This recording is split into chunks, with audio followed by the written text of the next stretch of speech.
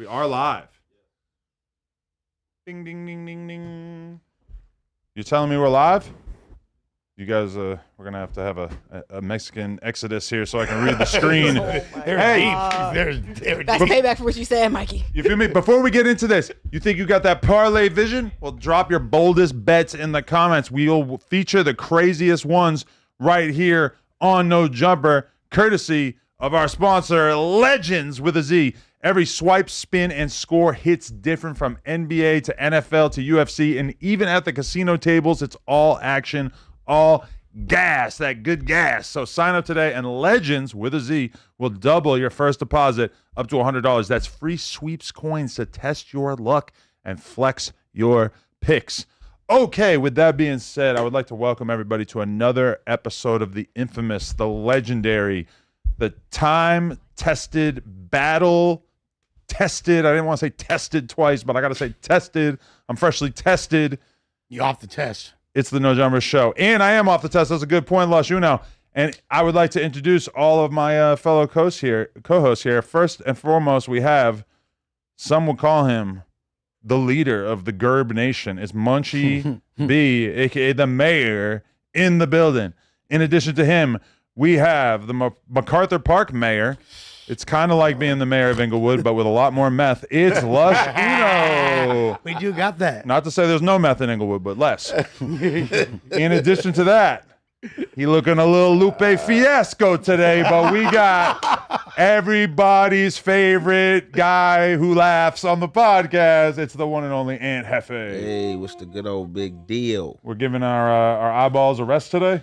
Yeah, You a contact guy normally? Yeah, I really wear glasses. I got a script with Lens Eye Craft. I just don't wear a lot of my glasses. Then a lot of them I be losing too, and I be tired of losing designer frames. So I just be like, fuck it, go no glasses. You know, I had a realization the other day when I lost like my last pair of Gucci sunglasses. I'm like, you know what? I think I'm like a $20 sunglass guy for the rest of my life. And that's funny because that's what I've been doing. In the cold part about it, the last pair of glasses somebody stole from me with some Tom Fords, and they was transition lenses. I took them off the shoe dice at a repass, set them on a pool table. I turned around, walk outside to leave, come back in quickly. Oh, I left my glasses. They was gone that quick. I was like, yeah, you know what? Somebody got you. Yeah, I'm tired of buying these I had a glasses. repass. I'm waiting to catch somebody though, but they knew not the way. They probably sold them motherfuckers quick. Like, man, look, I got these. Somebody seen them. That's a Bandicoot at least, right? The Tom I mean, Fords, I paid like $1,300 for them. Yeah. Just he went to transition. No, that's too much. Yeah. Yes, sir. Oh Lord, yeah. I think Lord. I seen a YouTube video that basically broke down how like Gucci sunglasses are almost exactly the same as like a Lokes. $80 pair of Ray-Bans, or Yeah, it's just probably the even name. cheaper than that. Even Ray-Bans are probably like charging you a lot for the Sure. brand, So I think for life now, I'm gonna just be a cheap glasses guy. I think it like matches your ethos when it comes to spending, regardless. Thank you, yes, You've been a pretty frugal dude for the most part. I'm a frugal dude. Besides a hiring frugalo. And in addition to that, some would call her the current reigning female champion of No Jumper. Jaleesa's smoke is coming out of her ears right now. Dude. It's the one and only Man, this is Tam. crazy. Hey, boys. Burgers in the Hey. chat. Yeah, burgers in the chat. Drop the burgers in the Crazy. chat if you're feeling Tam. Yeah, I And love all of then, you. last but not least, you got your guy, Adam22, and we are all here together. You may be noticing that there's somebody who is not here today. Ricky Bobby? Ricky, a.k.a. Flip Phone. I told him, you know what? Let's try one episode with Tam and without you. And that's not me saying permanently that any decisions have been made about the Ricky dynamic, but I'm not going to lie, last week's episode felt like the flow was a little off. Now, part of that is just conversational. Maybe I figure we need to try out different fits, everything like that. But at least one part of it that I thought was kind of interesting that I never really seen on the pod before is because Lush's mic was stuck like this. So Lush had to kind of like turn in. So you had like me, you, Munchie here, and then you had Flip Phone all the way over there. And because Lush's like mic, he was like having a hard time reaching it because we were transitioning wherever. It was really like a physical, like in group with him. It felt like him on the outside of the little circle. Oh. That really struck me as an awkward dynamic. And I'm not saying that has anything to do with his fault or anything. But That's some Mean Girls type. Like, you can't sit with us. Exactly. That is kind of how it Can't felt. sit Yeah. with us. That's So y'all were the mean girls. You're Regina George. I'm Regina George, which now that I have watched this movie, I know exactly who that is. Thank you. Gretchen Wiener said, "You can't sit with us. We don't wear pink today, bitch." Oh, Like, slight interlude. You want to know something mind-blowing?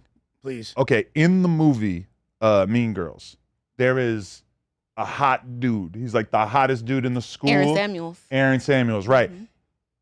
In 2017 to 2019, I worked out in the same gym with him. Same personal training gym, and I had never seen this. So there's like a handful of people in there at any given time. It would be 5-6 people working out, right? And my girl's telling me, she's like, "You don't know, but that guy in the movie Mean Girls is the hot guy that all the girls like, etc." And I'm looking at him and thinking, "Whoa, that's crazy," because this fool is a homosexual. Like he's blatantly gay in real life, you know. But if you watch this movie, you'd have no idea. He got the gnarliest injury one of the gnarliest injuries I've ever seen in my entire life. Ready for this? What happened to him? It's not like I saw it, but I saw the wounds afterwards. He's at his house on Thanksgiving, and he goes to take the turkey out of the oven, right? And you know it's a big ass metal pan thing, whatever, and the turkey's sitting there, it's floating in the juices. And as he's taking it out, he accidentally slips and basically burns off the entirety of both of his shins with all of the oil and the fat from the turkey. I feel like this could be a gay-related injury that he just doesn't want to admit, and he blamed it on Thanksgiving. What do you think that the gay people are doing with burning hot I oil? wouldn't I don't say- know. I wouldn't Use your say- I imagination. took it at face value. Yeah, I wouldn't say gay, but there is a lot of white injuries and things that happen on Thanksgiving. Why is that? Like, there's a lot of deaths. What else happens? There's fires. This is the only death I've ever been. Well, it's not even a death. It's just an injury, but No, that's the it's- only one I've been associated That's the with. thing. But In the I white feel like there's community. got to be more to that story, because just a turkey in and of itself slipping, I understand, like, yeah, the oil could burn you, but how does that really happen? Maybe he had a really fancy oven. It's very easy for me to understand. You would just have to be taking it out and kind of like slip and fall, or let one of your spill it hands all fall over off, and then all of a sudden it just douses your shins. Like his shit was so bandaged up for months and months and months. And he was like, how did you know he was gay? I'm just curious, because I've like never thought about that dude after I saw Mean Girls. Oh, you can't tell by his mannerism? No, I was introduced to him as this guy who's like a famous actor and he's gay, but he played this heterosexual dude in this movie. Which is like pretty typical, I think. Which also is kind of funny because if you watch that movie, it's supposed to be in a high school. You tell me that dude looks like he's in high school. In the None movie. of them were. He looks like he's 30. Yeah, he's like a fucking grown ass man. Yeah. Anyway, guys, I'm so happy to be back here. I just want to let each and every one of you know that I'm just overjoyed, just oozing with positivity to be here right now. How's the test feeling? Not on it yet. Lush. For That's real? a good question. Though. I actually have to do my blood work tomorrow. I was like expecting you to be like full roid rage Adam, like popping it today. Like, And when you say things like that, it makes me wish that I did not tell you guys. But and even like when I was talking about potentially doing it in the future, every comment is like, "Oh, he's on it already, and he's spazzing." No, it's like I've been yelling at my co-host for a long ass time. This doesn't have anything to do with that. But I heard the people loud and clear last time. They said, "Hey, Adam, you're tweaking a little bit too much. We think you're on testosterone. We think you're on meth." So I'm gonna make a real effort to be as gentle as possible with all of my vicious criticisms. they said testosterone? That's crazy. Testosterone. I didn't know meth made people stronger. I thought it broke you down. Made your Oh, teeth fall no, out. you got one vial, Testosterone. and it comes with test and meth, and that's what I've been shooting up. No, but you know what? Actually, Testosterone. I just watched the Charlie Sheen documentary on Netflix, and Tiger blood. Tiger Blood. That's my guy. Bro, and when it got really, really bad for him was when he was on testosterone and an insane amount of coke. And like I've That's said, when he started tripping, winning. He That's started a weird going winning. combo, yeah. winning. Wait, but so you were his coke dealer Yeah, at one for a point? while, for like 2 or 3 months. I was serving. Have you seen the documentary? Yeah, I seen the whole So documentary. there's a fat Mexican guy who's like claiming to be his coke dealer, but you're saying he's just like one of many? If you read the text that I said one of his dealers, and I was because But you didn't make it up there to the Hollywood Hills to them bum we parties. was in off of Westwood and Wilshire, in the Wilshire corridor in a luxury condo. You feel me? With this director, I'm not gonna say his name. And so you'd be serving Charlie Sheen, but also doing the product with him. Yeah, hell yeah. We was turning up together. So what would be a normal amount for him to buy? You fucking with Sheen? Of course, bro. That's You ever sell an OxyContin? Hell yeah. So what? This We're week. gonna fuck you up. Don't step on our turf. Wait, okay, you go over there because the Mexican dude is kind of saying that like number one, from an IRS perspective, he's talking about like Charlie Sheen paid for this house, as in he sold him so much coke. I'm like, you don't want to say that. Yeah. But then he's saying that he would go over and selling like $15K worth of coke like on a regular basis. That's funny because he was buying fucking 8 balls from me. You Seriously? feel me? During that- I think it was like if bro not available or if he's somewhere where his stash not at and he already ran out for his shit for the night and he here. But here's the craziest because part he's saying that he was banging 7-gram rocks. That's making me think that an 8 ball is not even in his mind. Well, Although I guess a 7-gram rock is 2 8 balls. Yeah, it is. Okay, yeah. so it's not that good. And we was doing the MJGs together all day. You feel me? 8 balls. You feel me? Like MJG. Hit you with a punchline. The cold thing was this though. We never actually shared like women or like what's it called? Bills. Sound like he was about to say needles for a minute. Well, I was looking for the word bills. He I thought you were going to say women or men. Well, yeah, definitely not men. Okay. But we was about to. One time I was about to share a bill with him, and then it found out 2 days later the whole, I don't think you're what I getting AIDS from snorting coke out the same bill as someone. I was scared regardless. And we called the director, fool, tripping. You feel me? He's like, oh, yeah, we've known about this for months. I'm like, what the fuck, fool? Like we're like kicking it with this fool. You don't tell me like bro got the HIV. Like you're not gonna get it from doing coke. That's like thinking you can get it from a toilet seat. Man, you can't be scared. All them goddamn zombies in MacArthur Park. Fuck is you scared of? I don't touch them. I don't really be touching them like Passing that. blunts with the J Cats in there all day. I dap them up. You feel me? And then you hit the hand sandy real quick. Keep a wet wipe in case a bum try to touch me. What's this new drug that be having them? Because I seen some people in MacArthur Park in like one of your posts. They be all bent over like this, just like they doing the what's the name challenge. Yeah. I seen some people like that in Hollywood by my car the other day. I walked, it was like one bra. That's just Fetty, right? Yeah, but now there's they be having you just like that in the pose. The trank has hit the West Coast. Yeah, that's got to be something else. Yeah, that's the trank. Because when I was just in Boston, I'm walking with my girl and my kid through the parking lot, and I'm seeing a dude who's straight up like. And there's like a fence, and he just ends up like this against the fence, and my kid is just staring at him like, what the fuck? See, these people not even leaning up against nothing. It's like the challenge, like motherfuckers is just like this. I'm like, what the fuck? I thought they was playing for a minute. I'm like, get the fuck away from my car. And I pulled my camera out. They wasn't moving. They was just stuck. And I'm like, oh, they on something. I'm like, this shit crazy. You could literally like put like a cup on their back. You could like have a whole meal. They wouldn't even notice. Yeah, the trank has hit the West Coast. For those who know what don't know what trank is, it's like basically bathtub opiates, bathtub fentanyl. With a lot like made with a when I interviewed Skrilla back a year or two ago, he was talking about saying that there was that's like the ultimate combination is the trank and the fent together. Well, look, or the meth maybe. Well, the meth is gonna keep you awake while I guess I'm not gonna lie, even as the resident drug junkie guy over here, that's way above my pay grade of junkiness. I can't lie. Trank. I'm not saying I'm above it because it's by the grace of God that I'm. I feel like you're not trying to get into new drugs. I think I've had enough addictions. And you've done Tusi? Yeah, I like Tusi a lot. I'm not gonna lie. Here's how addictive my personality is. Remember how I've always been on here making fun of I said that when in rehab we look at the people that are there on nitrous oxide, we look at them as the J-Cats. That's the PC fools in rehabs. Well, right? that's funny that you say that because just yesterday I was interviewing Swifty Blue and he told me that you seem like you're totally fucked up on NOS. And I'm not going to lie, it was kind of hard to defend you because a couple different times I've been walking through this side of the office, which it's not really in effect most of the day besides the news. And I have seen you doing NOS. Dude, I got... He hides over here and does not. What kind of job is this where you're allowed to just hide away on the side? I'm not going to lie. So how do you be feeling when you catch him? I don't know how to feel. It feels like this is a liability. What if I walk back here and you're dead? What am I going to say? Is Josh the HR person? Yeah.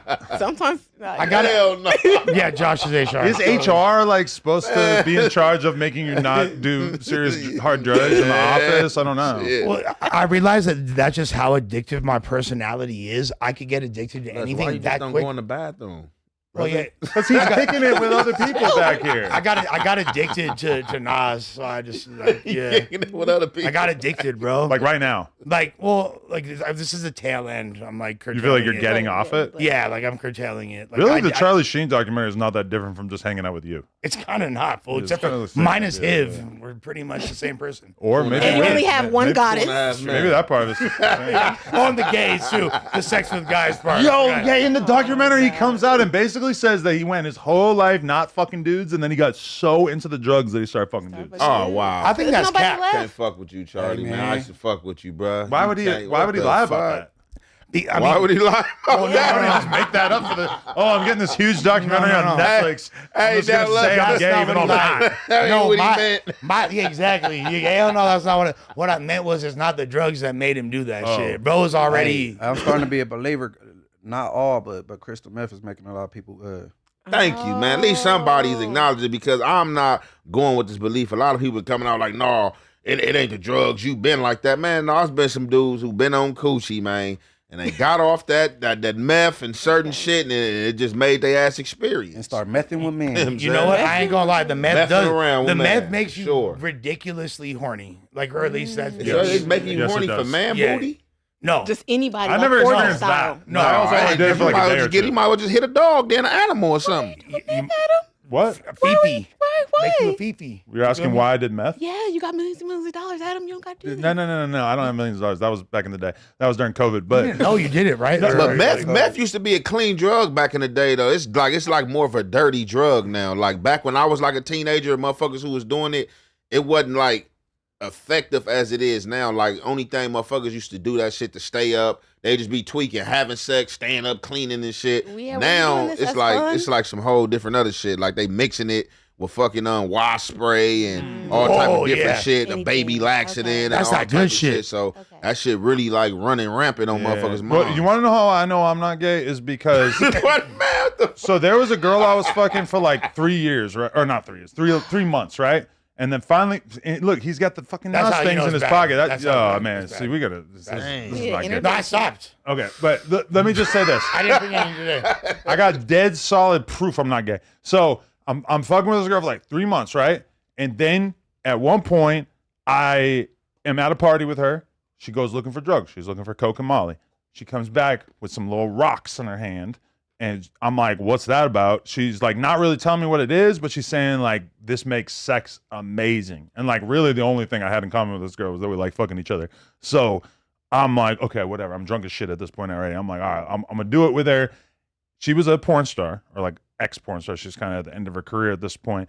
And I had not watched her porn the whole time. You all know I'm a simp. I'm a sucker for love. So I'm dating her, kind of like seeing her, fucking her, but I hadn't gone to porn. I had not searched up her porn at all. I just didn't really want to think about her that way.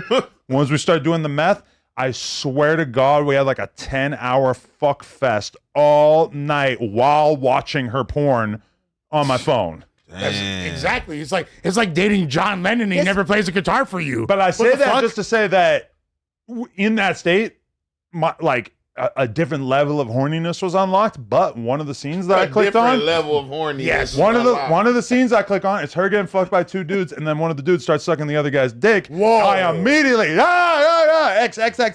I can't see this, so that's how I know I'm not. Oh my God. That's how I know I'm not gay. That's we how exiting you. That's that why shit you for should not be sure. fucking Exited. bitches that are on drugs. They get you in a crazy situation like And that. why It everybody- always leads to That's fair. more. yeah, Don't you're right. trust them.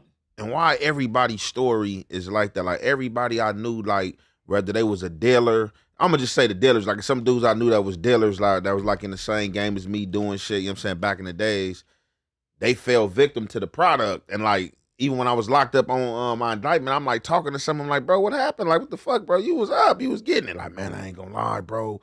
Man, I was with this broad. I was with the man, her and her home girl. Man, I used to be selling it to him. Man, she was bad, and she just told me like, man, just take a snort or a line, and my home girl gonna suck you up while I do this. It's gonna feel good, and just from there, man, like it was a downward spiral. And I'm just like, yeah, that's crazy. And bro. that's not only for I would've dealers. cussed their ass out. Fuck is you talking about? Not doing only all dealers, that? stuff, man. professionals. That happen in professionals. women turn men out to drugs more often than the other way around, bro. Exactly. Yeah. 'Cause they So tryna, do you know, you think Whitney really turned Bobby out? Hell yeah, she had way more money. I than him. believe she did, but Bobby took the blow. Like, Well, but it was he the other way around. introduced her to it, and then I think she liked it too much and got too into it, and then kind of took him with her, right? No, in her documentary, her and her brother was like a basketball player. They were already partying and doing it. Because he was kind of like a street dude. I thought she got him into it. No, they've been having Or money. the other way around. That's I what thought I he said. got He her. was thought he doing it a did little too. bit, but she really had money, so they could really get to it. Wow. that's Because, you know, crazy. back in the days, that blow was really like a rich people drug. Mhm. Yeah. You know what I'm saying? I guess her brother, that's part of the reason why he got kicked out of the NBA. Wait a minute. I got to ask you this, Tim, because this is my first time that I've actually been on a podcast with you, which somebody in the chat just pointed For out. real? Yeah, it's crazy, right? But before I ask that question, I just want to say a quick shout out to everything420.com. It's the spot for all your smoking needs. It's the Amazon of smoking essentials, and they've got everything. But you got to try their Universal Plug house brand flower available on their website. And this stuff is seriously strong. We smoked it before the episode, and it hit hard. They have many different strains and flavors. If you're looking for a top quality bud without leaving the house, this is it. And they also carry all the big names like Packwood, Stizzy, Cake, plus crazy deals, including a $4.20 section and their mystery boxes. Plus, the app E420 in the App Store is super easy to use, and shipping is fast and discreet, so you can get everything you need in one place. So just download the app and use my code NOJUMPER, one word, for an extra discount. Tam, I want to know, what is your experience with drugs? This is something that we end up talking about, kind of like a disproportionate amount, but from what level of experience are you coming at the conversation? I've only done weed. Okay. I do not want to be a crackhead. I grew up in the hood. I seen what crack does to my people. I would never want to try it. Okay. Exhibit A. That's good. That's good enough. Exhibit A. And party drugs, I went to FIT'em, and that's like USC. I lived by USC, and there's a lot of party drugs. People used to do ecstasy and shit. Not fucking with. I don't want to wake up. Never even tried it. No, with scratches Oh, on my wow. legs and a Okay. band.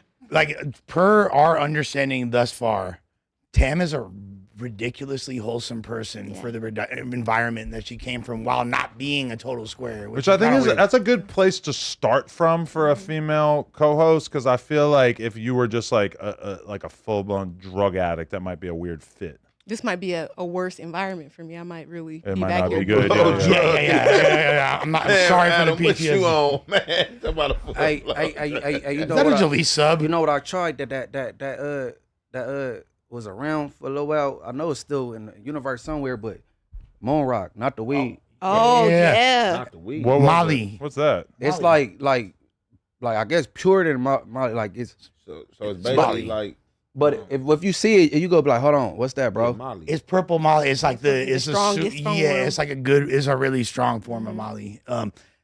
Yeah, it do the trick for sure. Trick. It do What the trick. trick? Nah. Shit, what trick is supposed to She, do? Molly, I mean, it gives the This is what desired trick is supposed to effect do. of and I might wind up tricking if I'm off of it.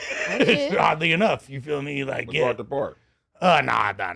I'm not that down bad, guys. Like I just I cosplay as down bad. I'm actually doing good. When the Moonrock weed first started really coming out, I would know mad people who were rolling blunts with that shit, and it would just be like the stickiest, most impossible thing to smoke on earth. They'd be passing it to me. I'd be sucking so hard, nothing comes out. I'm just like super confused. If they give it to you in a dab, you Hey, feel bro, like you're outer they put space, you're going to pass anything and out. everything on weed, bro. Weed ain't supposed to smell like nobody fruit. And then like the He's right. the color, like what's that shit called? The Moon Rock. Cause I used to, you know what I'm saying? The keef they put on the Moon Rock, and Yuck. then you want the gold Moon Rock. That shit, people them, you know what they smoking. Nah, for sure. So I just want to mention this is that me and Munchie had a BBC adventure yesterday. Pause. They Nope. pause. It sounded like a pause. It's exactly what it said sounds like. nope. No. Okay, so get this. There's a dude who's like a male escort. He's retired now, but he was like banging girls for money for like 15 years, he said. Okay. The Punisher.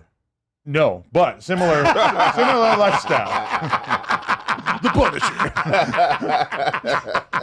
And this guy had like emailed No Jumper a bunch of times, and I kind of vaguely actually almost remember seeing one of the emails, but he has been working doing Uber. He picks up the mayor. Okay. The guy immediately knows who Munchie is. Munchie and him start talking and having a conversation, and then Munchie found the guy interesting enough that he told me, hey, we should interview this guy. We had him on yesterday, and they're making a whole Tubi series about this guy's career as a dick salesman. Wow. Wait, it's like it's BDSM. BDSM. So And- he doesn't just bang the chicks, but he's like, they're all about being controlled, and Yeah. he's having them get on all fours, and he's putting his feet up and using them as a stool, and they love this. This is like their thing. Putting Like them on leashes, it was- cages, That's a pretty kink. wild. hitting them with Yeah. paddles and shit. You know what I'm Yeah. saying? Damn, this fool's doing God's work out here, apparently. I guess it's a lane for that shit. It was wild. I'm just like trying to wrap your head around like how this is even how does this work? Can you imagine you what it's like to be in a relationship with a woman? They're not usually just trying to be subservient all the time. If anything, the relationship is a path towards control. For sure. You start off the relationship, the girl can't tell you shit. Fast forward 10 years, all of a sudden they're running your whole life. And there's a Aren't you happier? I got a homie said Right. he got a code program. Like he got probably my boy Stevie J, a comedian, he a more too. Shit, he got in 8 relationships. We were just at this pool party this weekend, and he had all 8 women there. I could never do Stevie that. J. Polyamorous. Like the Stevie Not J that from- one. Not Love No, and Hip Hop okay. one. Yeah, different guy. I'm assuming. Yeah. You Now, I brought him up here once. He a comedian though, but you know what I'm saying? I brought him up here, light skinned, green eyes. I brought him up here once, but you know what I'm saying? Yeah, he like shit. He like shit. He got a code Tam, program. is there any part of you that has ever wanted to pursue like a dom sub relationship? No. No, you don't. You're not. This guy's walking girls But for around on money- Hollywood Boulevard on a leash. Like I would do it to somebody for money. Okay, but that's not like something you desire. What you No. mean you would do it to somebody for money? Like if somebody wanted me to like walk around in boots and talk shit to them, I would. Pro dom work. Yeah, yeah. What if you gotta stomp on his balls with high heels? Smirking for like this, boy. You like that? How much Hell are you no, paying? I If that's like what the you're other into. way. Oh, sorry. One mic. To be honest, I got a I homegirl. was waiting for her to Sorry. respond. Yeah. My bad. I wouldn't want to stomp on somebody's balls, but for the right price, like if you're paying, this is what you want. Yeah. Yeah. I used to know a girl who got a job as a dominatrix, and then she was really like freaked out by it because she was having to like take these metal rods and shove them down the guy's dick hole. And that, Yeah. she couldn't handle it. Like emotionally, Yeah. it fucked her up too much. So Schoolboy tampons. Blue DM you, and he say, I'm about to cash up you $1,000. I want you to spank me with this paddle. you pulling up? Spank me with this. That's too paddle. dangerous. You can't just That go is to some dangerous. I don't random think- dude's yeah, I don't house. think- You Hey, could the do that. deposit is 1,000. He's shooting the deposit. But He that's got like another killer. 1,000 when you pull up. That's some killer shit. But money. Yeah, he gonna kill you. You stepping on the balls though. Not like shit in case you get that motherfucker burst or something. I'd rather That's what get I'm shot saying. than my That's why I balls get wouldn't want to stepped do on. it. Yeah, but- right? I thought you said you that's what you want to do for some cash. No, I said I would, and That's I said I don't want to. So but if he's gonna pay me, Like then if I a girl got told me to punch her in the face, like I don't want to. I Bam, feel like take I'll off. fuck you up too much. Like to. See? Yeah, because it just be like some crazy shit. Like people be having some crazy ass, and nigga don't want to go too far. Kinks. them- Like, you know what I'm saying, choke me Yeah. harder. Beat Like, me all right, type, what like- you want me to strangle you? in would this you interview motherfucker? Stu Boy Blue with me? I don't know who he is. Sure, let's talk to him. Oh. I wonder if the dynamic would have been different if Sam was there. He can cry and scream at you in the course of like 45 seconds. Oh, he's a People little was saying manic. it wasn't no tears coming out of his face. I I mean, Sociopath. So he was like, They gotta but it zoom wasn't no in. tears. I think it was Almighty who said it, but it was like this is the best observation on this interview that I heard was like it seemed like that was really therapeutic for him. It didn't seem like he was necessarily trying to direct that aggression at you. Like, because at first it seemed like he's right there, 5 feet from your face, yelling. Da, da, da, da. It's like you're feeling that aggression, but he's not trying to direct it at you. It's like He's just just- pain that he's been holding on to, Okay. and this is his first real. I time did to think that express he it. was going to beat my ass at one point, but yeah, I was kind of thinking that it's like, okay, I don't think this is about me. It's ain't not. had a He's blick going on to do his set? own thing, huh? You ain't had a blick on set. Not that day. It was in the other room. I swear to God, it was in the other room. I just didn't even think about Fear it. in his eyes. 'Cause he shows up solo. Like Hey, normally, man. I'm only kind of thinking that when it's like a bunch of, you know, it's like, I don't like I showed Vlad the clip yesterday. He can't show up with nobody. He gotta show up by himself. Shit, that shit he into. He took the bus too. So no. that's fire. He took the bus to Hell Bourbon. no. He took the bus here. Damn, cold person. I don't know if I ever met anyone who did that before. Hey, Adam wanted to get this nigga the F up out of here. You caught him an Uber. No, I had Jaleese go to the ATM too. Jaleese went to the ATM with him to withdraw the money. Like we had to like Jaleese had to take it out of her account, and then we had to give Jaleese. She got in the car with him? Why does that even make sense? I don't know. Yeah, she she seemed like gave she him a was ride to the spooked. ATM. Yeah. She seemed like she was kind of spooked. She didn't say nothing. I to think her. there's a little part of Jalise though that was kind of feeling that chaotic energy, you know. I agree. Don't do this to the girl. Not in like a diss to her, but she's accustomed to that. Let's just say that she's accustomed to dudes being. Don't do that. You just called her a crackhead. No, it wasn't even that. No, being around like turned up gang members. That wasn't just drugs though. That's mental health. He got going on. He got some shit like some. True. There's a lot going on there for sure. Anything you could have going on, he pretty much got it going on. Why are they saying I'm dressed like a gym teacher? Switch hitter. Fire. I did. I got some baggy pants. What? Leave me alone. Hey, 2025. It's that era. We're Yeah. posted. That You feel era. me? The fuck? No, but the reason why I asked Tam Burger if she would like to do a interview with him is because like he's kind of made it clear to me that like he needs a nice young lady in the building in order for him to do an interview. Like the female presence is kind of soothing for him. Mm-hmm. And I think that like with Jalise, like that's the only thing from keeping him going like full crash out psycho. Although part of me also wonders if maybe some of that is kind of performative for the girl. Like, look, I can yell, I can cry. I cover all different shades of You what don't it want is to to be a show that, man. men. Don't show you're emotionally unreliable. So you can't just be like, no, I would never have anything to do with you. You got to keep like the door open. I You're think like, he'd be I'm calm. feeling him out a If she little was bit. across from him, I think he'd be way calmer. For sure. But he can cry on the spot for you and then stop. Be like, cuz, this shit for real. But girls like that. They like want you to be emotionally available, don't you think? No. No? That's emotional You don't want no- instability. You don't want nobody you could tell cry right now. No, it's like psycho shit. Like, Dude, girls want you to be able to cry, but they only want you to be able to cry about the right thing, the perfect thing. Well, look, they want you to trigger some type of maternal instinct in them, but they don't want you to be mommy. You feel me? Like they do want that, like that feminine energy to be brought out of them, but they don't want to have to be your caretaker. Hey, my question is, where he keep getting these panties from, bro? Is you stealing your auntie panties or some shit? What the fuck? Probably maybe he's purchasing them. he probably Huh? Maybe he's buying them. He going to the store buying panties? go to Rainbow, probably get like a 5-pack for like $3.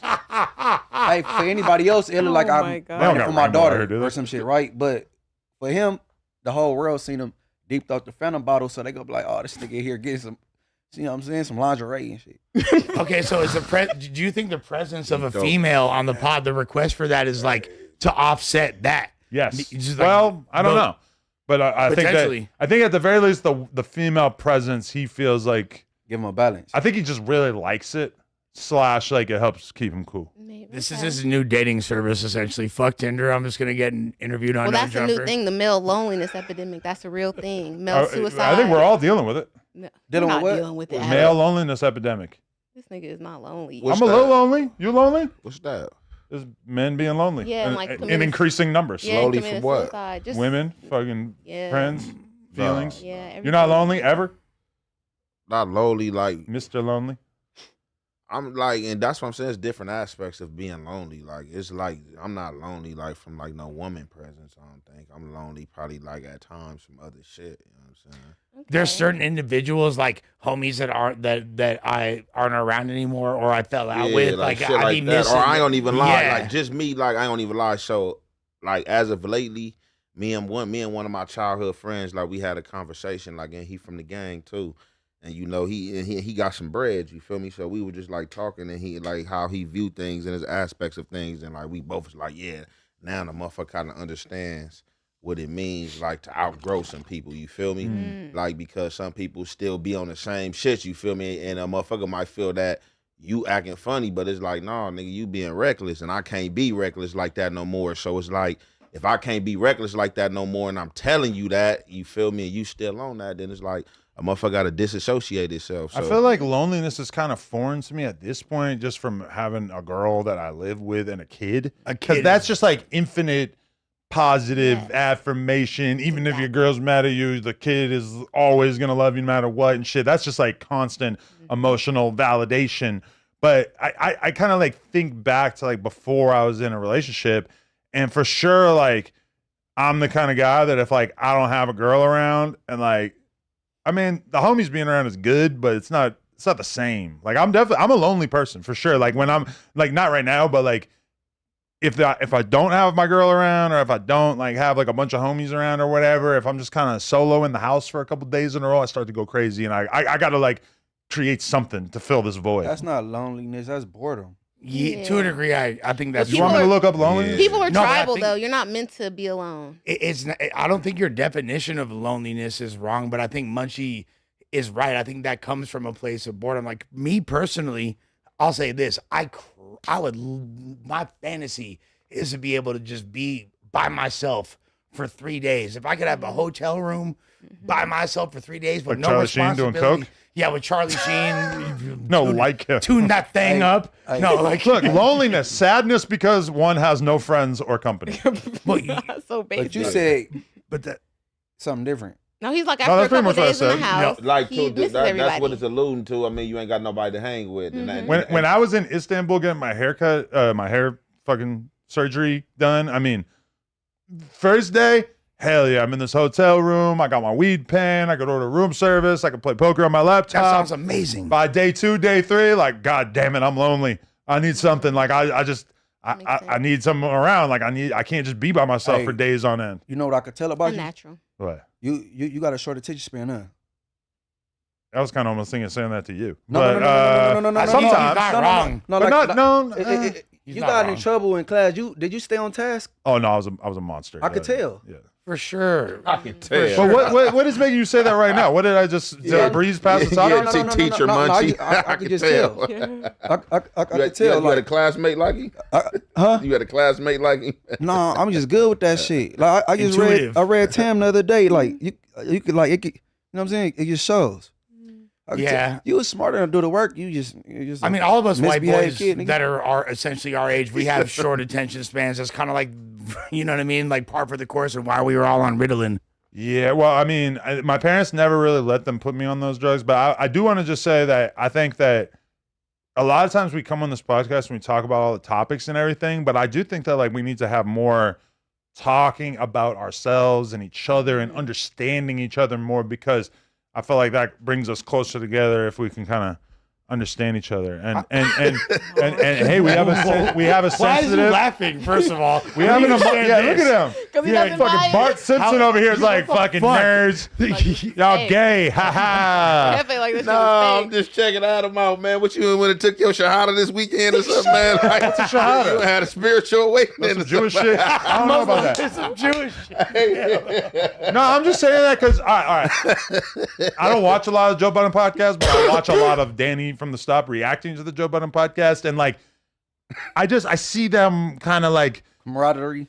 it's camaraderie, and it's the opposite, where it's like they're getting actually like genuinely annoyed and pissed off at each other. But they fuck with each other, but it's like there's just more of like a real emotional connection in a way, and I feel like the pod is better the closer that we get to that. So you Like, want to do team building? It's close. So exactly the trust fall. I mean, yeah, dude, check Would you this. do a trust fall? I would do a I trust would do fall. a trust fall. For sure. Maybe not Munchie's the only First- one there, but Well, I'll catch Munchie.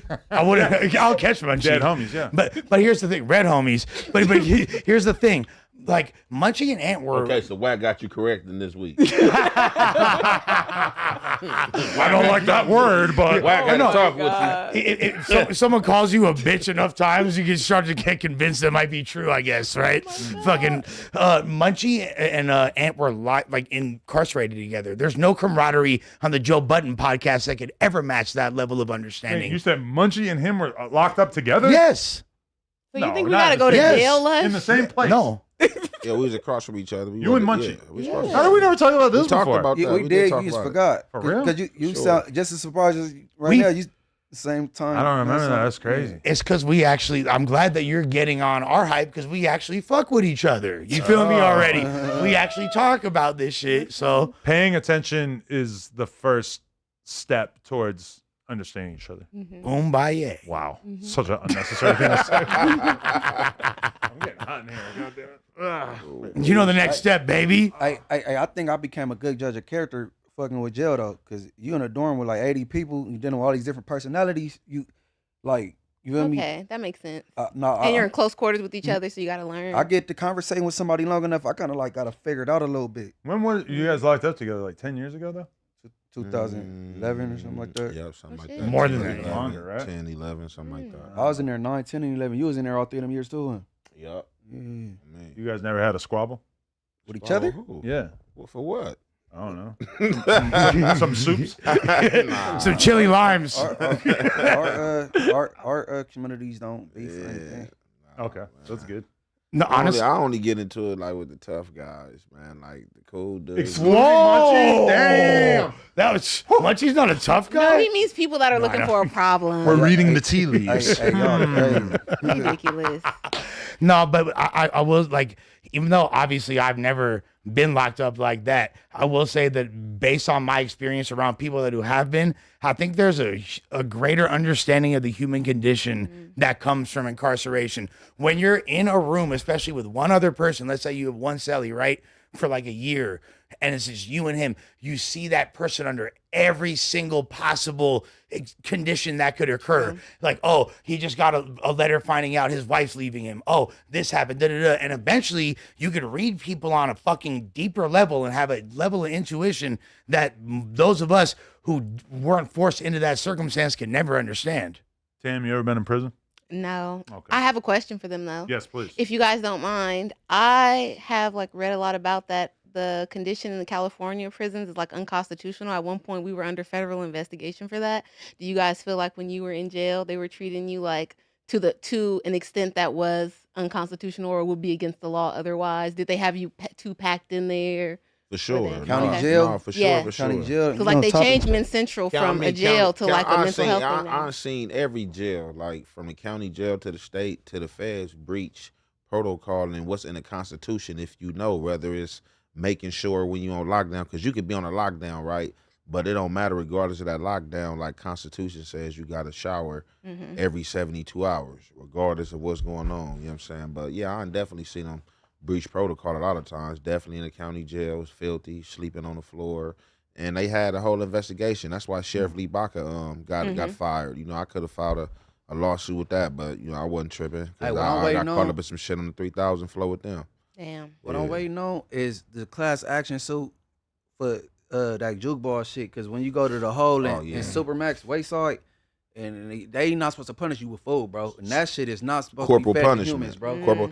And you know, some people like, I ain't gonna even lie. Look, when I was in the hole, a dude used to give me a soup for my jukebox. He used to be like, "Hey, bro, I got a soup for your jukebox." What is a like, "Shoot that." jukeball? It's like Yeah. Nutriloaf. It's like No. something. It's Yeah. like a fucking just I want him to every ask scrap ChatGPT of and see what it meat, says. like meatloaf, like chopped up everything, just like it's just like a together, ball just of a- nutrition. it's supposed to Minimal. just look Okay. crazy, Minimal. like a That's why ball. he gave you the soup, because he want that protein or some shit. He wanted, he wanted Mm. that shit. You know me, I wasn't gonna eat it. I'm looking at that shit like hell no. Like I'ma just peanut butter it And they out. get money. They get a Just, budget you know, to some feed other them. shit. Yeah. And they Yeah. technically like spend the budget, because if you don't spend it all on the food, you get to keep it or some weird shit They like that. So they underspend it. intentionally cut All right, corners. look, Adam, But like, I've been in kitchens, and yeah. I seen on the boxes in federal kitchens, like chicken that you getting, meat that you getting boxes says not for human consumption. And Oh I'm my like, what No, the for fuck sure. is this? And that's the point. So Like for sure. no, like so Oh, God. the dude Sheriff Joe Arpaio, and I think it's Maricopa County in Phoenix, Arizona. They got some shit called Tent City out there. That's their like yeah. That's their jail. Yeah, that's one of they, their jails. that's they county jail. You feel me? That's their and it's I mean, arguably you could say better or worse. It's inhumane conditions, and they feed this Nutriloaf to the people there, and it's technically worse than dog food. Like I don't think less humans supposed to be eating that shit. they bro. not. Terrible. Because when They got him up out of my there. cell used to come open, I used to put in a bag, and the homie wanted, so I used to toss in the front of his cell when it land like, I saw, hell no, bro. They trying to kill me in this bitch. I'm already skinny. I ain't eating this shit. But Yeah. hey, stay free, kids. Yes, For they sure. free. Yeah. Jail. Hey, can I make a request? I think that the Thursday show needs to get a little bit more profanity conscious. What happened on the Thursday? It's just show? like It's too many squares. An unbelievable percentage of those episodes end up getting demonetized in comparison to this podcast, which I feel like we use a fair amount of profanity and we smoke drugs and K2 and all kinds of other stuff on K2. here. It's crazy. Who's smoking K2? Well, sometimes I'll pass you some K2. Nah, I ain't never tried no K2, I ain't. I'll be passing. You climbing that killing me. Hey, you must have been smoking with Kodak. Yo, Kodak put it on Black. the screen. Is that what you're talking about? That's what the juke ball is? Yeah. That's It'd be horrible. darker, but yeah, it looked like that for sure. So it's darker, so that means it's older. Sometimes it's warm, sometimes it's not. Does Or half of it Does be it warm. taste good at all? No. Can we put it on the screen? You know what some people it is, do? right. Some people save their seasoning packs from Noodles? ramens and they season it. Yeah, They don't season that automatically. They try to I jazz don't it think- up. I think it come bland. That's like some white people you know shit what I'm right there, saying? man. It That's come what. bland. Like you in the hole, eat this motherfucker, you in trouble. I mean, honestly, like that looks very filling, which is probably like okay by me because when I think about prison, I always just think about like having to eat like small amounts of food and like not enough food, and that seems really torturous. Nutriloaf challenge. Why? Just because you're already in jail. I'm thinking the principles of jail is so you're taken away from the public, not to make you be in here and suffer. Also, I thought taking the freedom was the suffering. Yeah, but you're supposed to be scaring them into not going back. There's cruel and unusual punishment. that's Right, more- that's, what I'm that's saying. Ain't further that in the criminalizing Constitution people. about cruel Yeah. and unusual punishment. You Yeah. can't punish Yeah. nobody with food. That's that's what that shit is. that's beyond. And you're That- breaking down a that's what I'm person's saying. mental Just like what out capacity. here, it's a lot of shit people out here is unconscious too. So like in jail, you got to be in that law library. You got to file certain paperwork to let them know, like, look out, you in breach, and I know what you doing and shit. They gonna get in line. Hey, what's that shit called? But no, a dietitian, somebody approved this bullshit. Yeah, No, just- for real. You have to Somebody, keep you right, yeah, alive. somebody just has enough to- to keep you alive. yeah, they trying to say because all it is like basically. So let's just say we chopped up all the hamburger meat, the meatloaf, the beans. All that shit is just beans, hamburger meat, all the scraps it could compact into one. The fucking potatoes, you know what I'm saying? All is just compact into like a big ball. That's You know what horrible. I'm saying? Yeah. They just- Well, hey, It doesn't sound bad. Like it's so they worse saying than it's that. protein, like it's really protein. I hate to break it to all of our past and present criminals, but my tax dollars not really intended to be going to paying for Ruth Chris for you and your buddies. So yeah, you're probably gonna have to eat the juke ball. Roof Chris for you and your buddy. Hey, There's a fucking fine line. hey, you know it's crazy. I want you to try it, Adam. There ain't no way to get a juke ball. No, on the yeah, streets no, on for real. Oh, I'd like to try it. Yeah, Yeah, that I sounds want great. you to. Yeah. I bet you can't eat the whole shit. Tam, do you listen to Taylor Swift album? Yeah. Why the unfortunately. Swifties hating? Why are you saying? Unfortunately, I love it. All the Swifties. Adam, you do not love I it. No, do you love don't. it. Your I love daughter every loves it. single song. You're Oh, trying to be a God. dissenter. No, I'm not. Yeah. Why is her own fans who literally would like lick? Bleed out. You're for right. her. Many of them have turned on her over this, but Why? No, but they will all be proven wrong in time. This is the biggest debut album of all time. The people, regardless of that, not getting because re- it's Taylor Swift in 2025. but 4 million copies 1 week. Keep in mind, someone like Drake. That's insane. Someone like Drake will do 300K. Michael Jackson's never done 4 million in 1 week. 4 million. Nobody. Crazy. Granted, Yes, she did 4 million in 1 week. Yes, and it's Nobody's not done fair because she's got a lot of fans who are buying like 10, 15 Yeah. copies of the album on different colored vinyl. That's fair. Which, like, someone like Drake is not even dropping vinyl or CDs. And she's doing different versions. exactly. And she's And gaming the system. she's juicing it because she just dropped like another project you can listen to that's like the whole album, but it's like her rehearsing the songs live. So like she's dropping every different version of this you could possibly drop. But that being said, I really like the album, and my thing is like a lot of the reason why those fans don't like it is because they want her to make this weird whispery diary entry style, like, you know, That's what made her really famous. heartfelt. Yeah, but like she used to do a lot more pop songs and stuff. The last project didn't have that many pop songs. This album is like every single song sounds like it would be a top 40 hit. Well, And that personally is kind of what I'm into when it comes to her. I'm not really trying to hear you cry and slit your wrists What's your in your favorite notebook. Taylor Swift song, Adam? Swifties. I don't really go with the song names. I just listen to like a wall of her songs. Dear constantly. Tim Like, every McGraw. day I wake up and I have to listen to Taylor Swift for like an hour and a half with my family. So Oh, because your daughter. yeah, my daughter and my wife. My daughter already knows like almost every word to that new album. Okay. She's singing along to every fucking word, and it's kind of creepy. Well, that's why Taylor Swift was getting the 4 million, because it's a lot of I don't like music I little can't fuck white to. girls with a lot of She got some disposable music you income can in the get, world. like, you know what I'm saying? You could maybe you could definitely bunny hop to it for show shot. me and my wife. Bunny hop. I don't think we would disrespect Taylor by fucking to her music. As long as you play it, Oh she don't my care. God. Her and She don't Travis have a Kelce lot do of- it. For sure that she has a song about Travis Kelsey's dick. Yeah, it's on called the Wood. album. That's And I don't want to say that. No. Calls it a Diddy redwood is- tree. It's the hardest song on the album for sure. Like You would like that like, shit, huh? well, because she's basically saying you ain't gotta like all you girls out there. You ain't gotta wait for marriage. You gonna know he's the one when he fuck you, and that's like Okay. that's literally the point. Did I misinterpret A lot the of record? a lot of the best dick you'll ever get in your life is also from the most toxic dudes you'll ever meet in your life. The whole allegory. I mean, like you heard that. You agree did with I that, Tim? misinterpret the record? No, I agree with that. I think too, this fits perfectly into her fantasy. If you're a Taylor Swift fan and you saw her music videos for "You Belong with Me," she always wanted to be the football player's girlfriend, and hot cheerleader girl. And I think she's smartened up because she used to date like dudes that were on her level, like all these other like male pop singers and shit like that. Like and actors then, and stuff. but when you have like two like really smart, sort of like esoteric, which is her word, type people, it's like you're competing against each other. Instead, she found this meathead who's not going to talk back. He's obsessed with her. And I think that balance is really like, that's what the conservatives want. They can be each other's trophy. You said Travis Kelce is obsessed with her? Oh, yeah. Yeah. You didn't know they were in a relationship? I know they fuck with each other, but I didn't know he was obsessed with her. They're engaged. So, yeah, it's a whole thing. Yeah, don't that seem kind of fast?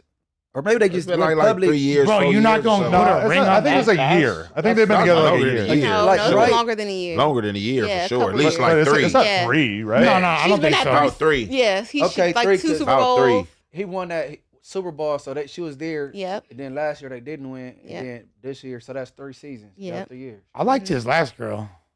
The black girl. Yeah. Black. So that's the thing I that mean, she was also hotter. she is She was hotter. Kayla Nicole. Yeah, Yeah. they've been together for 2 years.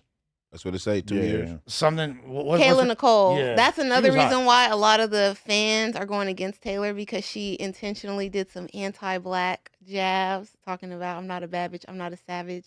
We know Taylor. Ooh. I didn't Oh. take that way Run at it back. all. Run it back. Run it We back. know. Not a what? She said, I'm not a bad bitch, I'm not a savage in one of the songs that she's But talking she's about. talking about being happy in a long-term relationship and not wanting to be young Miami. She's But not saying, all I don't his- want to be a black woman, but because all they're his- all bad bitches and savages. But all his past public relationships have been with bad bitches, black girls. So that's why I was taken like See, that. this is why you don't want to get famous with a female fan base, because they're going to take everything you say and dig into it and misconstrue it You shouldn't have said that intentionally shit, for Taylor. content. And then you try to diss Charlie XCX, talking about, oh, what you say about me when the coke ass you brave. Man, she ethered that bitch. Hey, hold Charlie on. X- And I'm XCX, right. anti-coke shaming.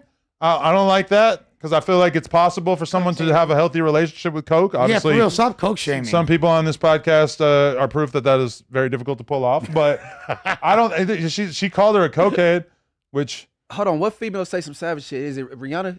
Rihanna, Megan Thee Stallion, So is it Beyonce. I think it's a chance she was shooting a shot at Rihanna. Well, it's Rihanna, Megan Thee Stallion, and Beyonce most recently She ain't won a cool. Grammy She cool for with Riri. Savage. She cool with she's them, probably though. cool. And Riri is living the exact same life as her. Yeah. Essentially. She found a man that she loves, apparently, and they Mm-hmm. shacked up and had They mad shot kids Riri together. Jockey. The only difference is that Rihanna stopped working and Taylor's still working like a And dog. also- And she and don't also- have kids yet either. Rihanna Rihanna's ain't a stopped billionaire. working. Rihanna- She's Oh, actually yeah, she stopped the music No, part of yeah, her she- working yeah, life. Hell yeah. yeah, Thank she you, yeah, Hefe. she an entrepreneur. She's What's still that called? getting bread. Fenty? She was in the Yeah, Smurfs. For sure. Yeah. She got Fenty. She's in movies. She was just in the Smurfs. But Taylor could do that. You know, she could fall back and just piss off. Yeah, she's filthy rich. Taylor clearly has enough money that she never has to do anything again for the rest My of her question is She didn't this. have to work in the first place. Her dad is filthy rich. I mean, and I guess we've gotten to some of the reasons why, but overall, none of this would even be consequential to the Swifties. You could be, if you're a Swiftie, and don't give a, if she's racist, you're racist. Yeah. Like whatever Taylor's doing, like the real Swifties are gonna mirror whatever that is, right? But the Yeah. thing is that there's a ton of Swifties who are super critical of Taylor at this point. Like, that's a very Right. normal pose. And especially right now, the fan base is kind of split down the middle, because there's those who love this album and those who hate it. Because from what I'm seeing, the people that would suck the dirt out of her toes are saying that the album is whack. You come with some And that's Carlo kinda analogies, crazy. brother. Yeah. I'm talking No, about I'm not Taylor. even Taylor exaggerating. They Taylor will buy started. fucking bottles of her farts if they could. One mic. Nasty. Taylor did well. She started country originally. Yeah. And did with pop. Started right? and then kind of went pop. Yeah. Although she did have a song in Teardrops on my 2010. guitar. She did. She had a rap T-Pain. song with T-Pain. T-Pain, where she was a T Swifty or I'm so something. gangster, I'll make cookies. I had no idea that existed. Yeah, I ain't never. No, heard. I had Swear to no God. idea this existed. I seen it as a quote tweet the other day on Twitter, and my mind was fucking blown. It's like 20 years ago.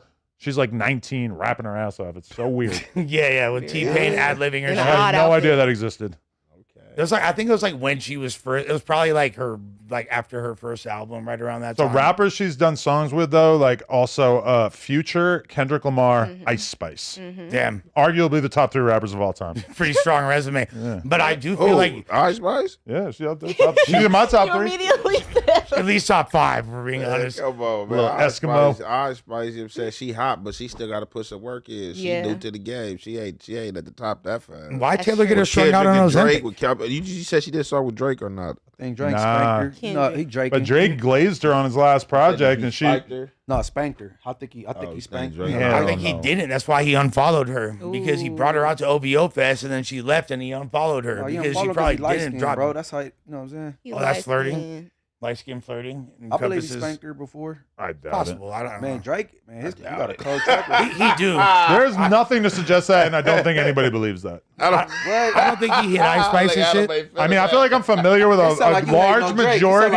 I know Drake didn't hit before I'm me. familiar with a large majority of the Taylor Swift. This is how deep I am. I'm gonna tell you guys something, and please, all the Taylor Swift fan accounts, please clip this. There is a segment of her fan base that calls themselves Gaylers, and it's basically people who are convinced that she's a secret lesbian, and that anything that she does that presents her as a heterosexual is basically like Beard. for her public image. Yes, a beard, and that anti-beard, I guess. And Is that cosplay? and that Travis Kelce, they're not in a real relationship. This is and my girl went to a Taylor Swift listening party, like a fan event, and they were giving out bracelets for the Gaylers, so you could identify the people who are involved with this. It's like QAnon for Taylor Swift. That's straight fan fiction, though, right? Or There is no reason to there's actually believe no this. merit, Yeah, right? it's insane. Yeah. She dated a lot So of boys. basically, she's mirroring this thought for them and going along with it and giving them bracelets when they come out. Is what Might you as well said. capitalize. Okay, so this bracelet, Do the you want Gaylor something to bracelet, feed is its into own this? thing. But then also her fans make bracelets with like different words written out of the beads, and then they give them to each other at the concerts. Oh, okay. Do you want something to feed into this theory? Please, we would love Her- to hear the female black perspective on Taylor Swift. I think it's really lacking in the dialogue these days.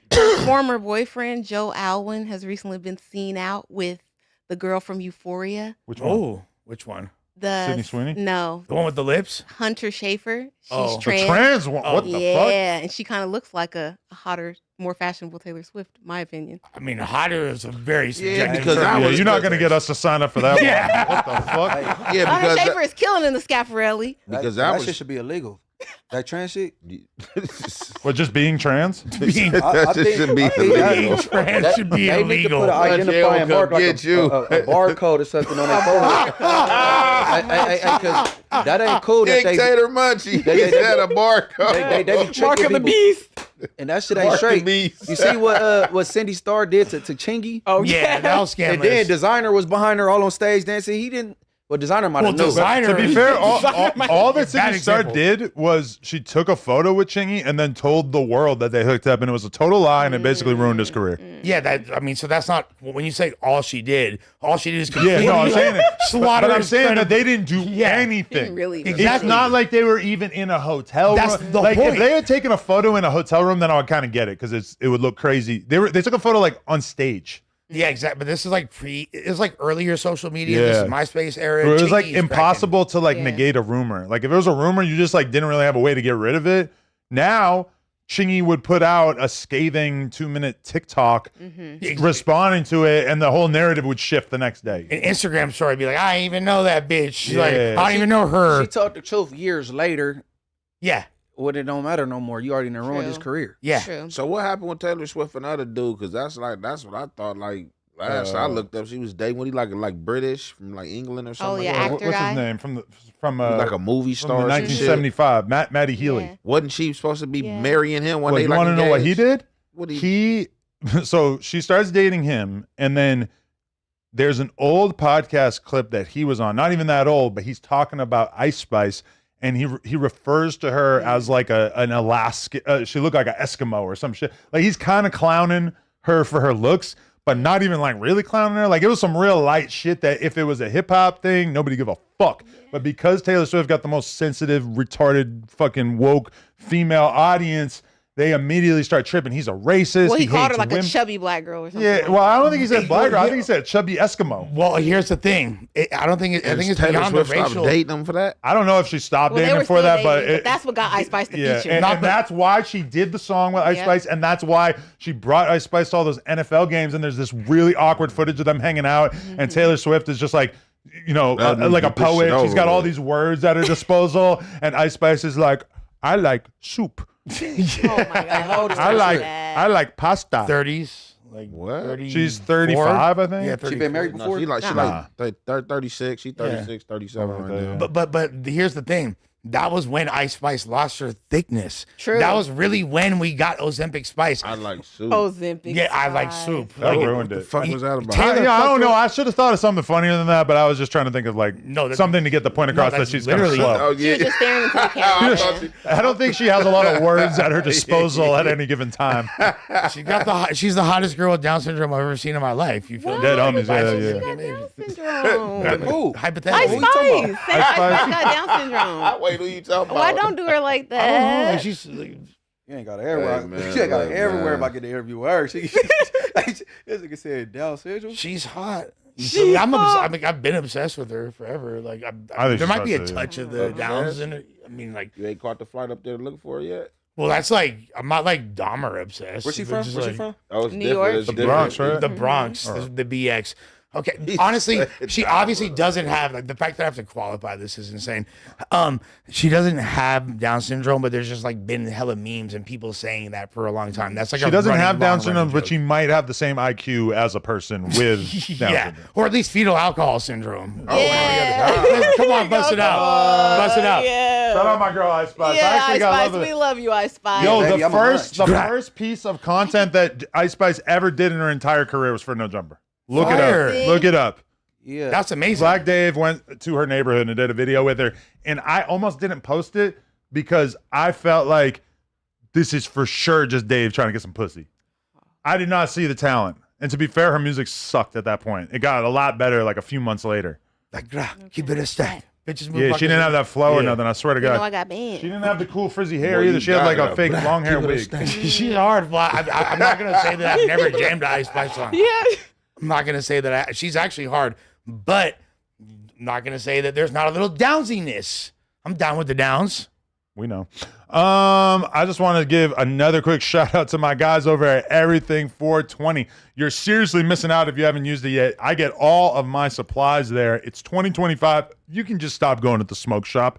Let the smoke shop come to you. And my favorite is their mystery boxes. They take all the guessing out of ordering. Just pick your favorite category: edibles, shrooms, vapes, bongs, whatever floats your boat. And they even have a Halloween mystery box if you want to get spooky.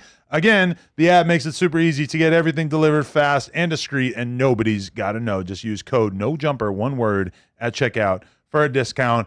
I would like to say, now that we're done talking about Taylor Swift, salute to the man himself, one of my favorite rappers in the last 10 years, Pooh Sheisty, has made his way home after doing something like 4 years in the box. And I'm happy to see him back, and I hope that he has not lost what made his flow so special the first time around, because we've seen that happen plenty of times. Dudes get locked up and they start rapping weird. So welcome back, Pooh Sheisty. I don't know. Came out and immediately got in Cardi B's comments. Yeah, he was. I know, and I was wondering, like, was that what he was kind of planning all You along? said Like, he got in Cardi B comments? Yeah, he was like, I he love started you. shooting his shot right away. He said, I don't give a fuck about the Offset relationship. I'm shooting my shot at Cardi B. Well, she's pregnant right now, so is that a thing? Yeah, with a pussy bomb. with a Well, fruitcake shit, too. You know, Stefan Diggs got a lot going on. He like shit that ain't He about got the like little last kids shit. on the He- way in. Yeah. I'm trying to be stepdada. He's got 4 kids, On the way. Ooh. And Yeah, got her pregnant. yeah. and got- he's getting his booty hole fisted. Oh my What the? god! You don't know about that? Oh, he got his balloon. Oh, You yeah, don't they got know? a gay rumor out about him, but that ain't confirmed. No, Yeah. Cardi B, who has notoriously been a homophobe throughout her career, is pregnant from a booty bandit.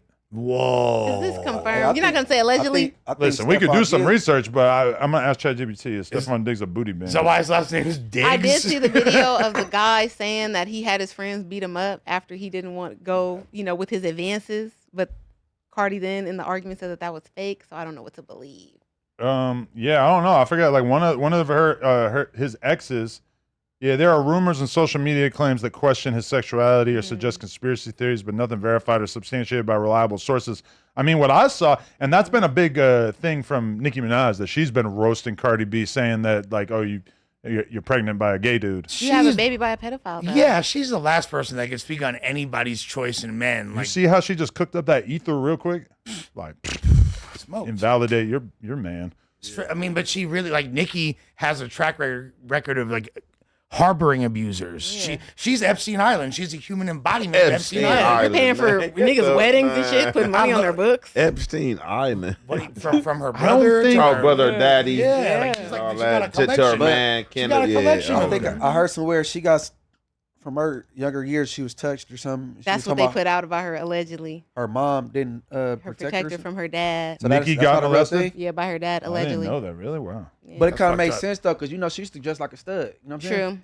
So she probably that made her want to put on them clothes and not show her figure if she then got touched. Now, I remember Nicki Minaj when she had a normal body back in the day in Queens. She Well- looked like a regular girl, and now she got the wildest, like Male Mariah approval. Mills style body. Yeah, she's a Barbie. She told us a long time ago what time it was, and I guess that's not really like frowned upon. The Like, Barbie that I grew up playing with was rather trim. well, yeah, she like I think standards of You got a kid. You got a of Kindle. that ass done change. You was playing with Barbie a kid? Yeah, a little bit. Yeah. A little bit. Just playing with Ken, no big deal. I remember my mom walked in. You know what I'm saying? I played with kids. You know what I'm My saying? mom walked in on me, and I had created an orgy with the Ninja Turtles and the Barbies. Oh, yeah. I was like Bestiality? 9. That's so tight. The Ninja Turtles, I had put Hey, dresses yeah, on my- some of them. Like it was me and my friend. We were My boy just, Donatello we were just and fucking them around, growing but she up. was bummed. This is how I know that we Adam, could put have the been toys twins. up. Playtime over. What? She said, "Put the toys up after that." No more. Adam, what are you doing? You know, More Barbies. my mom is emotionally available to the point where I think that instead of shaming me, she just like kind of just like went to her room and thought about what if her son was a fruitcake. And I actually, at least one time in my childhood, I heard my mom having a phone conversation with her friend about if I was gay or not. Oh my Really? god. Because But she said no. that doesn't sound gay. You Like listen. No, it was unrelated to that. because the Ninja Turtles She beating down some said, dudes. no. What the? She said no. Yo, Is that what you was just doing? Listening in? yeah, I was. I was just listening to my mom. Well, I heard her talking about me. He's like, what the fuck she about to say? I would unplug the phone. Yo, you know what fucked me up though? When I was in Boston, you know how when you're in like a city, there's always like the manhole covers with like the smoke coming out of it. Well, number one, my kid is like really interested in cigarettes. She just thinks it's crazy when she sees somebody smoking because she Yeah. knows it's bad, and she'll just be like, "Dad, that guy's smoking a cigarette," even though it's like the millionth time. She said it to me like 1,000 times, but she still points it out. Because he's killing himself. I mean, she just thinks it's crazy, and she thinks it's super crazy that like her grandma smokes cigarettes. She just can't. She can't wrap her head around the fact that there's something bad and that people that she knows do it. But anyway, so I see the manhole cover with all the smoke coming out of it, and I recently I had a conversation with her about the Ninja Turtles, saying like they live in the sewer or whatever, and I said to her, I'm like, you see that smoke coming out of that manhole cover? That's the Ninja Turtles smoking cigarettes down in the sewer. And she just looks at me and goes, Dad, the Ninja Turtles aren't real. Oh. Which I also have had to tell her. Because sometimes I tell her crazy stories about different things. Like the other day I was telling her a bedtime story about Pokemon. And she's like, Dad, Team Rocket's not real, right? I'm like, no. You got to roll it back before She it needed that goes. verification though, because Yeah. Team Just a Rocket could story. be kind of an intimidating presence, if we're being honest. I don't want to sleep in Well, the they are. house. They're kind of scary. Yeah. Hey, I used to be off the candy cigarettes when I was young. Hell yeah. Off the ice That's- cream truck. That's where we came, bro. What happened to that? Like, I go to a gas station frequently that has those. Candy cigarettes? I bought them like one time and brought them in. I forget. Yeah, a you know couple what that years is, ago. Sam? Yeah, I got in trouble for smoking them before. Oh yeah. I stay with me Not under the my lip, candy hanging off my lip like an old ass cigarettes. man. That's I grew up all in funny. the smoke. That's crazy. I feel like just cigarettes were way more normalized in culture. Obviously, like when I was growing up, my dad, who didn't do no type of drugs and like would have an occasional beer, would smoke like at the dinner table in the house. Real madman style. And it's just like normal. This is like I guess the way the 80s were. Or You even smoke on airplanes. Even when I was like 12 or whatever, you would go into the Denny's near my house and it would be like there was a smoking section and a regular section, but it was like obviously basically the same, and you could just smell cigarettes while you're eating your burger. Right. Yeah, 10 when I feet was away. a kid, old men used to be smoking in a donut shop in the morning. I miss it, honestly. Yeah. I know this probably ain't taking place in New Hampshire, right? And I know this it for sure it ain't happening today. But my mom used to send me to the store with a note to get her some cigarettes. They used to give it to me. Oh yeah, back in the day. Smoking Yeah. cigarettes My in the auntie house too. is wild. Hey, your mama ain't never sent you to the store to get no cigarettes with a note? Yeah. No, for sure. When I was younger, I'm like, damn, how was they allowing I that had to shit? have a talk with my mama to stop smoking cigarettes. She had got off of cigarettes, but no, Yeah, my my mom mom stopped used too. to love Cools when I was younger. She used to love a pack of Cools for sure. When I was 17, I'd be visiting my grandma in New York, and I'd get cigarettes because I was already buying cigarettes for myself, and she would smoke Benson. How old was you? I was like 17, 16, 17. Smoking cigarettes already? Yeah. I started smoking. I was like 12, 13. And she would smoke Benson and Hedges 100 ultralights. That's what I my was like, mama I smoked. didn't Vision and Howard. Yeah, Benson and Well, she Hedges. used to smoke. That's Like crazy. an Irish cigarette or something. What is Yeah, it was like the weirdest cigarette Little order. teal It was green so box? exotic. Yes, it was like, damn, Terra Munchie. green The box. little Damn. teal color, like Hell yeah. like, It is. It's weird that there's so many like off-brand cigarette brands that like one of Lena's uncles smokes Denim cigarettes. Denim? I swear that's the brand How do Denim. you get into your preference? That's of cigarettes? But where do you even find that? I never even I think seen it in the is it store. like the person that introduced you to cigarettes? Whatever you smoke. It's with also them? just some old ass how you Armenian started. shit. Probably That's like what it's probably normal to him, but every day, every time I see him, I just look at it like, how the fuck you smoking Denim? I used to love the smell of Blackie Mouse when I was younger. Hold that, Mike. I think that he said he loved. He said he looks like the smell of Black and Mild. Yeah, I used to Like like when I was Those are younger. treacherous. I hate that to this day. I used to like the smell when I was a kid. Like it smelled good to me for some reason. Like when I'm doing an interview with someone and they're smoking Black and Milds, there's definitely a different level of disgust in my brain Why? at that time because they smell so strong and just Yeah, they- weird and kind of fruity smelling. Say I they don't know. 10 cigarettes. Yeah, in right. one. That's, Yeah. yeah, that shit Yeah. strong. One of my first college roommates, a girl, Brittany, I'm sorry, I love you. When I would come home, she would be smoking a black on the Bro. porch, like you're No, going through How it, does huh? a girl Exactly my most down bad a moments girl ever. doing that is crazy. Did she Smoking a suck? black. Girl, Your yeah. body is not meant for that. You got to pay rent and shit. You're living in LA, you're stressed out. 18? Did she used to freak them? I don't know. What Freak do 'em. you mean? This is where you like pinch it and shit, right? Oh, Yeah, yeah, I you don't know. pinch it like you roll it, Oh, loosen yeah, up the she's- tobacco so mhm. you can like it's gonna hit more. Like if you just take it out the pack and smoke it, it's gonna be Yeah. like a tight smoke. You know, like if you freak it, you know what I'm saying, definitely loosen doing it up, some shit loosen up to the it. tobacco, you can really hit it. But if you Pull don't on. freak it, then it'll last for Yeah. you a good 2 hours. You Can know I what mean? freak Like- it? Yo, Donnie, I got a question. I got some weed from Donnie yesterday. Some he rolled me some spliffs. I'm not gonna lie, it knocked me on my fucking ass last night. Like the There you go. most fucked up I've ever got from smoking a spliff was last night. Right before I went to bed, I honestly kind of thought that I was gonna pass out and hit my head on the wall going back into the crib. Like, there's nothing special about the weed that you got? No. It's just I don't understand. No, I think is it the tobacco maybe like the amount of tobacco? Not the same amount as normal. I- 8 cigarettes an ounce for him. What you smoke? You smoke blend? Yeah. The turquoise American. Turquoise American Spirit. You yeah. put it in your weed? Yeah. Oh Yeah, that's what I shit. do. Yeah. Is that grimy? I do not. Is That's that like you grimy? smoking blend. I'm like the only like probably me and my other homies. I just smoke pure green. Like my Yeah. homies, they be blend But you out. put it in a blunt. They be but still A like blunt is the tobacco and nicotine. the loose leaf is it smokes light like a paper almost. It does, huh? Yeah, so like I don't like the strong tobacco. Like even if you get like a grabber leaf, so it's just like you already got the strong tobacco paper, and then you putting blend on top of that. Oh, that Yeah, shit choke me to death. I feel like I added years to my life when I switched from backwoods to smoking these though. Like Mm. there's so much less Yeah, of the for sure. gnarly shit. Yeah. Dude, I'll say this, Adam. I took a bong rip of your blend a couple times, and every time I hit it, it made me super lightheaded, like uncomfortably. And this is coming from me. I Like, mean, you're like- I'm gonna be real. And I know that it's not just me because I smoked one of the older spliffs I had, like my last one. Then I went and I did an hour and a half long walk. Then I came back and I smoked one of those, and it fucking rocked me. I had to go to bed.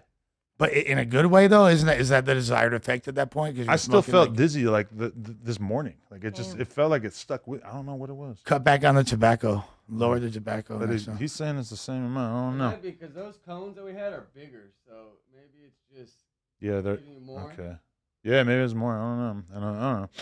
But Okay. I also I think let's talk about our first real topic of the day. Let's click that one. Lil Durk being accused of trying to get O Block members killed for not sliding for Vaughn.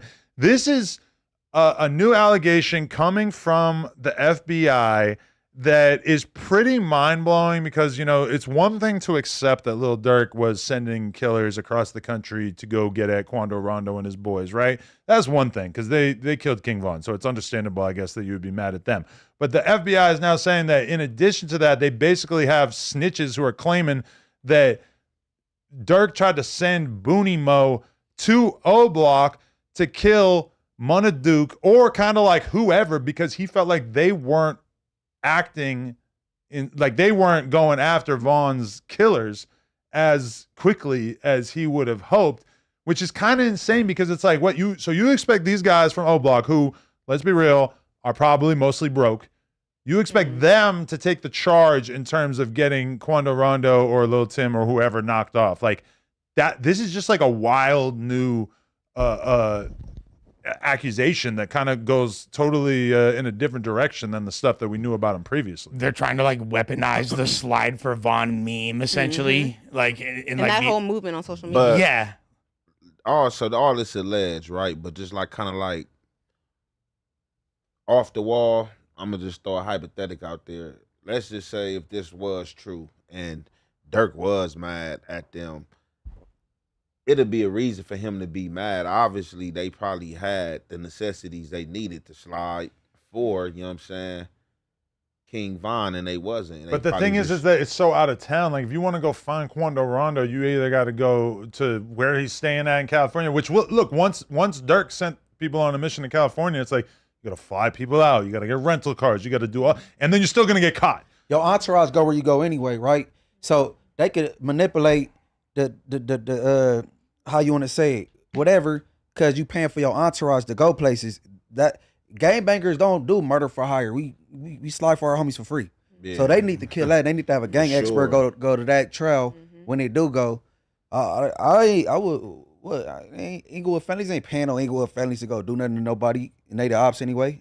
They killed our homie, not mine, ours. But think about it if you're Durk, where it's like, obviously you're way too famous to go kill somebody on your own.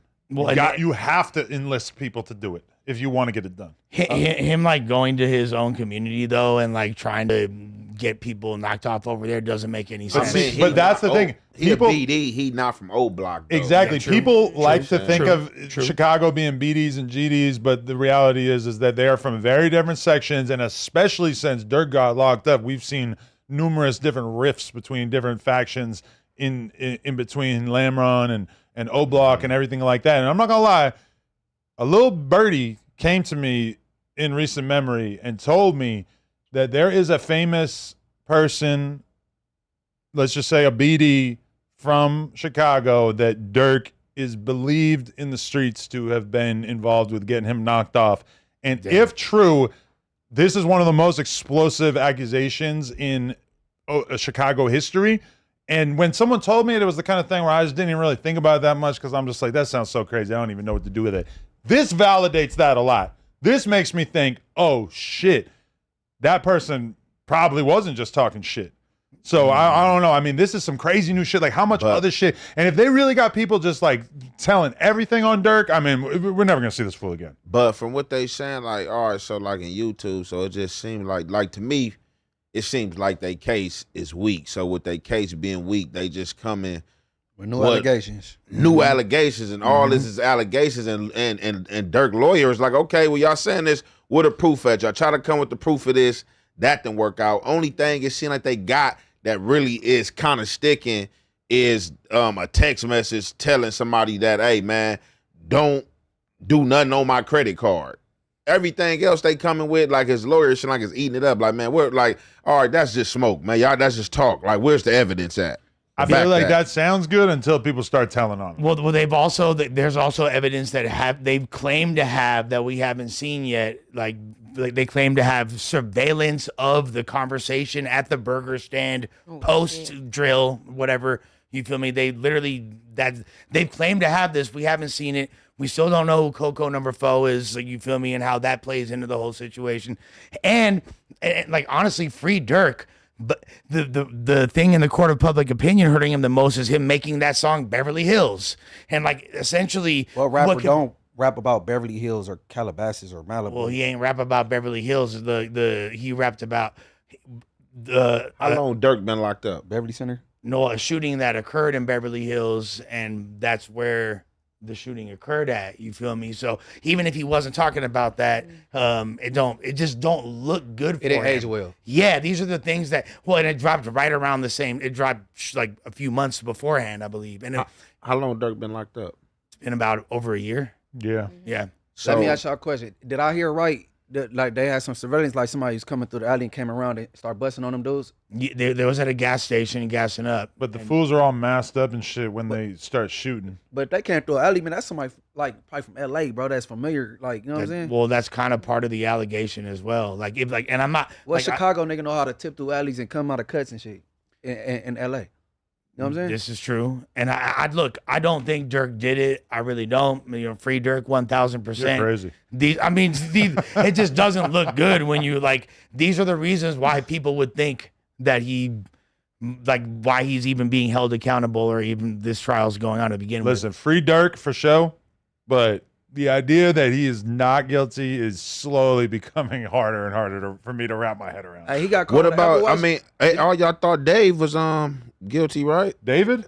Listen, I never made a public statement about that, and I still am having a hard time wrapping around my head around how David isn't guilty. But you said that didn't age well. Well, David, he got romantic homicide, talking about killing a broad and putting her in the trunk, and that really happened. For sure. But that alone is not enough to put a murder on somebody. And this is the same. There's there's been hella legislation about this, like the whole Bobby Shmurda thing. They use that song as evidence against him to get GS9 indicted. You feel me? They use that as evidence. In California, they can't use your music against you unless you talking about what exactly happened. Yeah, I mean, if they don't use that against, if David goes to trial and they don't use that shit against him, that is a crime against humanity.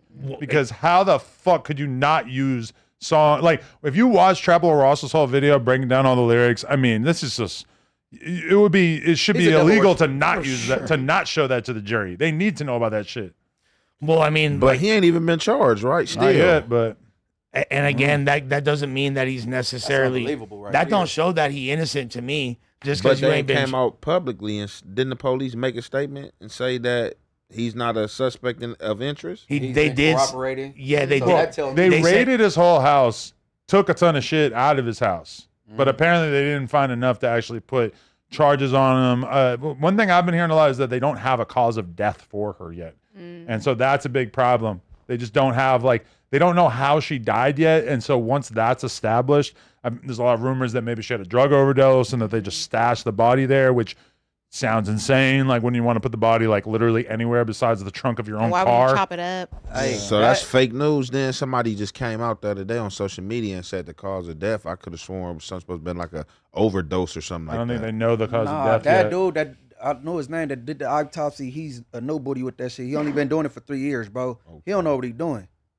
What did he say was the cause of death? Overdose? He is inconclusive. He don't have a cause, and they already released the body to the family. So what the birth, what that death certificate? And let's be specific, not to be graphic, but not a body remains because it was severed remains. Yeah, not only decomposed but severed. You feel me? Like they didn't even find, I don't even know if they found the whole body, to be honest with you. I don't believe they have. I mean, you got to watch your kids, man, because it feels like she was running away from home. She was doing all kinds of shit, and her parents were not all that concerned and not working that hard to find her. And I think that's the whole point. She was faking her age and shit though, because they were saying they thought she lied and said she went to USC or some shit. Yeah, but that's like, how mature is her body? But there's so much to suggest that he was 100% aware of the fact that she's underage and that they knew that this was fake a big IDs.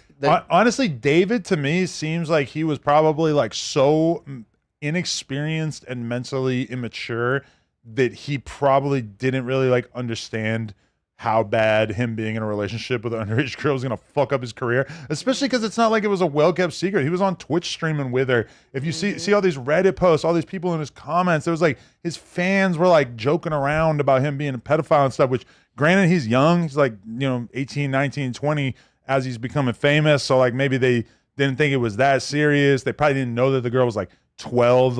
Maybe they thought that there was just a year or two age difference. But either way, I mean, it feels like he was just a total idiot with no real world experience, no friends to tell him this is gonna fuck your whole life up. And this is internet but they got fame. a matching tattoo that the thing. So This dude, man, is like, I'm look, surprised he free, bro. I seen a clip of him where he was talking about like he like either fantasized playing a role or writing a book of like a detective who was at a point of time was turning into a psychopathic killer and then turned back into the detective and he had to solve the murder. Yeah. So I was just like, just even his pattern of thinking, I'm like, this dude off. that sound familiar. Like what? Yeah, sounds like some Jeffrey Dahmer. I'm like, you a detective, but so I guess when it strikes midnight, you turn into this serial killer. Then after you finish killing, you turn back into the detective. You solve the crime, Dr. Jekyll and Hyde, but nobody ever goes down. Yeah, and he publicly, I'm just looking at this dude out of it. Once I seen that shit, I was like, he fucked me. He messed my head up. I was like, I thought that was a movie already. You know what's the one thing that I feel like this is kind of like, this is evening things out a little bit because it's like in hip hop, you kind of have like two different sides. You got like the streets and then you got the weirdos. And this is like epitomized by when you look at Florida and like back in the era where No Jumper kind of spawned, where you'd have like X and Ski Mask and then you'd have like Kodak. And it's kind of like the same area and you got the street kids and then you got the weird kids. The weird kids, as much as they have been viral over the years, the Lil Pumps, the XXXTentacions, the Juice WRLDs, etc. No murders, no bodies, nothing like that. Yes, you got a 6ix9ine getting locked up, but that's more on the street side of things. Even if you look weird, he's like hanging out with these gang members, etc. Now it's like we finally got a weirdo rap murder. Hold on. No, he's a singer, right? He's a singer, right? Oh, yeah, David? Yeah, he's He's not a rapper. Yeah, I'm gonna be real. I ain't even listened to his music yet. Yeah, I he's a do. singer. I want to check it out, but I ain't really heard him yet. You probably heard him on TikTok reels. You didn't even realize you heard the song For real? type shit. Yeah, he's like went viral off of TikTok. What's the name of the song before Romantic Comedy? He had another one that was like his big. We looked up his numbers. Yeah, that one. He lit, bro. That one. Yeah. He was super. I think the reason why an arrest hasn't been made specifically is because there's obviously a lot more people that are complicit in this, including the entire community. They're talking about kids getting paid off, all this, or you know what I'm saying, bribes and all His that. managers, people working with him and stuff. Who knows what they knew? You know. And the fact remains, he was on tour when that car turned up. So, like, he did not act alone. But she been missing since last year, February. Correct. Yeah. I mean, Then came up the 5th, like they found the car. The 6th was her birthday. Then the 7th, they popped the trunk because of the smell at the tow yard. Yeah, literally what happened. She probably been, and I think she been dead since August, and they found her in September, August this year. So like, oh no. The fact that she was but that's missing. like further proof of the fact that he was very inexperienced and didn't have any fucking common sense. Because literally any of us, if we had to dispose of a body, could think of a better plan than putting it in your trunk and then getting the car towed. Well, now this says that he's hired a investigator to figure out why or how her remains ended up in his car. So he's claiming to not have any idea about any of this. Hey, bro, he got to be To your a Freemason. point. or something, Good bro. PR. I'm not buying God. this shit. How is he free when your car is abandoned, collecting tickets, and they finally called to get the shit towed? You ain't wondering where your car at? It was in front of his house, I guess, and then they towed it from in front of the house. But maybe No, he's it was down the street from his maybe house. he's so inexperienced and stupid that he doesn't think that a body is going to smell enough to smell it outside of a Tesla. I think Maybe somebody in his entourage did it, honestly. Gotta be somebody else. 'cause I Well, don't it's feel also- like he would All pop this up was a body. planned. He already knew all this was like, all this is Yeah, planned. he was aware. It's They hard was for sitting us back laughing. But it's to crazy. Yeah, even- he might be enjoying this. They How can we sitting put back. ourselves in the head of somebody that's so deranged that he's trying to fuck on little girls regardless and have whole entire relationships? Of course, he's going to do some weird ass shit and get caught up. He's chopping up bodies. We can't even like fathom that level of Hey. depravity, regardless if we've done some crazy shit ourselves. That's like another fucking level right I there, don't think dude. you knew. I don't think you know her age like that though, bro. Because if you from Lake Fuck Elsinore, no. how's you all outside like that? You gonna assume this person is older. I mean, maybe not at first, but I mean, Yeah, he knew her. He age, knew. bro. Yeah. what kind of knew. 12 or 13-year-old is like Yeah. mistakable for an 18-year-old? Like, Sure. No. I can imagine like a smaller age difference being like, you might not know, but like, bro, like 11, 12, like, what are we talking about? Hey, but all right, you heard her when she was arguing with the essays next door.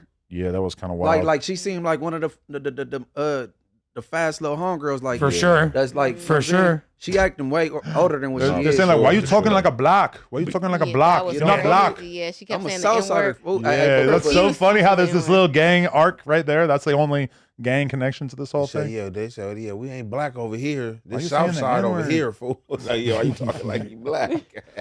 Yo, but I'm not gonna lie. Like, all right, so at Complex Con, like 2 years ago, I think it was, Remo and the kid One Track, who was doing some content for us at the time.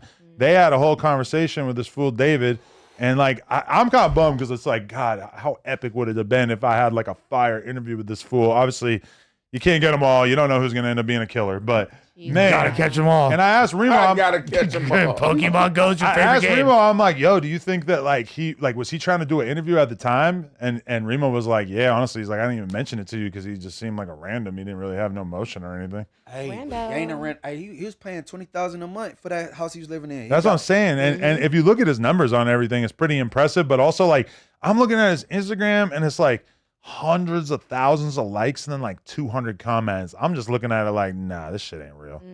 I think they were faking it till he made it. Hey, but he made it in a weird way. Tours though, so I don't, it might be real. Yeah, but once you get that industry battery in your bag, all of a sudden you're sitting with Zane Lowe.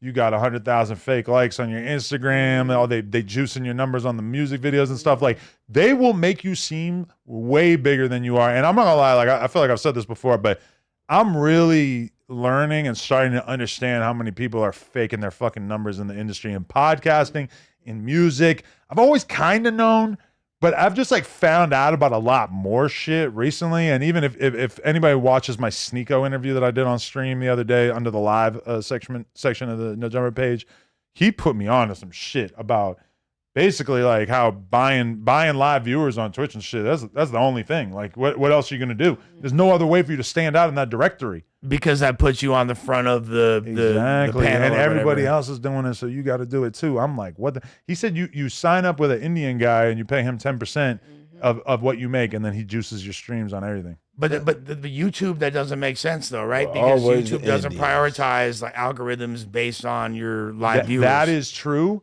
but also like he's kind of making the point, like you need fake numbers on your content so you can get bigger guests.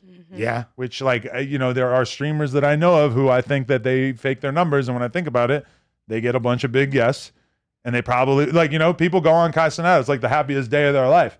For sure. Why? Because he has huge numbers. Now, if there's two ways to get those numbers. You could be really popular, or you could buy the fake numbers. But celebrities just want promotion. And for artists, they need it for like booking placements at festivals and this and that. If you have a lot of monthly listeners or if you have a lot of engagement on social media, that'll be the difference between you getting booked. Exactly. Or not. You might have to fake one part of your career. You fake your YouTube views so you still get booked for the festivals and the shows. Yep. And you do those shows, it looks good. But like you have to fake one part of your career to support the other part of your career. And I only feel comfortable talking about this because I'm somebody who's never done this. Not because- I'm slowly starting to feel like, what the fuck I'm missing out. Because as an artist, it's really frustrating when Whose you phone know is blowing up. it's not mine. My Munchie, you sure yours is good? Or? As an artist, it becomes frustrating when you know that you've impacted more than what the numbers are reflecting that people are using as a metric at a specific time. You could have sold 50,000 copies of a tape, or even had hundreds of thousands of downloads on Dat Piff and been super relevant. But by the time the Spotify era came around, you know what I'm saying? You didn't even reach streaming services till a certain year, so you don't have as many monthly listeners. So that becomes artists feel compelled to pad their numbers to keep up with that shit. So it's like, this has been something that. But that's why people have hella monthly listeners and followers, but can't sell hard tickets to their own show. Hey, so ain't no way like people be manipulating they like streams or sales because they bundle it with merch. Yes. Well, But they don't count that as like a bot stream or nothing. It's still cheating, but they don't count that as fake. And at this Basically, point, everybody does that now. Travis Scott is a pioneer. well, yeah, and at this point, that they've actually changed their policy multiple times. Billboard's changed it from like, we don't. First, they were like, it's all good, and people were getting absurd amount of sales and first week sales because of bundle packages. Then they removed it, and then they allowed it again, but just in certain circumstances. That was one of Nicki Minaj's original beefs, right? She had beef with Travis, Stormy, and Kylie. selling those sweaters. They were doing like a makeup collab or it was like a merch collab. Kylie Cosmetics product that also counted as an Astroworld sale. And that's like the era of Astroworld doing whatever, like 700, 800K in its first week, which you'll probably never see a rap album hit that again. Well, yeah, they were tripping on Juice World for bundling and shit with, even for smaller releases, they would trip on it. It's crazy. But that goes back. Remember when U2, like the band U2, They put that shit on everybody's phone. Yeah, everybody fucking whatever phone it was, or I think it was like any iTunes had it automatically downloaded. It's just crazy that didn't become like a normal thing. They did that one time and then never did it again. Everybody complains so bad. They got hella backlash from it. Hey, so we could say Soulja Boy, he started clickbait, right? Because that's how he manipulated it on YouTube. He putting different people way before YouTube. He was with the title, and then it'd be his music when they click it type it. Yeah, exactly. Well, I miss the days of the YouTube algorithm being like hella stupid and easy to fool. Like I remember there was a BMX rider from LA named Chris Brown. And I would upload his videos and they would get a huge surge of views at first because they would go into the Chris Brown algorithm and then but it would turn off. Like they would figure it out pretty quickly, like, oh, this is not Chris Brown, and all the comments would be that this is not Chris Brown, the singer. And then like I know a BMX team that went to like Brazil or Argentina or some shit. They filmed the video for a week. They put the video out on YouTube. The thumbnail, literally just a woman's ass. Shit got like 2 million views. That wouldn't work anymore. I feel like that mic could work still. No, you're not allowed to put a woman's ass. Like it was like an ass in a thong. Like the filmer just filmed like a girl wearing like a G-string, like walking on the street, and they had a quick clip of it in the video, but then and this is before you could pick your own thumbnails, I think. So they put it at the right exact second in the video so that they could make it the thumbnail. It worked like crazy. They got mad views, and then that was it. You know what was fire? Like when World Star Hip Hop, before they had their own player, they used to take from the YouTube player. So if you got a video on World Star, it would count for your fucking views. Really? So like when our battle rap channel first started cracking off, everything was going on World Star and it padded shit like insane. Man, that was the golden era as far as like the lawlessness of YouTube. Yeah, when you could fake everything. Yeah. Upload porn. Upload the new South Park episode. Oh yeah. But that's like 2004, my memories of that. Okay. Speaking of sales, I think it's pretty remarkable that Young Thug saw 52K, given that he previously said that he bought 50,000 fake album sales for Gunna. That makes the fact, or maybe 54K. Either way, it's like the fact that he apparently didn't care enough to buy sales for his own project kind of shows how much he cared about Gunna sales at that time, / the fact that, you know, maybe there's a little bit too much scrutiny on him right now. Have you guys still been listening to the Thug album, or was this like a one listen thing for you? I listened to it in preparation to come here and talk to them about it, and nobody else listened to it, so I wasted my time. No, sounds like a No Jumper episode, yeah. Nah, I listened to it the day it dropped, and it was like, honestly, I really tried to put myself through a different lens when I heard it, and it was kind of difficult because I always I tried to listen to it the same way when I was like Young Thug was one of my favorite rappers and just didn't have these stigmas attached to it. Just, I don't know. There's nothing that really stuck out. I think because his voice has changed so much, a lot of the things I liked about Young Thug and just what made his style, him rapping in cursive and hitting these like weird high notes that don't make sense and like warbling that he used stylistic. The stylistic eccentricities he used to have don't really. He's just kind of talking, and it's not really hitting the same for me. So, snitching aside. Whiteface aside. Yeah, Whiteface. The Whiteface is the funniest part. That's like vintage Thug. He would totally have done Whiteface back in the day. It's just weird how that doesn't seem like it has anything to do with anything else on the project. Like, you'd think that given that cover that there'd at least be like hints. Well, I guess the first song he says the hard R a bunch of times, which is very racially charged. But ridiculous. Yeah, I was kind of surprised that there wasn't a little bit more of a through line from the cover to the content. That being said, like, I have listened to it a bunch of times, but it's not really something that's drawing a lot of my attention when I'm driving in the car. It just kind of fades into the background. There are a bunch of songs I like. I still have to listen to it and add the songs that I really like to the playlist of my favorite songs of 2025 because, you know, some albums, like the new Taylor Swift album, basically hits from beginning to end, from my perspective, not a skip on it. This one, majority skips, but there might be like 5 or 6 songs that are gonna end up on my playlist. I don't think he in a headspace to make music, so he should just kick it instead of keep putting out bunk ass shit. Nah, for real. And then for one, I think he might be on parole. He might have to get drug tested. A lot of niggas be high when they do music, so he might not be in.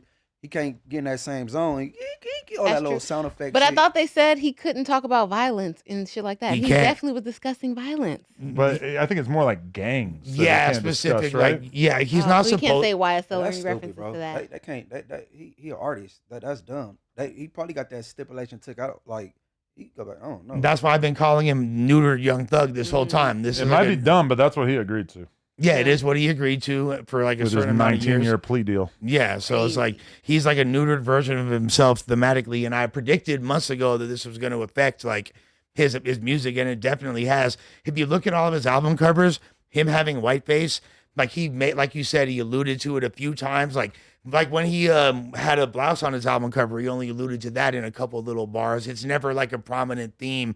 Just like when he had all the people that made up the one album, you know what I mean? Like he had all the people stand together, and there was a wide angle drone shot. That was the what's the album he put out like that in 2019? Like one of his most.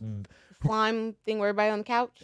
No, it's a different one. He literally like arranged thousands or hundreds of people to like form like a formation and took like a super wide angle shot, and it was like they all formed like his face, a vision of his face. He's had a lot of very creative With the album London covers. on it. Yeah. Which, when Okay. you compare to a lot of rappers, their album covers are usually just like a picture of them looking cool. Yeah. His creative direction from the jump has been fire, and that's why, like, to me, that's what always stood out. That's why I never judged him for like, okay, like he's dressing weird, he has painted nails, this or that. It never made him less gangster to me. So David Russell is in the chat saying that I am insane for thinking that Taylor Swift is better than Young Thug, which, for the record, lifetime, obviously I've listened to far more Young Thug than Taylor Swift. That being said, from my perspective, Taylor Swift put out an album with no skips, a 12-song project.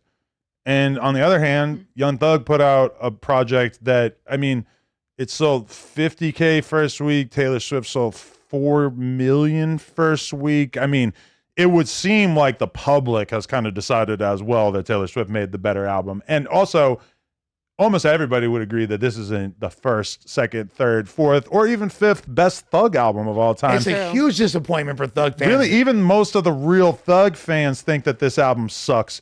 So, I mean, and sold way less than his last release. I think 79 was the first week sales. yeah, and granted, Taylor Swift, a lot of people are unhappy with her project as well. But unfortunately for you, David Russell, you don't seem to understand that a person, even a hip hop commentator, can have objective opinions about music, including both hip hop and pop music. And let's be real, Justin Bieber had a way harder album than Taylor Swift. Let's go with that as well. Justin Bieber put out a way better project than Thug too. That's a better comparison though. Taylor Swift, because they're both dudes. Brought back Hurricane Chris. Bieber and Taylor Swift a better comparison. Nah, Bieber's I feel like damn near closer to the hip hop category. Like he's he a black nigga like you is, but type shit. You feel if me? If he was like, black, you would not count him as black.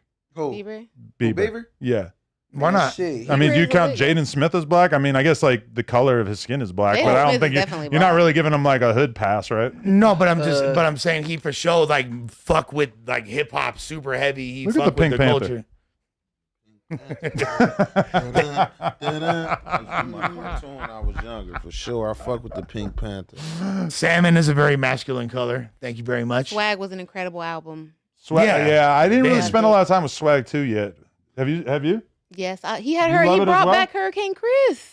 Hurricane Chris is on Swag 2? Yes, popping my shit. Y'all gotta listen to it. Just fire. And What? I'll be Got some honest, friends and they all Cardi like B Justin album Bieber. hella hard to me. He, Cardi album's good, yeah. Like Cardi B album better. Cardi made a better album than Thug. Granted, she had Yes. like 8 years to do it, but she was a feature on his project, which it was decent, but didn't love it.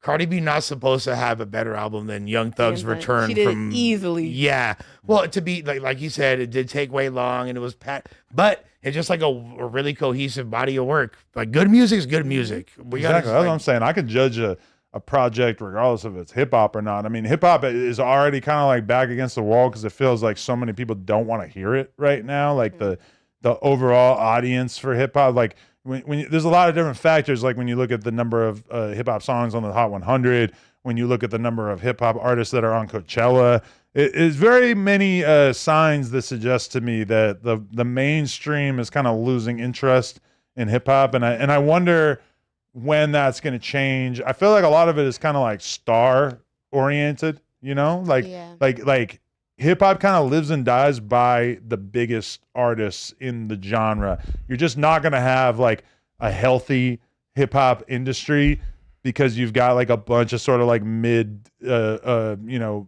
street artists that are selling like 10, 15K first week. But then meanwhile, a 6ix9ine, people might not like me using him as an example, but like the 6ix9ine era brought in a shitload of hip hop fans that probably went out and listened to other hip hop artists as well. Drake has brought in probably more fans to hip hop than anybody else in modern history, you know, as I feel like hip hop just needs big stars. And if you look at the age bracket of 20 to 30 right now, it's pretty much young boy.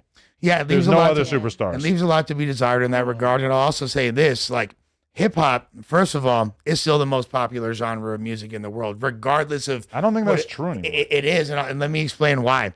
Because a lot of the things that are getting categorized in other genres are actually have so many hip hop influences on it. Influences doesn't mean that it is that genre. Well, like hip hop is pop music now. Exactly. At this point, there's no the lines are so far blurred. It's impossible to distinguish. Country has fucking 808s, been having it for over 10 years. That doesn't make country music hip hop. They got Kevin Gates on it. Just because they borrowed a type of drum from hip hop, that doesn't make it. They're hip-hop. not just borrowing the same type of drum. They're doing collabs like this. And is why pop music is the biggest music in the world right now. Of course, but pop music means popular, and a huge part of what defines popular music are actually still people rapping. So what people define as quote unquote hip hop may be different. Yeah, hip hop is not charting in the same regard as it was in certain ways, but there's more hip hop infused in world music, country music, pop music, every single genre. Hip hop still influences the world, is the biggest culture. Okay. No, but it's not. Everything. It's not the biggest form of music at this time. Pop is way bigger. Right, but what I'm which saying was not is, true in 2017. Hey, you know what's funny? I took a music appreciation class in high school. You could have been a teacher, bro. I might could have. No, for real. I did too many drugs to teach at any school, for being honest. Half But these teachers on drugs. You're for sure getting fired for banging some students. I think Whoa. hip hop has like kind of lost its commercialism recently. It's kind of boring. Everybody's the same. I think that the mainstream for a long time was just like really fascinated by rappers, and it feels like a lot of that has kind of worn off. And I think, you know, hip hop kind of went into this super gangster era, and for a while it felt like people were really fascinated by that, but then it feels like that kind of wore off at a certain point. And all you have to do, you don't really have to turn the clock back that far. I mean, if you rewind the clock 20 years, or I mean, 20 years, hip hop was still kind of like one of the biggest genres, but like 30 years ago, you probably wouldn't have really predicted that hip hop was going to be as huge as it eventually became. For sure. So there's always going to be ups and downs, you know? But the thing is also people are fascinated in these stories of these people, but that doesn't necessarily translate to them making good music. And people are kind of jaded to those stories. True. You know, like it's just the narrative of like, I'm a dude from the hood and I sold drugs and I made something out of myself was like very compelling before. And it feels like the culture just kind of craves new things. And in addition to that, though, I think the biggest factor is just the star factor. Well, at the We end of don't the have any stars, no young stars besides Young Boy. and no good party music. So what you feel about Lil Baby? Lil Baby, how old? He's in that bracket. 30. And he is kind of like near the top of the, you know, list of modern rappers, which is kind of an indictment of hip hop because realistically, like, I mean, how many rap fans are really excited about Lil Baby in 2025? When you compare it to past eras, like even we don't even have to go that far back, and the amount of excitement that people had about different hip hop artists compared to right now is, I think one of the main reasons is it's a good thing and a bad thing is how big the independent market is and how big just random Instagram rappers that we would never, like, for example, this person might be huge on a No Jumper scale, like 1900 Rugrat. We would love like 1900 Rugrats music. We've been fucking with it. He's done a mic drop over here. He's big, you feel me? He's not mainstream big, you know what I'm saying? But like there's people like that are still like have fan bases of 100, 200,000 people that people love, particularly regionally, but they don't translate to that, you know, or haven't yet translated to that. That's part of the mainstream problem is that success. we don't really have that many like nationwide rap stars. Yeah. But then meanwhile, a Rio the Young OG or is where Vezo is like gigantic in Detroit. And if you go to Detroit and you drive around, you're gonna hear people banging that shit left and right. Meanwhile, like if you rewind the clock 20 years ago, those same people in Detroit would have been listening to 50 Cent. Same thing as LA, same thing as New York. You know, we had real national stars, and there's just very little of that. Like when you see these young boy tours and you see him in states that are far, far away from his home state, and he's getting a reaction like the most beloved possible thing. It's just kind of, it's a throwback to a prior era. You don't think social media has like contributed to the segmentation of that though? Why we don't have big nationwide stars? Because I see the same thing with Tyler the Creator. Every time he drops something, he has a huge reception. All of his shows sell out quick online, and all of this merch and different collaborations and stuff like that. He has his own festival. I see a lot more rappers trying to follow that business model even, but well, he's smart because his fans grew with him. But that too. As far as Youngboy, the best thing he did is stay his ass up out of fucking jail. And who was supposed to? He ain't even been out that long. But check it out. Who was supposed to open up for that tour? EBK J-Bo. And he didn't because why? He wound up getting incarcerated. And EBK J-Bo, in recent memory, in the last couple of years, had the most potential to become a nationwide rap star, and instead he got locked up, and he's probably going to go do like 5 to 10 years. For sure from California. And he from California, for sure, he would have been the guy waving the flag, and his success would have blown up all kinds of other artists, particularly from Northern California, but it probably would have had an effect on LA as well. And instead, he's going to waste the most productive years of his life just sitting in a cell, most likely. Speaking of jail, do you guys think that Kodak Black would maybe be in the same spot as NBA YoungBoy tour-wise if he had not spent so much of his peak times in jail? I think there's a different reason. I think there's a different reason for Kodak Black. And you think it's more addiction-based? Yeah, he's just like a more like... Because he's dropped so many hits. It's like every summer he's had a hit, or every year he's had a hit, but then he's kind of taking his eye off the ball, you know? Like, he's just not focused like he should be. I personally like Kodak Black better. I love them both. I love YoungBoy. I could sing way more Kodak songs than YoungBoy songs. Yeah, like Super Gremlin was huge. Yeah, from a mainstream level, for sure. I feel like a Kodak set is going crazier in the club than a YoungBoy set. Yeah, and it's just like for real, he just like, it's just basically like the addiction and like the little... slight pitfalls he had, because like before, you know, Kodak had that effect that young boy got. Even young boy, you know, looked up to him, called him big bro, you know, all the stuff. Now it's just like, you know, young boy, you know, he took that torch and got that, you know, that star power for real. Even took his girl. He said he got my favorite eater.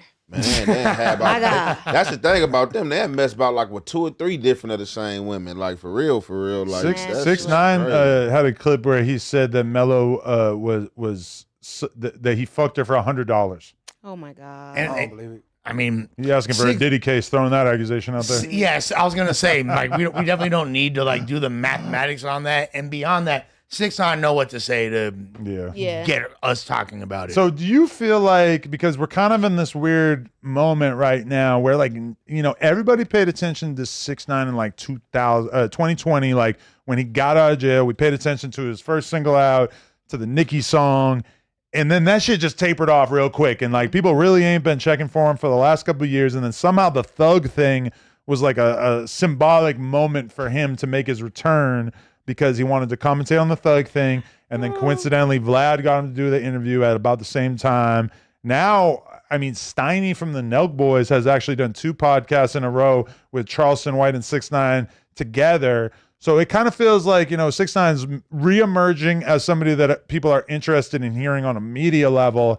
I just wonder, is he going to be able to really like get a large percentage of people to pay attention to him musically? Because I see a lot of people having the nostalgia about his initial run on Twitter and stuff, about how it was such a fun era.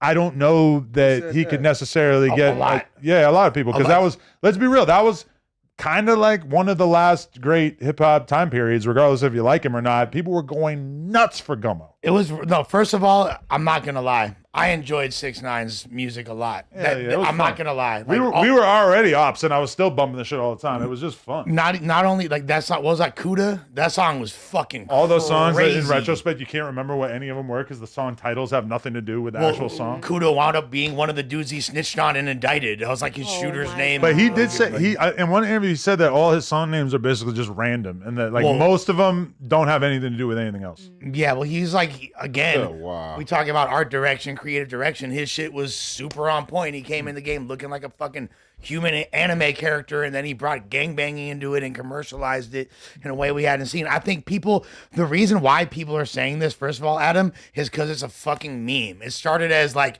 and also it's like retribution for Young Thug, because Young Thug was Mr. Snitch K his whole entire career, and he was so critical of 6ix9ine, so vocal about it, that it kind of would be like hypocritical to not kind of laugh at least and be like, oh, we miss 6ix9ine now. It's also like the shit that you like when you're in high school or whatever is always going to seem cringe to you at some point within the next couple of years. Like the way that I felt about nu metal, where I was listening to so much Korn and Slipknot and Limp Bizkit and shit. Okay. And then all of a sudden I'm like 16 and I'm like, holy fuck, the shit that I was listening to when I was 13 was so cringe. And then like now when I look at it, I'm like, oh, that shit was badass. Like, why the fuck did I ever think I was too cool for that?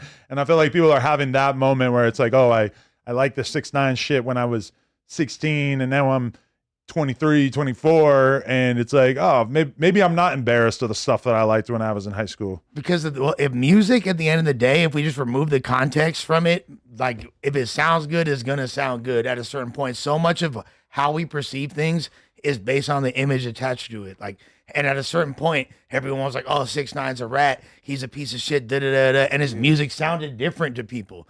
And it just, that it affects your aura. You could be, but at the same time, if you make great music, at a certain point, once like that memory gets washed away, just like, hate to say it, guys, really hate to say it, R. Kelly is probably still one of the best R&B singers of all fucking time. Writers one of the best as well. songwriters Yeah. of all fucking time. One of the best urinators as well. I can't nobody do a verses against R. Kelly and win. Dude. No. Dude, R&B. for real. Like, Yeah.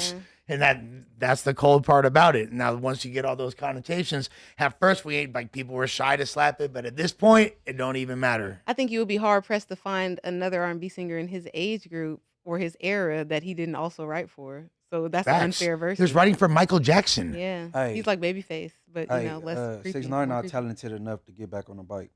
Like, get back up. Yeah, he thought the snitch portal opened and he could jump through It it. ain't Okay, but snitching. he just don't is got it. he is a big enough star that he can still get people to pay attention to him. Yes. Mm-hmm. That is a little different than making music that people genuinely love. He might as well just start streaming. Like, But if he's gonna be like twice Joe a month Budden and shit. now, then yeah, you could be a retired rapper that does podcast shit now. For sure. I wonder how that's gonna go. I think the like if with him and Charleston White, whatever they did, if it did do numbers, it probably was just the controversy of having him and Charleston White together bidding off of Yeah, each do other. people want to Like, hear him I consistently don't give think his no. opinion? Yeah, the thing is, I don't think nobody, and I could be wrong. Just my opinion. I don't think nobody want to hear 6ix9ine Every week. consistent. He ain't no Yeah. Joe Budden. Because Yeah, because it's like please you're like it's like at the end of the day, all you gonna keep saying, oh yeah, they talked about me. Look at them, like it's poison judging poison. I'm gonna be like, real. Like I think 2017, 6ix9ine would have had a better chance at becoming a successful podcaster or streamer or whatever. Because I challenge anybody, go watch that Vlad interview. All the clips that have dropped so far. I mean, this guy has done some serious damage to his brain through drugs and alcohol. I'm gonna be real with you. He says the sentence, "They gonna skip this clip. They gonna skip this clip." He says, "These is facts, Vlad. I speak nothing but facts." He says both of those sentences literally like 100 times, like an hour and a half into this first interview. Like Dope fiend. I don't know what it is, because he never drank back in the day. He was totally sober during that whole era. When I was around him, never saw him drink, never saw him smoke, and now I don't know. I feel like he's just torched now. Like he seems like he needs rehab. Don't he do like the balloons and the helium and all that shit too? Not that I know of. Nas and shit. Not that I've Hey, seen. what happened to his case in the Dominican Republic? That's a good question. That's a good question, but either way, so a guy in the mall, this is like more recent stuff that he's dealing with. So a guy in the mall called him a snitch, and then 6ix9ine and his boys started to turn up on him, and allegedly the guy flashed a gun, and then they beat his ass. They jumped him, which kind of sounds fake to me, because I feel like, you know, if you're talking shit to somebody and then they flash a gun, that's usually when you start turning down unless you have a gun. But that's the story that I heard from someone about this case that he's in. And it's looking like he might actually go back to prison for a couple of years. So I guess that might be part of what, this is just what I heard from people, is that might be part of why he seems like he's been drinking very heavily on that Vlad interview. And that got to be fake news, right? Because if you pack a nigga out that got a gun, you ain't going to jail. Well, Regardless, Oh. If you're on crazy federal probation, I don't know. And also, can they prove he had a gun? I mean, not that. I mean, Who I don't reported know. this? What source reported this story? This is just what I'm hearing. I mean, but that is in the media. See how he was talking in that interview, you talking about with him and Charleston White. He was talking about, because I think at one point in the interview, Charleston White brought up, or like the interviewer brought up him being robbed like by like some people that's associated with Boosie, and he was like, "Oh yeah, as soon as I see them, I'm crashing out. Like it's up with them, whether I go to jail in front of the police or whoever." Wait, you're talking about 6ix9ine? Yeah. No, but he was saying that basically, like, because there was these Mexican dudes or Hispanic dudes, I don't know what they were, but they saw him working out in the gym. For some reason, he's got 50 million followers, and he's doing cardio at the 24-hour fitness. I'm a lot less famous than him, and I am not really dying to go to the 24-hour fitness. I'm gonna be real with you, but they seen him. They ran up in there. They beat the dog shit out of him bad. It was like the most viral thing at the time. And 6ix9ine said that if he sees them, he's crashing out and he doesn't care if he goes to jail, which, I mean, they crashed out on this random guy in the mall, and that was enough of a reason for him to. And well, it sounded like Charleston White was in the background, like, "Oh yeah, that was Boosie. That was Boosie and them people or some shit like that." But that's just. Was he really saying that? Hey, Adam, he was in a sauna, bro. Yeah, he was. He was in a sauna. With But some Speedos right on. before that, he had been on the treadmill. I think he was like in the sauna, like about to clean off after the sauna. So Yeah. they could have whooped his ass naked. And then the dudes that did it, they was what? Nigga, They were Latin They was kings. Hispanic. They was expanded. They was Yeah, Puerto Rican. They were Latin Yeah, kings yeah, they were Hispanic. Oh, Latin King. Yeah. Did you Probably guys- Puerto Rican. in Miami or Florida or whatever. Yeah, they're probably. But Puerto he's Rican. not in Miami. He's 2 hours outside of Miami, I was told. Like somewhere in Broward or some shit like that. Yes, yeah. yeah, I don't know. Speaking of rapper fights, do any of you guys think that A Boogie was really fighting with Future's group? I seen text messages that said no, that's not true. We were corrected within like the first hour that it was out. I got hit up saying that had nothing to do with Future's team, and that was A Boogie getting into it with somebody else. at Japlana. Was that in Dubai? No, it's in Japan. They made like. So why Magic is everyone in City. Japan? I guess there was like some festival that just ended because like Yeah. everybody I know, rap and otherwise, are out there. Like the Nelk Boys are out there right now. Well, the dollar is up. Bootleg Kev just got back from there. I don't know. Yeah, Bootleg Kev was with Sexy Red in Tokyo. That was my first. I was like, and then I saw like 10 other people in That's Tokyo. what I'm saying. Why is everybody going to Tokyo? A couple of months ago, the exchange rate was super up, so you could go out there and be fake rich for a little while. Oh Yeah. wow! Yeah, I don't know if that was Listen, still the situation right now, but yeah. that makes And sense. Japan has an aging population, so they were like paying people to come out there. They had free international, free That's flights. crazy. That's why that goddamn yoga instructor yesterday was talking about she about to go to Japan. Yeah, You were in a yoga class? Yeah, man. There you go. Tell us more. self-care hefe. Tell us more. Self-care Hefe is a Man, man. look, man, I was just in this yoga class. I be going to yoga. I started doing yoga, you know what I'm saying? There you go. I was thinking about getting into some Yeah. yoga. For sure, you got to, man. You I'm know a what yoga bear. Self-enlightenment. Yoga bear. Yeah. Still your picnic basket. Hey, an ex of mine, she used to do hot yoga. So she be in there for X amount of time. It's at this degrees, and I guess you sweating. And you know what I'm saying? I guess, well, you're supposed to lose some weight or some shit. Well, yeah, and Yeah. it's like stretches you. We did rehab. In rehab, we did yoga, and the instructor was super hot. And it's all these dudes that are just like getting off drugs and are just horny as hell. And it's just, For real? Hold on, and Yes, rehab, dog. getting off drugs? huh? Oh, getting off drugs. All right, my Yeah, bad, my yeah, bad. yeah. About Not to say. getting off drugs. Yeah, I'm like- getting off drugs. You Okay, feel okay, me? okay, Yeah. And I was like, I felt bad for her. I was like, damn, I don't think there's a more objectified human being in the world right now than this woman in this class. Hey, your rehab had a lot of Activities. things. Those Oh. one of the rehabs you had to like have insurance for. This was an insurance rehab for sure. A Yeah. Betty Ford type vibe. No, this one is this last one that I was in was a lot stricter.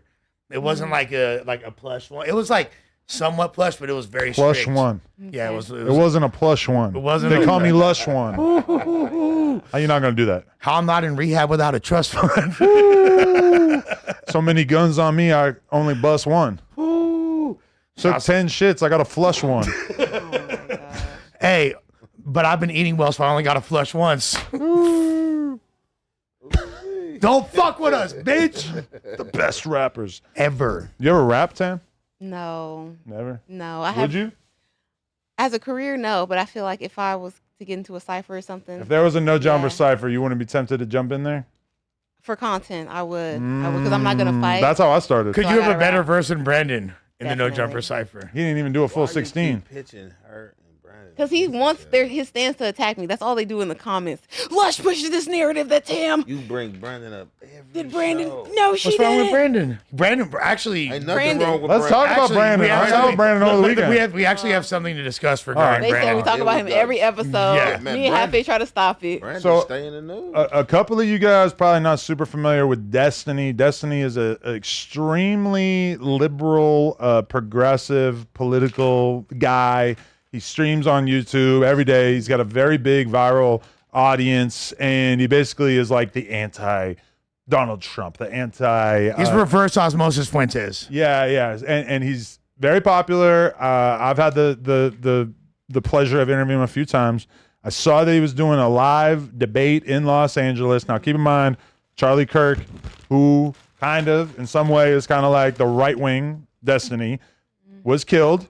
So he had multiple different venues cancel on him in the lead up to this debate. And I decided to go anyway. My wife, I had a ticket for Lena. She decided she didn't want to go because she thought that somebody was going to get their head blown off. So I thought to myself, who am I going to bring? I hit up Brandon. I said, Brandon's the perfect person to bring. Traplo Ross also bought a ticket. So I go with Brandon. He shows up wearing a shirt that says Trump was right about everything. And I'm not gonna lie, the event as a whole was pretty shit. Just because like everybody went up to debate him. Like you want to see some fireworks. You want to see the hardcore Trump supporters get up there and argue with him or some shit. And instead, it's like fanboys. It's like, timid, quiet little Asian guy. Like, I want to talk about AI. What is the future of AI? I'm like, oh my God, this is so boring. But Brandon, like as soon as the producers, the people there saw him, they're like, oh shit, we want to get this guy up there. See? Brandon's Rock smart. tour. Brandon started playing hard to get. He goes, I'll go up if you give me $100. Dude whips $100 out of his pocket, hands it to him right away. Boom, money for nothing. And so Brandon gets up there. They have the big old debate.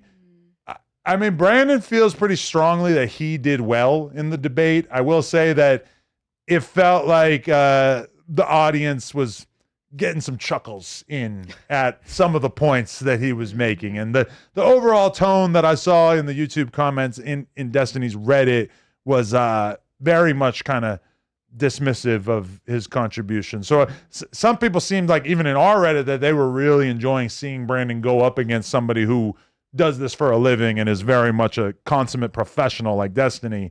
So Brandon felt pretty good about it, but as a whole, I'm not sure that the opinions are that positive. To be fair, that's like playing a pickup game with like an NBA star, and Yes. like, you feel me? Because and we did that pod a couple years ago. Last time I was, you feel me, before the Exodus, with me, you, and T-Rel and Destiny. And what's the T-Rel trying to talk to Destiny is like one of the funniest things Well, that's yeah, ever happened on here. honestly, thank God I was there to offset the stupidity a little bit. Like, No. but then on top of that, there was what was the Russian Rusland, the Christian rapper dude? Rustlin. Yeah, Rusland. Yeah. So there's like a dude who believes in God and Jesus, and then you have an atheist or agnostic. I forget how he identifies.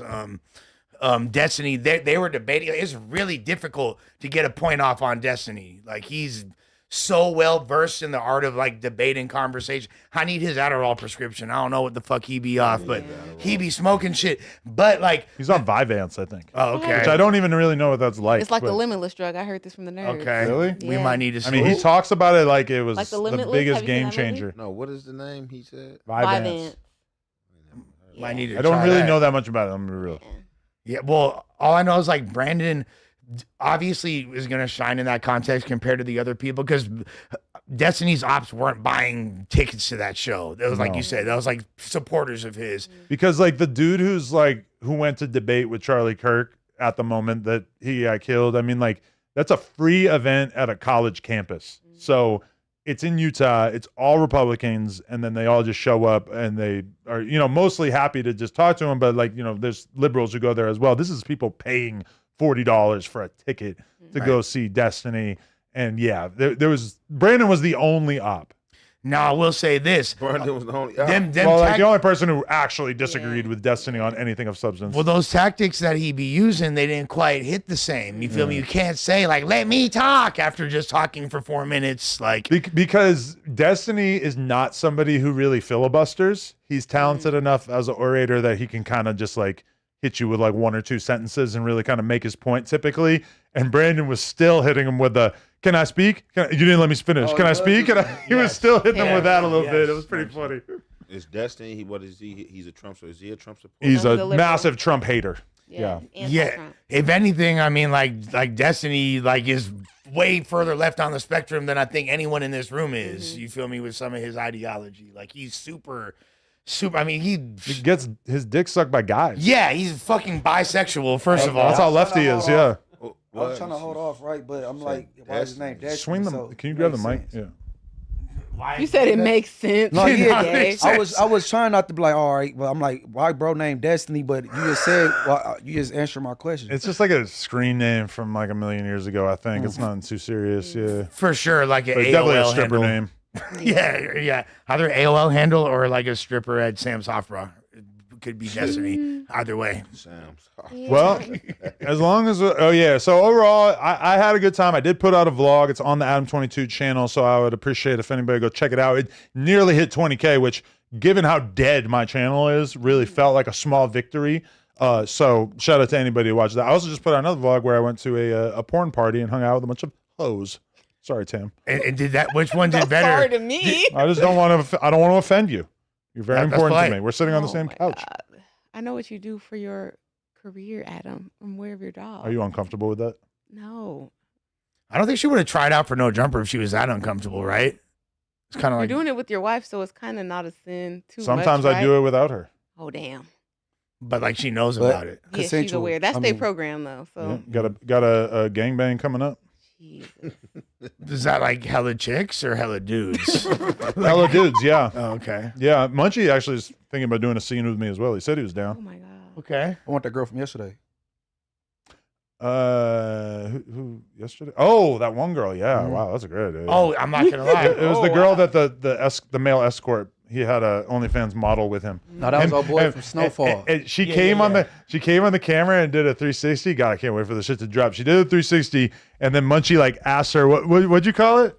The little sculpture. I'm like, yeah, let me get a He's little like, let me do the 360. sculpture. He wanted to go like this and like feel the shape of her body just so he could get an idea what her curves were like. Hey, it's like human braille. You can't really hate. Like, That's so funny. Hey, no, I gave her a little twirl. Now I want to see the. I'm not gonna You know what I'm lie. saying? I'm not gonna lie with some fine shit. So, what is your tactic, Munchie? Because Ray Charles famously, he felt on the wrist. How do you cat, do man. it? That's something they wrote in the script, man. You know how many busted ass bitches go have a thin wrist or some shit? Like, It wasn't about looks. I guess it was about them being, chubsters. is that right? Oh, yeah. Ray Charles. Fuck Let that. me see if you got some love. You Well, good. because that's what I told Munchie is I'm like, it's actually you're kind of in a sick position because if a girl's got a nice body and an ugly face, what the fuck do you care? You could just have a great old time with her. And he's like, no, I can't be outside with an ugly girl. But no, ever. but that's kind of the thing. Most of like, Hey, how you pick your girl? I can't. I gotta ask the homie. I got shot at 2012. My track record been cool with the girls I keep. I ain't talking about the one I just smack and just go home. Like the girl, like that's assigned to me. They go have to look like some bro. Signed? What, you Assigned. you got a pre-planned marriage? That's what they do in Inglewood? They assign you a wife at birth? It's like India. It's like India. They got arranged marriages. Munchie got the glasses set. Yeah, no. Hell no, I can't. You know what I'm saying? Honestly, They just got to come with a W-2 and go to work. tag teaming a bitch with the blind homie, would not be tripping at all. I feel like that'd be way chiller. You feel me? Like, like shit. Why not? It's less, it's less. Yeah, he's not. With no eye I contact. want to bang a chick with the mayor, but it's like if he fucks up, then how awkward is it going to be? No, I ain't gonna let you hang it. But you might. Hey, look. Cause like It would be out of your I know hands. what I learned, with threesomes and shit, nigga, you'll leave them bitches by themselves fucking, cause you gotta, you know what I'm saying? You gotta Engage. You gotta pace yourself, like, really. Like I kind of mastered that shit, like, you know what I'm saying? I know how to quite a few now, but in the beginning I was quick and Have them any of bitches they be on their own. Any of y'all read the book, the Jet Dragon? The Jed Dragon? No, what's that? It's like a sexual book on, you know what I'm saying, like on sexual teachings and like about how to hold your ejaculation. Okay, semen You know what I'm saying, retention. doing sex and stuff like that. Like Kama Sutra type beat. Maintain Yeah. just like natural herbs and shit you can take. It's a good book though, but it's like a good read. But in the book as you reading is like breaking shit down for you and shit and giving you techniques, sex techniques. Because I need help with shit. that, man. I got a hair trigger sometimes, man. This shit just be going.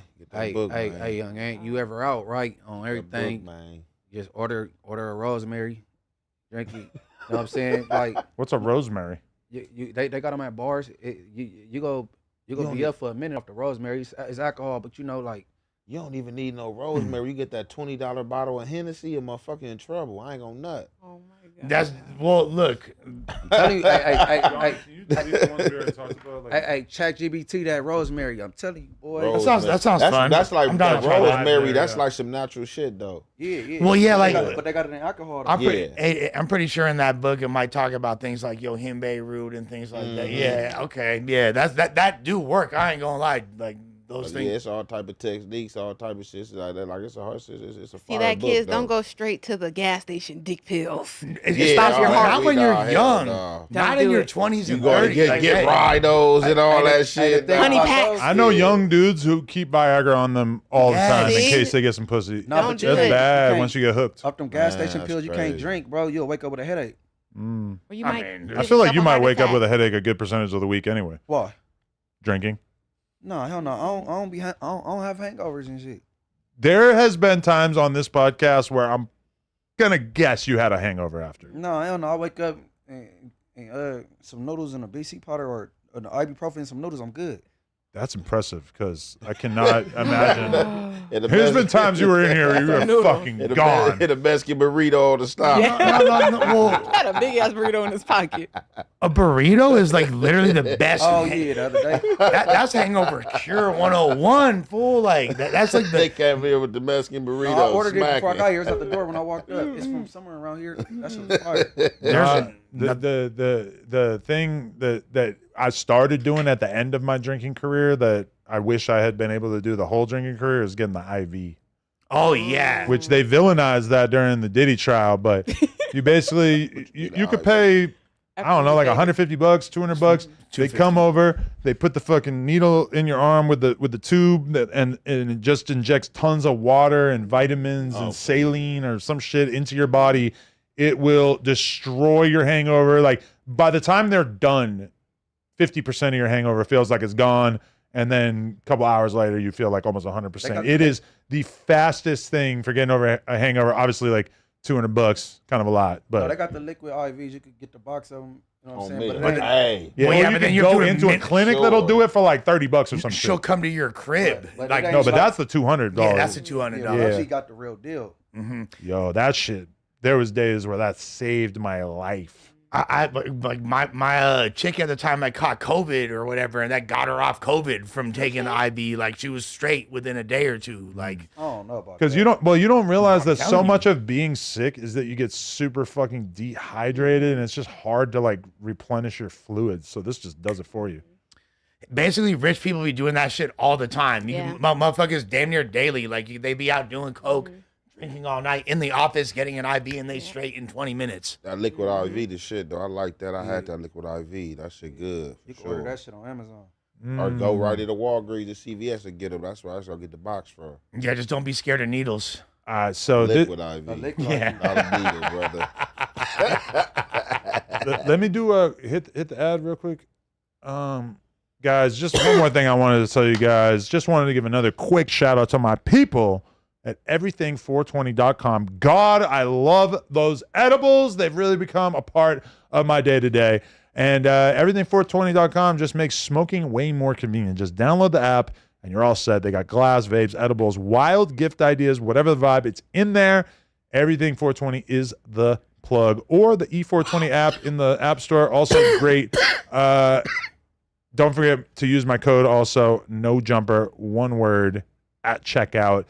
Now it's time for us to talk about something. I'm not sure how familiar everybody in this room is, but my good friend Desto Dub has a younger brother who I have been around for probably, about a decade. He's always just been around. His name is Pimp P. He's a smaller guy, and he is troubled, let's say. He's dealing with some issues throughout his life. I'm not sure exactly how to break it down or anything like that. And I'm gonna go off the assumption that you guys already saw the video of him getting his ass whooped, because for sure YouTube would not like that. But Pimp P, he's got music videos on the No Jumper channel. People have said that he resembles a stud, which there's like words hurt.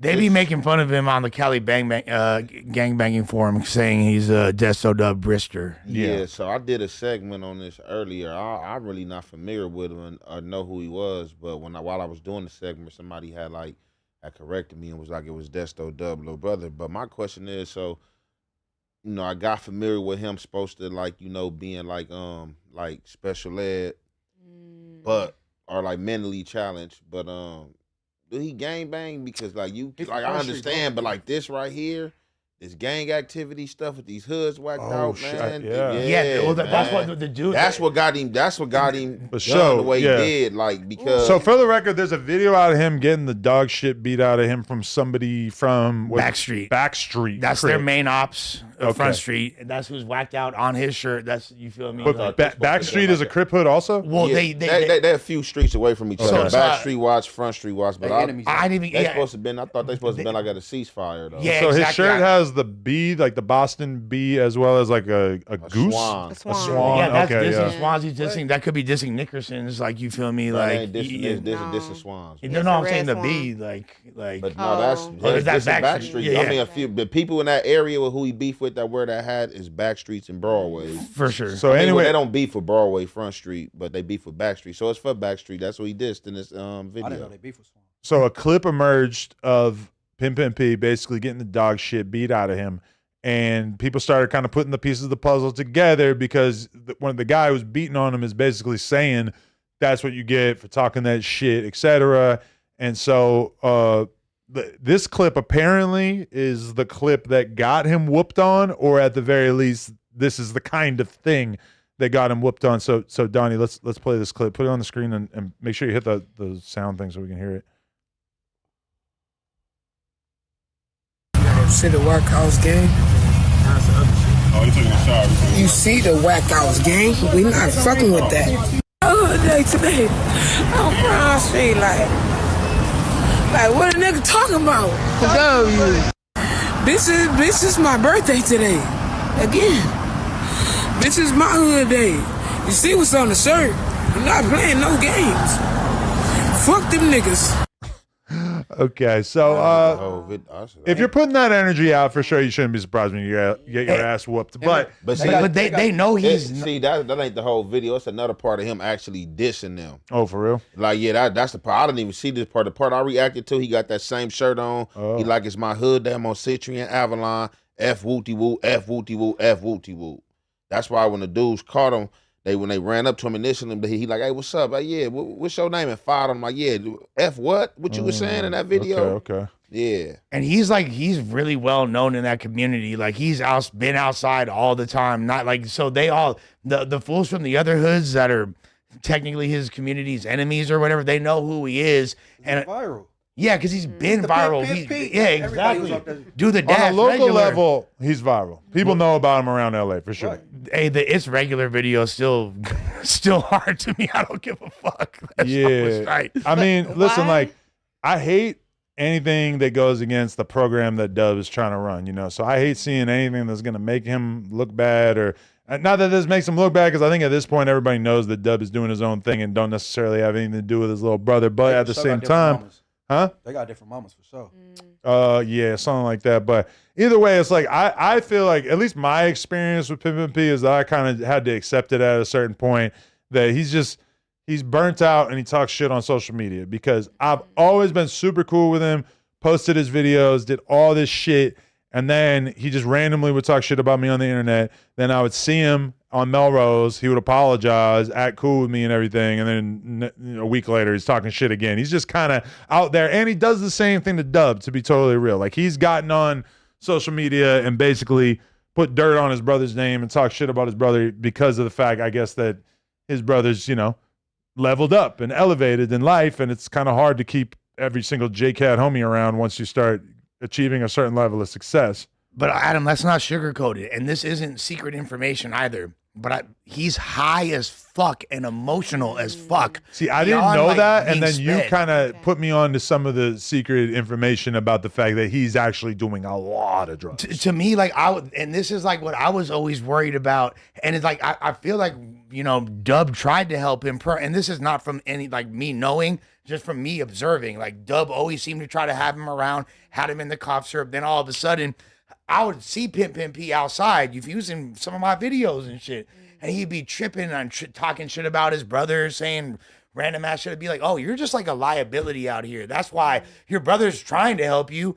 You're just refusing to do it. So I mean, that shirt alone is asking for trouble. And then I didn't even going on live earlier in that day and telling where you are and dissing people is you're inviting trouble to you. You can't be outside wearing some shit like that and It's think it's gonna be inviting trouble, cool. but that's kind of like the norm. People do that shit all the time, bro. Yeah, but I mean, the thing is that, and it's like if he was a normal person who wasn't dealing with serious mental health issues, then I would say that this was kind of disappointing because your brother for sure would give you a job, would help you to move into your own place to help to live a better life. But I know Pimp P. I don't think he's really going to just go get a job and live a normal life. I think he's fried. He's gone off pills. He's doing whatever he's doing. He's out here dissing people's hoods. Like Dub shouldn't take any fucking grief for that happening to his brother because his brother is doing all the stuff that Dub was smart enough to not do. Dub kept himself out of the politics. Pimp P at this point where Dub is kind of at the peak of his success, he's out here dissing people's hoods and basically asking for that kind of attention. But Adam, you've been around him. Like all it takes is you being around him for 5 minutes to know that regardless of the reason why, that kid is impressionable as fuck. I was about to say, am I the only one think he funny? He's hilarious. Oh, he's super funny, yeah. But he's not as funny as he used to be. This shit's not really funny to me. Like, he used to be funny. All that, like, when he was doing Pimp cosplay and, like, you feel me? Like, dollar bill to the end, just don't snitch on me. Okay, that part. was fire. The original video where he says dollar bill to the end, please don't snitch on me. And I never even, what is that from? That's from some song? Yeah, that's I don't need these diamonds to see I'm shining. I think that was released on No Jumper, actually. All right, for sure. But I'm going to be real with you. This is how much Dub cares about his little brother, is that I remember way back in the day, 2016, when I first was becoming friends with Dub, maybe 2017, but Ian Connor posted a video of Pimp P in the studio, damn near crying, rapping those lyrics. And it was like kind of viral, like in a weird way. Like it was just sort of, it was just like, who is this crazy kid who's getting super emotional singing this song in the studio? I never really understood where it was coming from. But either way, Dub, instead of saying, this is like how far ahead he was thinking, instead of saying like, oh, my brother is kind of viral, he's having this little moment, people are paying attention to him or whatever, he hit up Ian Connor and asked him to delete the video because he wanted to protect his brother. He knows his brother's not well in the head. He wanted to help try to protect him from the fact that he knew that people were basically laughing at him and trying to clown on him and shit like that. And that's the kind of shit that Dub was doing to try to keep his brother out of the spotlight, because I felt like he kind of knew that he wasn't ready for that attention, you know? Well, and that always has been the thing that kind of made me, that's why I never sat down with Pimp P and did a whole interview, a podcast or whatever. I wasn't going to just kind of use him for content or whatever. I think we did do the Exposed maybe at one point, and we posted some of his videos, but I never really was going to do the podcast with him and let him crash out and shit like that, because I know he actually really means a lot to Dub, you know? And I think it's deeper than that, too. I think he's being very protective, because think about this.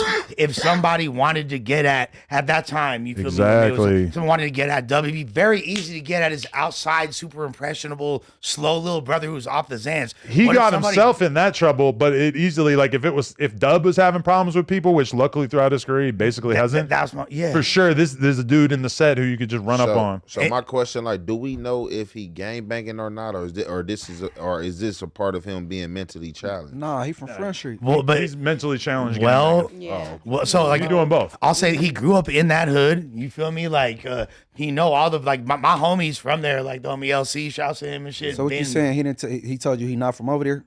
No, I'm saying he fuck with him and shit. Like, if anything, I ain't never seen him wear a shirt like that before. Like he doubling down. For sure. Like he got that shirt on, and he dissed the bud. That's hood day attire though. You don't wear that on the day to day. It's his birthday, so like you're doing that shit on your birthday. The hood day. No, he's calling the hood day his birthday. Exactly, but that was my whole point though. Is that's how impressionable he is. That was just probably him going outside and the fools being like, hey, it's whatever day, you feel me? 10 photo, whatever, you feel me? Like to like put on this shirt, and he's like, oh hell yeah, they're turned up. Give him a blunt, and he's your best friend. Like I've been around the kid. Like I've made sure he got home safe on multiple occasions, and he probably barely remembers type shit. Hey, you talking about LC with the studio?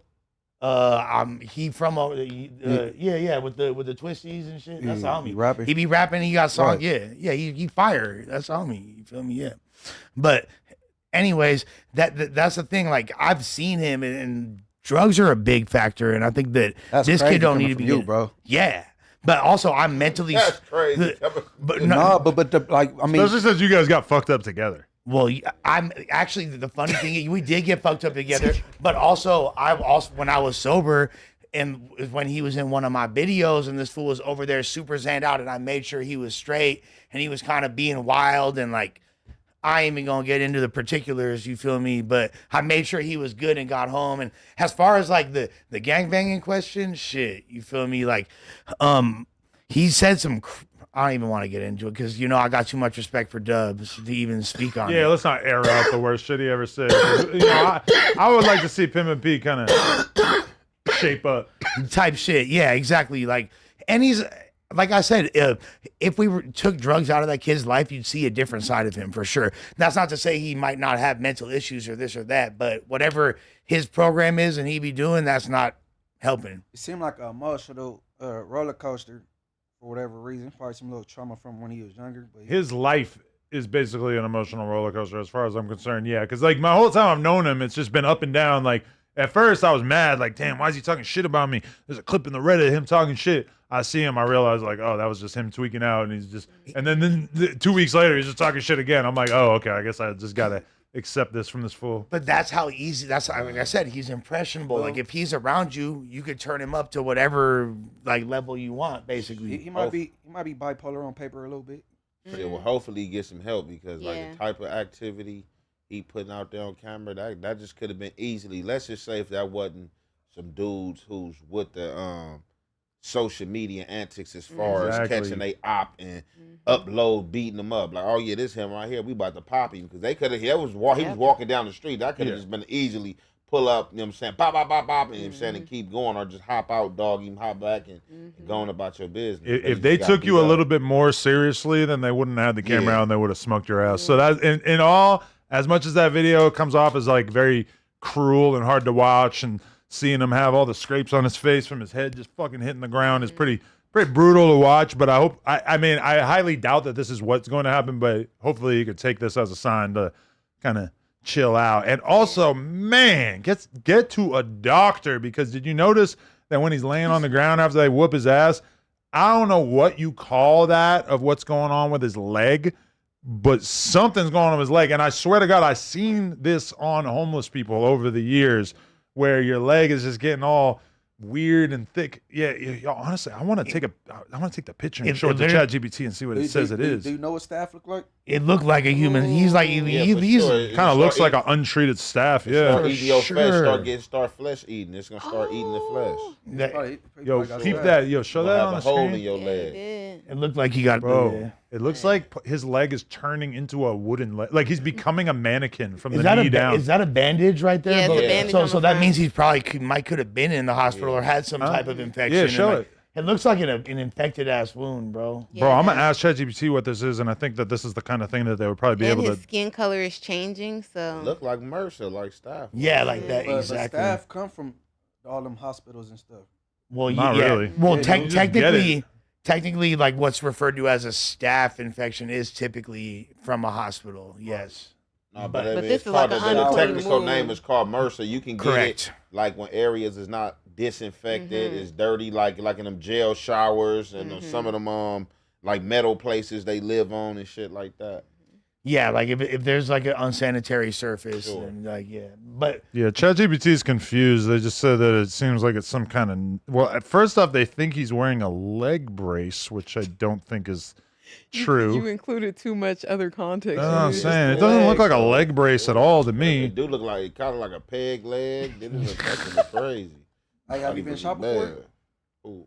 Him. Have he been shot before? I don't believe, not that I know of. But he's affected. He's like a smaller, frail dude. That's why people make the jokes calling him a stud and all that shit. He's not like, I'm not calling him a bitch or nothing like that, but like he's not a bigger dude and he's not super like mannish like that. So like him getting hit, he went down instantly. And I honestly, like Ant said, it could have gone a lot worse. So I guess it's not that bad of a thing, but still it was like sad to watch because I actually got love for that dude and I hope he gets better. Yeah, it's people saying it's a diabetic thing. That's really what I was thinking as well. And there's been times where I like got on the subway in New York and somebody had a leg like that with like a big ass open wound on it, and I had to walk out of the subway car and just get into another car because it was so disgusting. And that's fucked me up when I saw it because it reminded me of that smell, bro.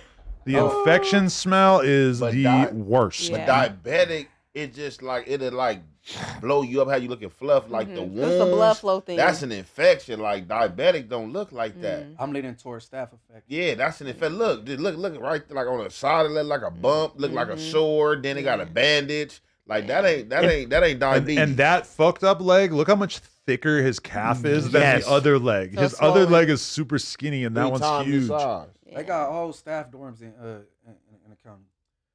Yo, I've had staff many a time. I got it a bunch of times when I was doing jujitsu back in the day, and then at one point I did jujitsu and then stayed up all night doing coke, and then I got a staph infection inside of my fucking nose, which is probably one of the grossest. Because you guys things. are rolling around getting each other's sweat on you. Yeah, that's why. Yeah, and that's why that's kind of part of why I stopped doing jujitsu because I had staph infection like 3-4 times. I was like, well, this is horrible. I don't want to do this anymore. So the fact is that common in jiu-jitsu? Some dirty ass mats. Yeah. And you're just sweating on each other and shit, you know? Like I gave it to another dude who like he knew it was me because we had been practicing one specific movement together where like I think I was like kneeing into like his arms like this, and then he got it on his arm, and then I had it on my knee, so I couldn't even deny it. It was so obvious that he had got it from me. How do you know he didn't give it to you? That's a good point, yeah. But yeah, I think he just like finessed you into thinking. I got it from you. I can't believe you, Adam. The whole time, 20 years later, you realize this dick. Yeah, I just take the blame. Fuck this guy. But this guy, meanwhile, is like way more serious about jujitsu and is like so clearly annoyed as fuck that he got this infection from me, and I'm like brand new. I've only been doing it a couple weeks. I don't know. It sounds like some like hazing. Yeah. Well, anyway, Pimp P. I mean, I'm not gonna tell you to drop your flag, but maybe cut it out with the t-shirts. He need to get away from the city. He need to go somewhere where it's slower. Yeah. Yeah. Less influences. Send him to Palmdale. No, that would be terrible. Shit, that's not gonna work. Yeah, it's too they ain't far enough. In Vegas, they ain't far enough. I said, Munchie, you gotta grab the mic and kind of turn it to your face because it's pointing in a random direction. Sorry. Yeah, he need to go somewhere where it's slow. You know what I'm saying? Okay. I wonder where, like obviously there's way too much going on for him, but like if he was gonna do that, it would have to be in a controlled environment. Still, he just needs like people that care about him around him for real. He needs like supervision. Yeah, like for real. Like, cause he's clearly not. And I hate to say this, like he's not capable of making adult decisions. Conservative. I hope he's okay. Like right now. Do you know how old he is? Under 30, I would guess, but I mean, I guess he probably gonna look like that until he's 40. Well, you know what's crazy? He could look a lot younger than he is. Like, I mean, like I would guess he like probably 28. Pimp P. Yo, speaking of people's brothers and Hefe, I just got turned on to your brother's music. Oh yeah, we watched it on the music stream. What? It was pretty good. Oh, which NBA 1? Yeah, NBA 1, who looks very, very similar to you. His music sounds pretty good. Yeah, you like his music. Why are you looking at me like that? No, it was just like somebody mentioned it. I looked at it, or I think I seen somebody in your comments. We played him on the music stream like yeah, 3 and I seen times people saying that too. Yeah, it's just hard.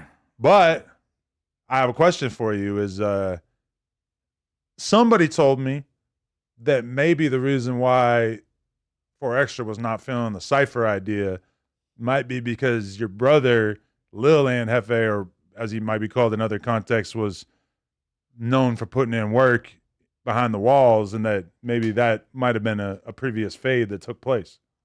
I mean, I ain't gonna. He said him and 4 Extras got down before. For sure, he said that. Off the back. Do you know what the result was? I mean, you know, I had to let you. I'll bring him next week and let you ask him. Oh, There's a shit. reason. Damn, I really look like a 4 extra hater.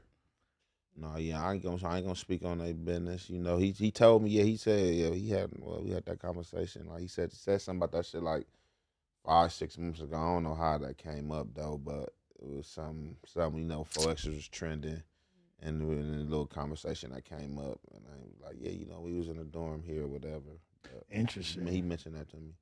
Interesting. Did you notice that 4 extra got a Nintendo DS tattoo? That's par for the course, I would say at this point. Yeah, like Dark big side. old DS across the stomach. Yeah, I've seen that. Oh, it's Dark not. side. Oh, it's the dark side. You know, Oh, man, I thought it was a Adam's- Nintendo tab. My man. bad. My bad. No, I'm just kidding. I'm just kidding. he's just trying to push buttons. Can we DS show it? Let's controller. pull it up, man. This is like, man. I'm not gonna lie, I got a lot of tattoos. This looks like probably like one of the most painful tattoos I could ever imagine. Just having walls of black ink in your stomach like that. Like, bro. I feel like he's Or like he has a high tolerance for pain. Clearly, he's dealt with some shit. I assume it's Dark Side 40s because of the name for. Yeah. Oh, look at you, Well, Sam. I used to live in his hood. Oh, look at this thing. That is a fucking heavy-handed, Yo, thick Yeah. Let's tat. put that audio on. It looked like Watch my page for the whole Actually, thing that of is it, the nigga. thickest tat I've ever seen in my Watch the whole life. vlog I got. Generally. EX, nigga. Berlin Avenue. From the beginning to the end, how this motherfucker is deep crit. Where the fuck is he at? Tell him where the fuck you at, yo. Come here, come on that right here, 11th and Main, bro. On that dead homies on Berlin Avenue. Zoom in on that. Yo, pause it for a second. Nigga, bro. Is it just me or is he getting fat? He looks a little. Oh, he's- I don't remember him having a belly like a this. little chunky. And it's kind of making me think like, oh, maybe the whole hand situation kind of put a halt to the burpees and whatnot. Well, I could. You know he can't do. I mean, he can't do Yeah. nothing with that hand for sure. Shit he eating. You know what I'm Man, saying? get on the treadmill. Oh, And also pay. He Yeah. could. That's to just maintain gonna even the- probably make it more though. Sweat with the hand. You got to clean that motherfucker. You got to do too much right now. His He belly just also, it probably looks so swollen that he looks fatter than he is because that The shit makes tattoo. your belly swell It up. does Yeah. look No, swollen but on like some of you the said, I'm parts. pretty sure he picking up weight though. Shit, eating because he ain't. Well, you can't really work out. Shit. But you guys- I'm not about to. I don't know Whatever what happened to be Pimp jogging. P's leg is happening to his belly. No, literally, it's raised up. He just cracked himself up. Shit's happening to his belly. Now, like y'all are all. I mean, besides Tam, y'all are tatted. Have y'all seen a fucking more heavy-handed tat than that in your life? Nah, that was Literally. it. I don't know how heavy-handed it is. I just know that I have never gotten a tattoo with that much of a wall of just black ink. That shit must Bro. have hurt. Yeah, the And shading he don't is get the worst fucked up. part. On your stomach too. Oof. That's a painful. I've seen hella gang. That's like a insanely thick tat. Yeah. Fool. Like, Yeah. Uncoverable. Yeah, hell yeah. And just like I said, just even the shading. The shading Once is the the that's what I'm worst. talking about. He got it The all done at shading's once insane. too. A lot of people would get the outline done, maybe fill in half of it, and I then would've come knocked it all back. out. How done. do you guys feel about people that are getting put to sleep now for the tattoos? Pussies. Yes? That's stupid. Pussies. Is it super expensive? I heard. Yes. Gotta be. You're getting anesthesia. Yes, 100%. It's expensive. I because mean- he just signed a waiver to do it too. I've gotten tattoos that were so painful that the whole time I was just thinking like, holy shit, I wish I could be put to sleep for this. So I feel it, but also like the idea of paying money for it, super sus. And then also, yeah, as much as I don't care about getting tattooed anymore, it does feel like that is part of the experience is going through the pain. So You're just waking up fully tatted, It whole just- body. yeah. It's just not authentic. You're not really. I mean, I like, got a high tolerance for pain though. that's what I'm saying. So like a tattoo is really nothing if you really been through something in life. Tattoos used to mean some shit. Now it's like part of marketing campaigns and images. Motherfuckers get signed in that same day. They'll be put to sleep and wake up with fully Yeah. blasted when they only have one tat before. That's some lame ass poser shit. let me ask you, Yeah. do you think like being tatted up has gone out of style to a certain extent that it's just not what Yes. it was? You know, think about like 2011, 2012, Wiz Khalifa. Like having a bunch of tattoos was like your whole personality. Like I'm not a killer. I'm not a drug dealer. I'm just a cool dude who smokes weed and has tattoos. That was like an identity. Literally, that was his entire thing to the point when Soulja Boy made his Wiz Khalifa / Currency type song circa 2011. The chorus was, I just want to smoke weed and buy shoes. Yeah. And then he was talking about getting tatted in the song. That's literally what the whole I persona just want to was. smoke weed don't and think buy tattoos- shoes and do what fly guys do. Why do I have that song in my head? I The don't best know. Soulja Boy Now song. that I'm thinking about it though, Wilson ain't got a tattoo big like that though. G Perico shit. Oh, yeah, you're right. You're right. G Perico shit chunky like I don't think tattoos are out of style. I just think it's not associated anymore with being hard. Like a face tat used to mean like, oh, this nigga, he's scary. Like, hold your purse. We don't get cool new face tat rappers anymore. For a while, you had Lil Xan with ZZZ and the dripping from his eye. You had Lil Pump with all kinds of shit on his face. You had Zan Frank with the Anne Frank on his face. It was like every week there was just a new crazy face tattoo kid coming out, and you don't see that shit anymore. Like, granted, like gangster dudes get tattoos and stuff, but they don't really trip about getting like super crazy face tattoos. Like that used to be the recipe for how you were gonna go viral. You got a crazy face tattoo, everybody pays attention to you for a few weeks, you're off to the races. It's also super weird that people are like, I still don't get going straight to your neck or your face when you ain't got your arms blasted, your body blasted yet. Like, that's super weird. Like, I want to be able to sit down. This is just me. I can sit down at a formal dinner. I could have, look, I have no tattoos right now. You feel me? You can't see no tats on me. I like that. You have to, the more clothes I remove, the more tattoos you finna see. Like, I don't know. To me, that visible tats means something. To me, like, growing up, the rules were you do not get tattoos on, like, you know, your neck or your face or your whatever, your hands, until you get your arms, you know, or like a significant portion of your chest, or you do your throat before you do your face. Then fast forward to like 2016, I'm around Lil Xan, a Lil Pump, all them. They're just flagrantly breaking the rules left and right. And I'm just like, okay, I'm just going to hold my tongue and not say anything about this because this is how you guys are living. But for sure, like that was like one of the most important rules of getting tattoos when I was young. I just told my homie the other day, fucking Kenny's dumbass. I had to tell him, he's like, he really wants his first tattoo, and he's like, I was gonna be on my neck. I'm like, what, fool?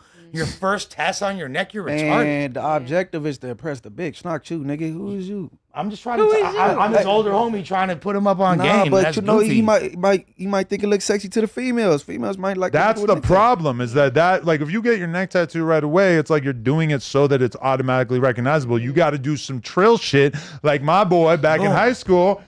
Hey, corniest BMX tattoo you can get during the 90s. You get the bike chain around your bicep. And then the homie would be in school for like 3 weeks after he got it with his sleeve rolled up so all the girls could see it. That shit was we used to make fun of him so bad for it. But that's like that's why it's like you get your sleeves and you get your chest done and shit before you get the rest of it, because that's like you proving that you're doing it for the right reason. I realize all these old school rules are totally out the window with the new generation. Well, yeah, because it's not like Hell's Angels, Sailor Jerry giving you like a fucking like traditional tat nowadays. But regardless, like, do you remember when fools first started getting collar rockers, like the tats right on above their chest, and then everyone was wearing V-necks? The hoop necks, yes. Yeah. That was the Wiz Khalifa era too, for sure. And guess what? I was one of those idiots.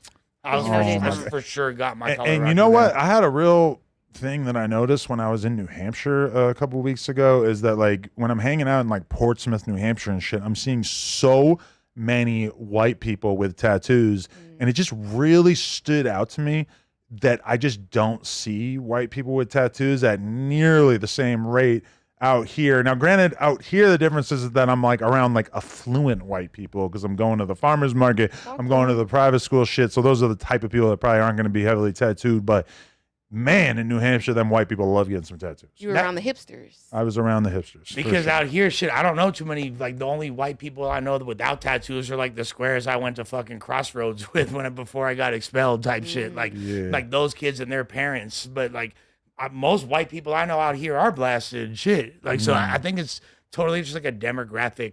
Well, Adam is around the old money whites. Yeah, that's what. Like that. No, but that was one thing I said in the group chat when I was in New Hampshire too. Is I'm seeing so many like white people wearing like shirts and like so many people that are clearly like into punk and metal and like weird folky type bands and stuff. Ooh, like Fleet Foxes. Stomp clap. And I'm just kind of realizing like, oh yeah, this is like white culture in a place where there is no other culture to really affect it. You know, there you go. There's not cool black music, cool Hispanic type music that kind of people tend to get into. It's like, no, this is white people left to their own devices. Or our fashion. So we're still going to play guitar. Well, because what's the closest metropolitan city? Boston. And that's already like considered for major metropolitan standards are predominantly white city compared to other big cities of that nature. And we stayed in Copley Square in Boston, which is like a very like high end sort of area. Yeah. And I was like very minimal number of people recognizing me until we then go to like the areas where it's a little bit more crusty record stores and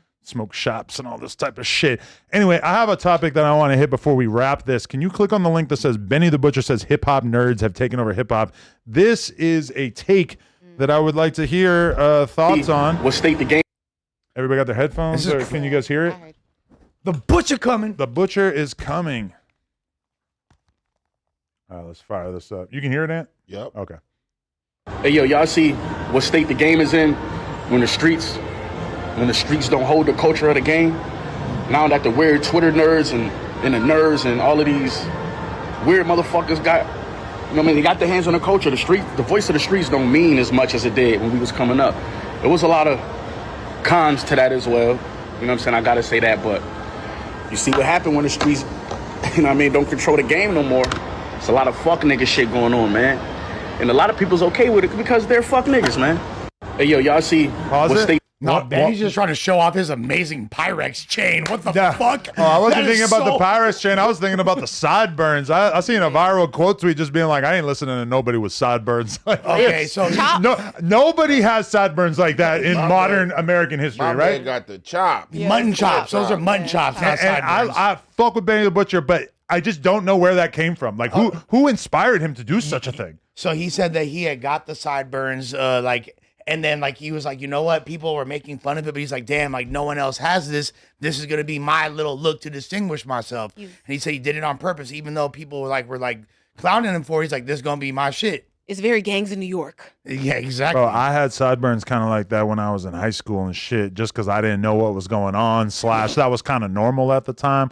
The fact that he's still rocking it is kind of crazy. But I mean, a big part of why this clip has been viral on Twitter and stuff is because people are basically quote tweeting it and taking it as an opportunity to tell Benny the Butcher that actually his fan base are the nerds. I mean, Which, if you're familiar with Griselda, if you're familiar with like who seems like they listen to their music or who probably goes to their shows, I think you would have to agree with that. They are like street dudes from upstate New York, but their content seems like it kind of appeals to the nerdier side of hip hop. That being said, I think that like one of the other most like prevailing thoughts on this is that like in some very meaningful ways, the streets are dead. The streets are irrelevant and probably will continue to get more and more irrelevant going forward. And they definitely clearly don't dictate hip hop in the way that they used to.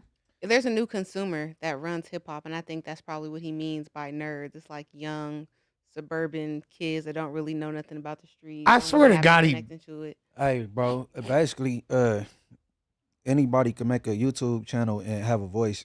Yeah. And they putting their bunk ass opinions on shit versus back then the streets set the standard for some certain shit to go on and go into music and shit versus take that Flacco got or some shit about some stupid shit. Yeah, exactly. And I feel like you can't really control who buys music because it'll surprise you when you go to some of these shows, just like, you know, going to some of the homie shows, like whether it was Sad show, G Perico show, like, I'm like, damn, this they fan base, you know what I'm saying? Perico show, 80% Mexican. You know what I'm saying? So that's a generous figure, more like 90. Almost nobody is making music for people like them. So quite often, if you're going to be a popular rapper, you're going to appeal for people outside of your demographic. Yeah, so that versus, I think what Benny the Butcher is getting at, I think he getting at like all, you know what I'm saying, the F-ish that's going on in rap right now, like with these artists, and every day they coming out talking about somebody else snitching.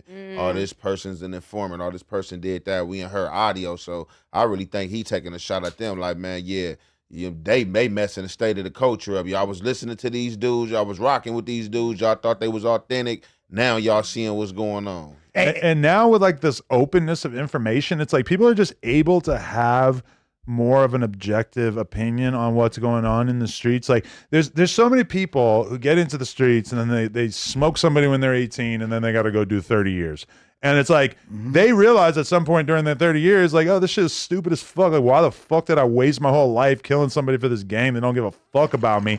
But then in comparison, like when you see somebody like Pooh Sheisty crash out within the first year of becoming successful, what do you see? You see choruses of people online clowning him and pointing out the error of his ways. Now, that doesn't mean that like the streets are completely dead or anything, but there's more transparency of information for people that understand how negative the consequences that come from this are. Plus, it's not a mystery to most people that the vast majority of gangsters tell once they get locked up. But like that's open for people to see. But you know who didn't tell? The guy who you just said his entire audience was predominantly nerds. Benny the Butcher, Black Griselda family, or sorry, Black Soprano family was under federal investigation. You feel me? Know that. Yeah. But they never got a RICO or anything? They were like literally under serious investigation. He was like, he faced mad charges, stood tall, never snitched, stood by the code, makes real street music, and is a great lyricist, bro. Yeah. And his fans are not just nerds, they're people that appreciate art. You feel me? Like, it just so happens that's like, it's all different types of people. But it's funny that the person with the quote-unquote nerd rap following kept it more real than all these supposed like respected gangsters. But I think that's the point, is that a lot of these people, you know, to use Megan Thee Stallion, cosplay gangsters, you know, acting type shit, they're coming out with this persona because it's easy to get fans with a face tat and a fucked up story. But then when it comes down to it and you get in the courtroom or you get in the investigation room, you tell, and it messes up that whole lore. Now all of the people that gravitated for you because of that is like, well, this nigga's weak. Like, well, what was the point of all of this? The weird part about it though too is just the fact that like hip hop is so regional. And when I was in New York doing those vlogs in the Bronx and everything like that, like I really was hearing cars drive by playing Griselda, which in LA would never happen. I mean, almost never happen. Less likely for sure. Not to say that they don't have anybody listen to them on Spotify or whatever, but for sure Griselda is not the sound of the streets out here. We don't have ambiance for that. Right, but on the East Coast, I mean, like, shit, you hear that BPM slow the fuck down as soon as your plane lands. Like, you're just, it's just not the same sound. And, like, one thing that always kind of tripped me out about Griselda is the way that people will revere them as real hip-hop and then shit on a Young Boy or a Pooh Shiesty for being, like, somehow indicative of, like, you know, hip-hop being, like, permanently and irreversibly damaged. The lyrical content, the themes, the topics being discussed are almost exactly the same. It's really the aesthetic choices that make old hip hop heads appreciate them. They're rapping to Alchemist style beats, and they're obviously putting words together in a different way, arguably a much more artful way. But I mean, the topics are essentially the same. It's just like Griselda has the kind of fan base that they have because they're able to put the pieces of the puzzle together in a way that appeals to people that are a little bit outside of hip hop center. I think the main difference between that generation rap and like a Young Boy is these are drug dealers and these are drug users. So it comes off different. So older people like that shit, that Jay-Z, Big Papa, I'm popping it, I got a yacht off the money and I'm living like Pusha T has been eating off that for years, being the biggest kingpin. To be fair, like I would say something like Pooh Shiesty, yeah, he's rapping about doing drugs, but he's also rapping about selling drugs. But then it's more like, you know, killing your ops. I feel like, you know, Benny might talk about shooting somebody, but it's probably going to be in the context of like a drug deal gone bad. He's not like aggressively murdering his opposition in his lyrics quite the same way. And they're interjecting the different references of the wrestlers, and they've embraced wrestling culture. They talk about stuff that is a little bit more funky, but for the most part, you know, thematically it's pretty similar. That's also because West Side Gun is like a straight, like masterful curator and is able to like. Are they still united? Yeah, they didn't like fall out. I felt like at one point it kind of looked like they were gonna. Well, you know, they're cousins. You feel me? Like, yeah, they're like, so they're family. Is Griselda as a whole still a strong entity, or is there some separation there? I felt like that seemed like it was happening at one point. Well, Griselda, to me, the most confusion I have about Griselda is we know that who the core members are, but then a lot of other people got brought onto the label and had projects released, and it's like, who are the members? Because Boldy James is on multiple Griselda projects. You know, he's the Stove Guys all over West Side Gun's albums. It's difficult to distinguish for me, like because when that amazing 5 mic album, What Would Machine Gun Do, came out in 2020 and was one of the best albums of the fucking year. You feel me?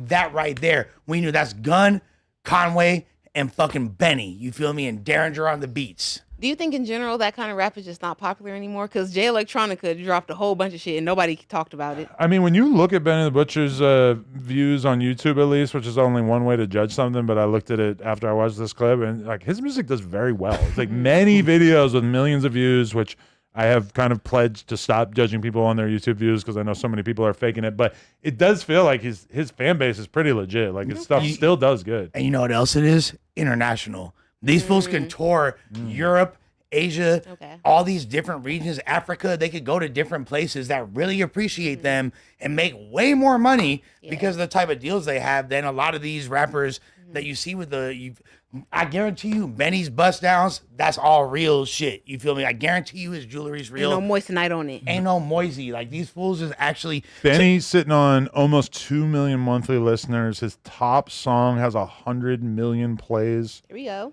It's pretty impressive. And here's what made Griselda to me cool, because everybody thought that underground rap was some dusty ass shit that only fucking nerds were fucking with, and just fools that dress like me. Nah, these fools are designered out. They got fucking bust downs. You feel me? They got hella chains. They look like they have the same attire, but like actually in a more fashionable, like mature way than a lot of the younger rappers have. But they're like they still have that aura. I mean, it's like.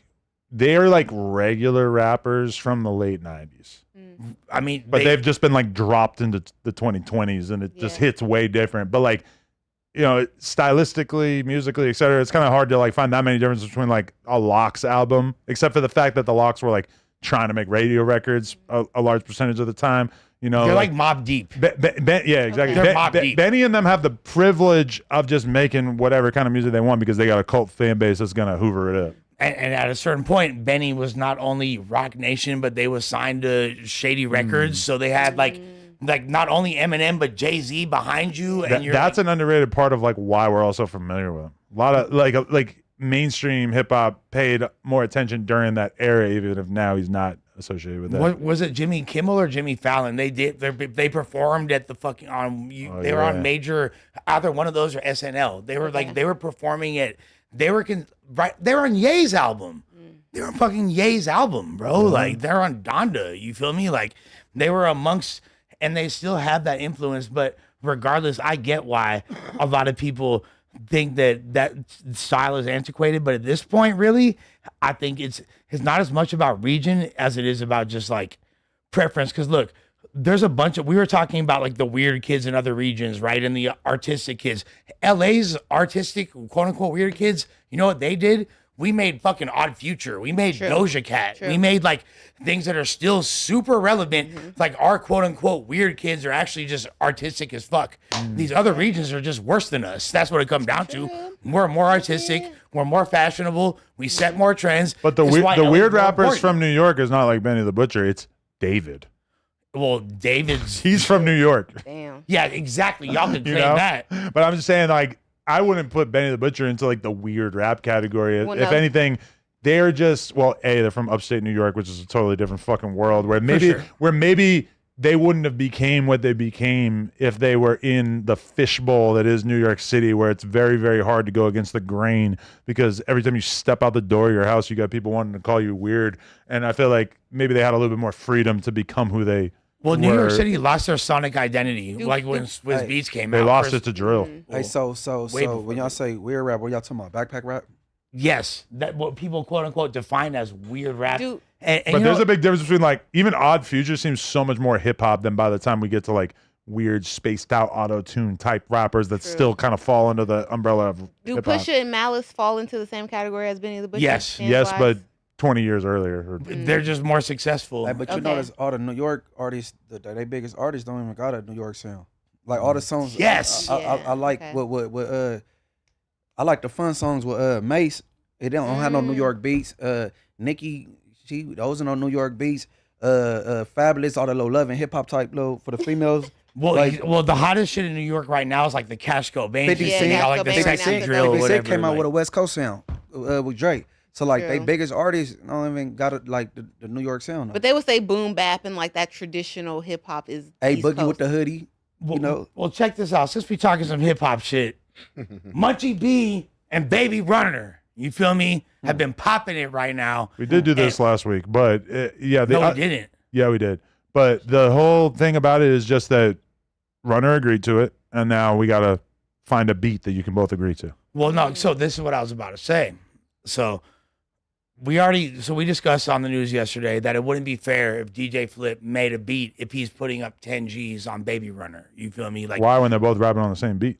Well, because it kind of just changes the dynamic. Like if one of the producers, he gonna make a beat to cater to his boy, bro. Did you hear what he was saying? But you have to agree to the beat as well.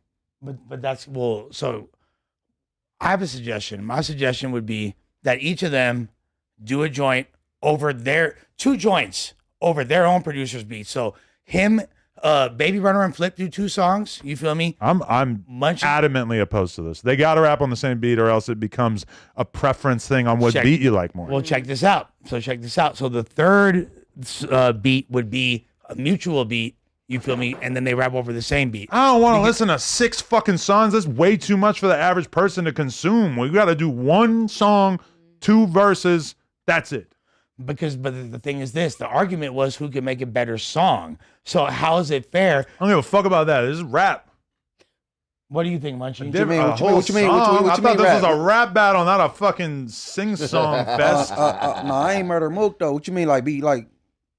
I don't even know how they stomach that shit. Rap like battle rappers, they be all close and shit and all that. But that's a different conversation. We're talking about like, do you see this as a competition for who can do the better verse, or like the rap better, or who can make a better song? Because I feel like that's way more objective. I want to hear 32 bars from each person. What did you mean when you said "I'll fuck Baby Runner over"? Because that's what sparked this whole thing. What did you mean when you said Definitely that? didn't mean songwriting. You meant rapping. I could both. He storytell, but I ain't heard nothing outside of that though. Okay, so and to me, that's where like, so we could totally do it that way. I'm cool with whatever. I love battle rap and competition, but if we're gonna be objective, if there's a few rounds, one of it is who can make a better song, and one of it's who's better on the beat. That makes sense. You feel me? And I think we're already making absolutely no progress on making the 1 song happen. So I feel like let's focus on 1 song, 1 beat, get them to both rap on it. If there's still some clarity that needs to be added, which I feel like we're gonna really like have an answer by the time that they each do a verse, then maybe we can follow up on that with more. But I feel like why overcomplicate it? Let's just. Hey, my boy Rance, he said he got 5. He putting 5 up. Like everybody want to gamble. Hey, I'm a gambler. That's what I'm saying. They talking about. Oh boy, DJ Flip said he got 10. Exactly. So that's crazy. I wish I had 10 grand. So that's why there needs to be like that's why there needs to be a fair judges. Like there's judges I'd like to suggest. For example, Geechee Gotti, I feel like would be a good judge. Matt Papa would be a good judge. Trap Lord Ross would be a good judge. It has to be non-biased parties that understand lyricism and not only fucking battle rap, but songs. I think we also got to let the chat have a strong vote. So 4 judges and the chat be the 5th, or 3 and the chat could account for 40+%, whatever. Like a poll? Yeah, you feel me? Yeah. And then that could, regardless. I'm down for whatever. Yeah. Do you see it as problematic if you rap over a beat that DJ Flip makes? Do you think that there's something inherently unfair about him making a beat, given that he's both rooting for Runner and has produced for him in the past? Yeah, I don't think it's my bad. If you got a recording process with this particular dude, you know what he, you know what I'm saying? You making like some beats, and it's gonna be more so like, you go on YouTube, so and so type beats. He knows exactly what this dude trying to, you know what I'm saying?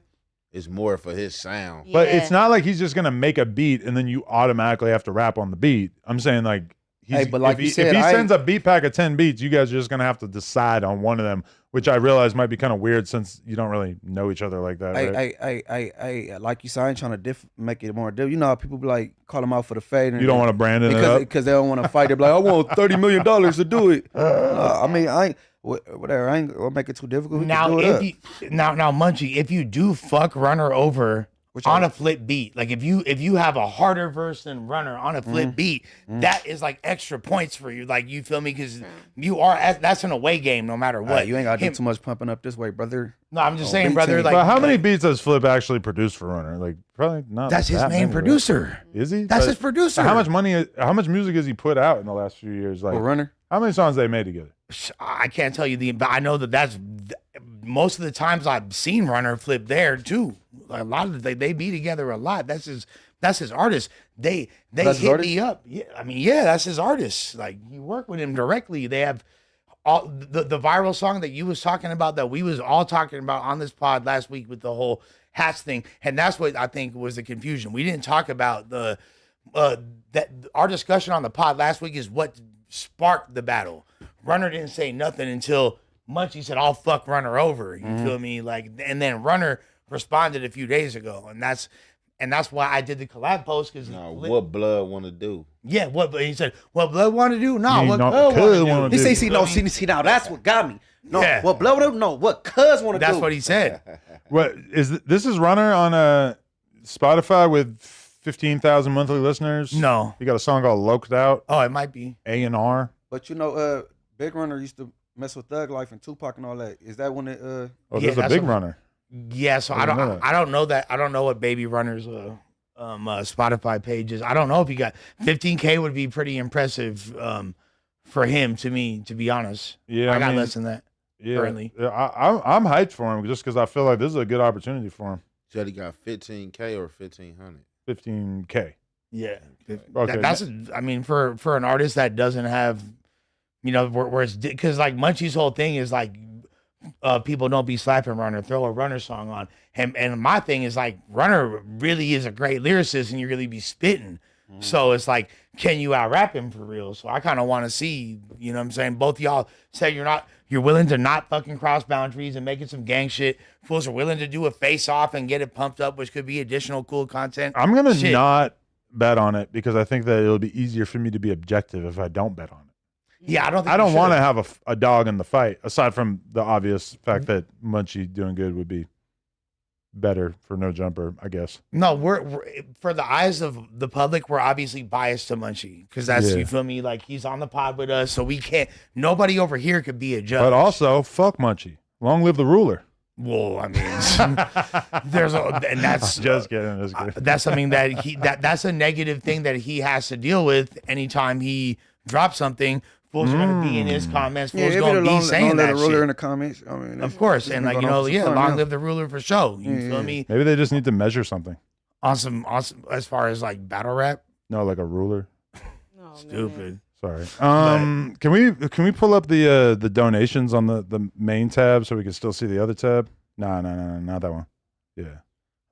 Honestly, I think this is like a good thing, and it's cool for the city too. Like this is like to me, based on where this I'm is from and really where big for the city, dude. Like this is big, dude. We need just anything to make people pay attention to LA is good. And on some rap shit and like gangs that typically don't have the best rapport to be able to do some shit, and like it could be on some hip hop shit where everybody can profit and get some shine from it. To me, that's lit.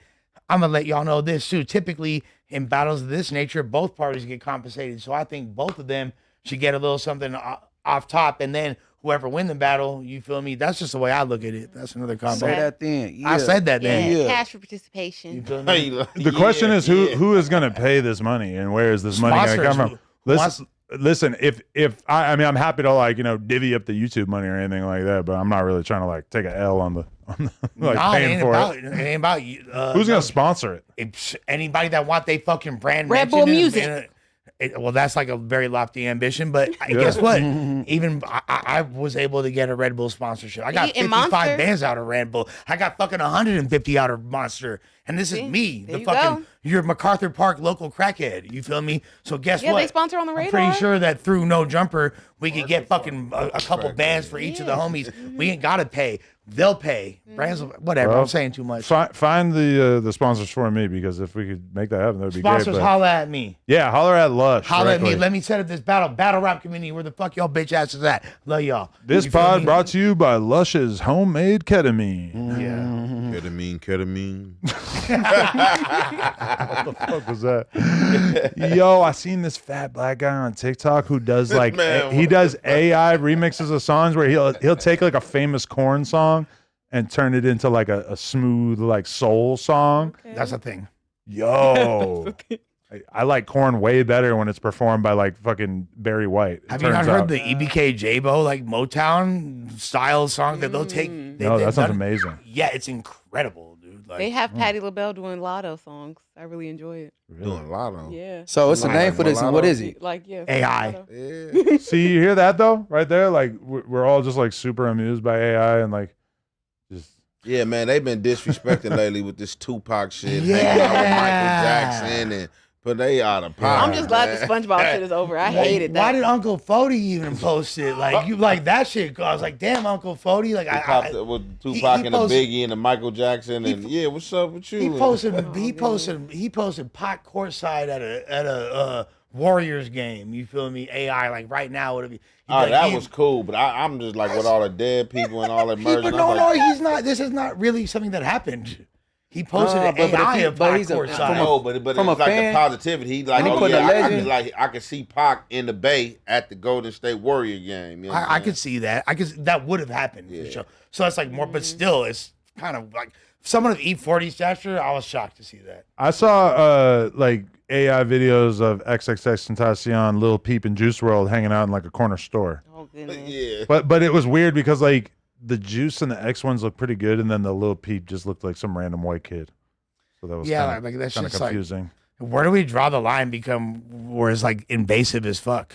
I mean, I'm so past even worrying about that. It's like this is just where the world's going. We're not gonna be able to stop it. It is what it is, you know. Fuck Skynet. I'm about to bust down some of these donos real quick. If you want to get your message heard, send in $5 with the donation, and we will read your message. Shout out to all of our new members. We got Keenan Johnson, Marion Smith, Gussie, Colin Urit, and then shout out to Drea the Virgo, who I believe was a Flacco op at one point, and now I guess they pieced it up and she became a member of the Whack Pack. Shout out to Drea. That's Drea. Assad Aziz said Adam on his hormone replacement therapy is a good start for his trans arc. Can you scroll up so I can read this? What's the Whack Pack? Keep it tucked and tooted 22. I'll see you in Valhalla, brother or sister. So basically, like the whack content like is a premium tier on No Jumper. So you have to pay $5 a month. You get all the interviews early, and you get your name highlighted in chat with the basketball nights, all this shit. But then if you pay $10 a month, you get the whack pod early and the bonus extra whack pods, which we have been slacking a little bit on providing. But we're gonna do some extra shit this week, so that's coming.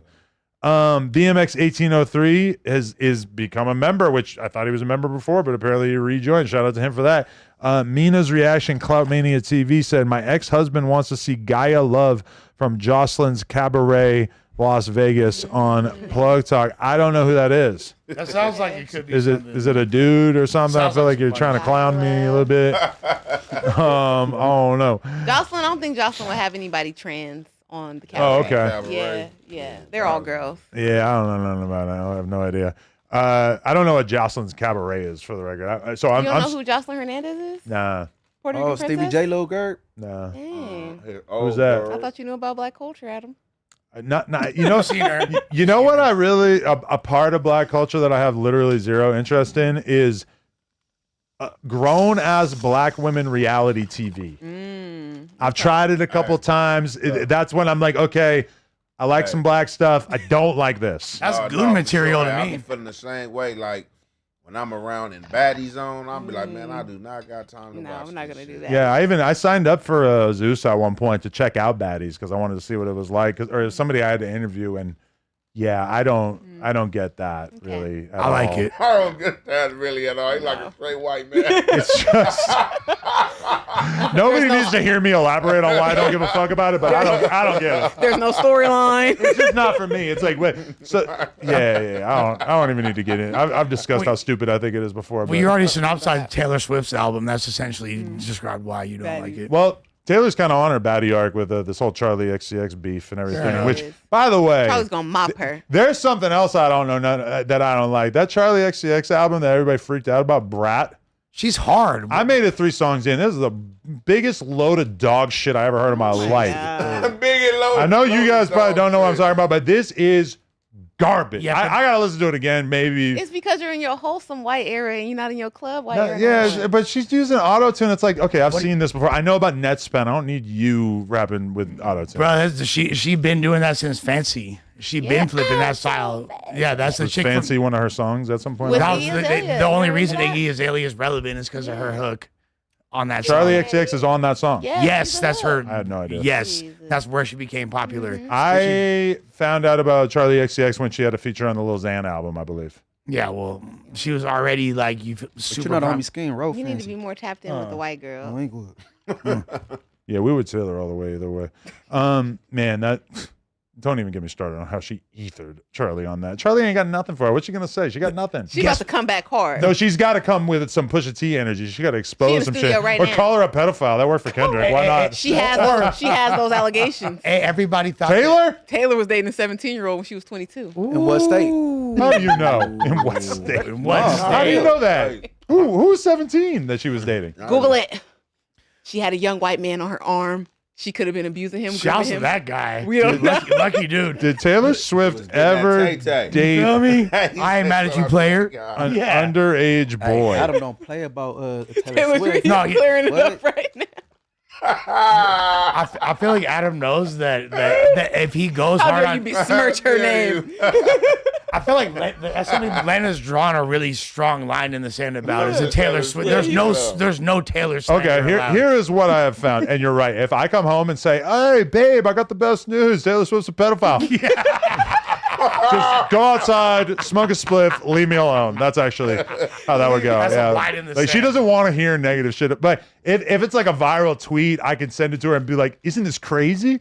But I can't be like, "Look at this thing that I agree with." No, that's bad. Like honestly, I made my life so much easier by being a Taylor Swift fan. But I said to her, she said she's kind of like, "Are you just faking liking the album to make me happy?" And I was like, "No," and I'm going to tell you why I can prove that. Because there's no way in hell, if you were a SZA super fan, that I could fake liking that shit. That's just better than hers. Yeah, SZA's way harder than Smoking Taylor on my Swift. X-Pac tonight. No. I'd rather listen to SZA any day than Taylor Yeah, Swift. let's tell Not him. even what? SZA to me is Are you like not fucking even music. It's just, What? she's just whispering on beats. It sounds. I hate it. Do you listen with to Janae Aiko? all of my heart. Not familiar with that artist. I cannot listen to it. I've heard a couple SZA songs that I like, but they're like poppy, like That's what she does. real anthem songs. Like no, She make bangers. I've listened to a lot of SZA. It's just whispering. There's nothing to it. Dude, she made songs about like cheat on your bitch with me. That was like her whole first hit. Like cheat. Okay, think I I don't got care it what all she's for it. singing about because I hate the way it sounds off rip. It's just I don't know. totally unlistenable to me. It appeals to my aesthetic and sensibilities. I'll say. Yeah, because you dick read everything in black culture. We know. Well, I mean, I like what I like. You feel me? I think This she's is Yeah, makes black music people. for the alternative black And girl. getting along with black people. Dude, if I Tell did- me an opinion or a preference that you have that goes against the majority This black is like opinion. the biggest thing No, ever. no, and just give me one. We've already done It should this. be easy. We already done this. It's very easy, bro. I don't Tell me fucking one. use loofahs. You feel me? Like I just use bars of soap to my skin. They do white that in people shit. private. Exactly. Nobody cares I about don't that. wanna I just fucking learned use a that was loofah. white people shit. When somebody I used a loofah for like a year and then I stopped and everything was the same. There you go. Everything that's how was- you call staff, nigga. There's a lot of but My loofah era was way after my staff era. there's a lot of like things that are not typical of black culture that I like as far as like metal music and stuff. Okay, you like white shit too. Yeah, I like white shit too that a lot of black people probably But wouldn't. something that you don't like a beloved black. Like I just said, I don't like SZA. That puts me like SZA at hard, odds though. with like mainstream black culture. There's a lot of fool like shit like Some black shit you really don't like. You don't like scissor? You don't like macaroni and cheese or something? Welcome Make back it to the easy. podcast. Hell no. I love mac No, and I've been cheese. here. I've been the whole time. I just said I hated her music like a million times. Yeah. What don't I like about She it? called me a culture vulture, but also Okay, so y'all got a She little called bit. me a culture vulture. she did. Hey, I gotta be honest. I stopped watching as much hoop as I used to. Like, Okay, you don't care about basketball. All right. I still like it. It's cool. Like, I'll go to the game, but The I don't fact really that that's care the best thing you can come up with is pretty crazy. Hey, it Bro, seemed like you was trying to think hard over there. You really love the trying to- black. It's like I like basketball less than I did before. What's like yeah, there's like black artists that are beloved that I might not be huge fans of, but like I don't know, like shit. I guess just can't think of one. You don't like the Isley Brothers? Hey, bro, you grew up in a I black do. I culture, love bro. the Isley Brothers. I'm trying to help you. What am I not supposed to like? Man, It's not. No, it's your preference. It's not what I you're know, not I'm supposed trying to to- like. It's what you I'm actually trying don't to- like. I like it. I don't want to say I like it all. All right, this because is your that's homework. I've never done podcast homework before, but this is it. Okay. It's gonna make me look so bad. It does. Nobody gives a fuck. Eastside Trey said, "Shout out to Tam Kurger. Ka looks scrumdiddlyumptious. Ka Oh, Yeah, we won you scrumdiddlyumptious." over. Okay. Shout out He to spelled you, it so Trey. crazy, but shout out to V Chaser. I am not. Oh no, V Chaser. I'm not going to read your message here because you will not talk down on the set. Big Papo said this cast flows way better without fake phone. Keep him on the news. No need for him here. Hashtag fan opinion. Okay, well that's an opinion. Yeah, We don't don't do him like that. don't necessarily Shout have to out to agree with that, but. Shout out to Ricky. Lil Trap Star said, or Lil Trap Star, welcome to No German Members. Appreciate you. Mr. John Doe said, that sorry N-word flip should have been off. He was never a good fit. God damn. All right. Well, that's a preference. That's an opinion. boy, Ricky. Yeah, don't do him Kitty, like that. Kitty said, West Coast music is poop. Munchie B is the best rapper out there for sure. Philly. And you're best rapper Skrilla right now. You feel me? Shouts to Philly. Shout out Yeah. 6'7". 6'7". Choosing one. Welcome to becoming a member. Most official said if Taylor Swift wasn't white, she wouldn't sell nearly as much. Stop comparing her to black artist, Adam. Only reason she's in the combo with Beyonce. No, also she's like 10 times more popular than Beyonce. And I feel like if Taylor Swift was black, that she'd probably be way more popular. Fucking, there would be such a wider audience for her. Like. You know, Oh yeah, black people really would have loved that Tim McGraw ode that she did that made her popular back in the day. Okay, well, I mean, for sure, she grew up in white culture, and everything she's ever done has been like basically because of her Taylor fire whiteness, though. We ain't but trying to hate on Taylor. If Taylor was a quarter black, she would be more popular.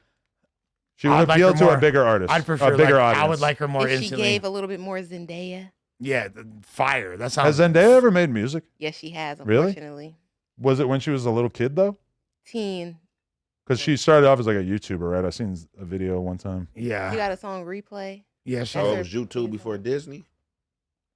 I think around the same time. Probably, yeah. Same Yeah. time. Shout out to Zendaya. She's Do I say fire. Daya or Daya? Daya? I would say, yeah, Daya.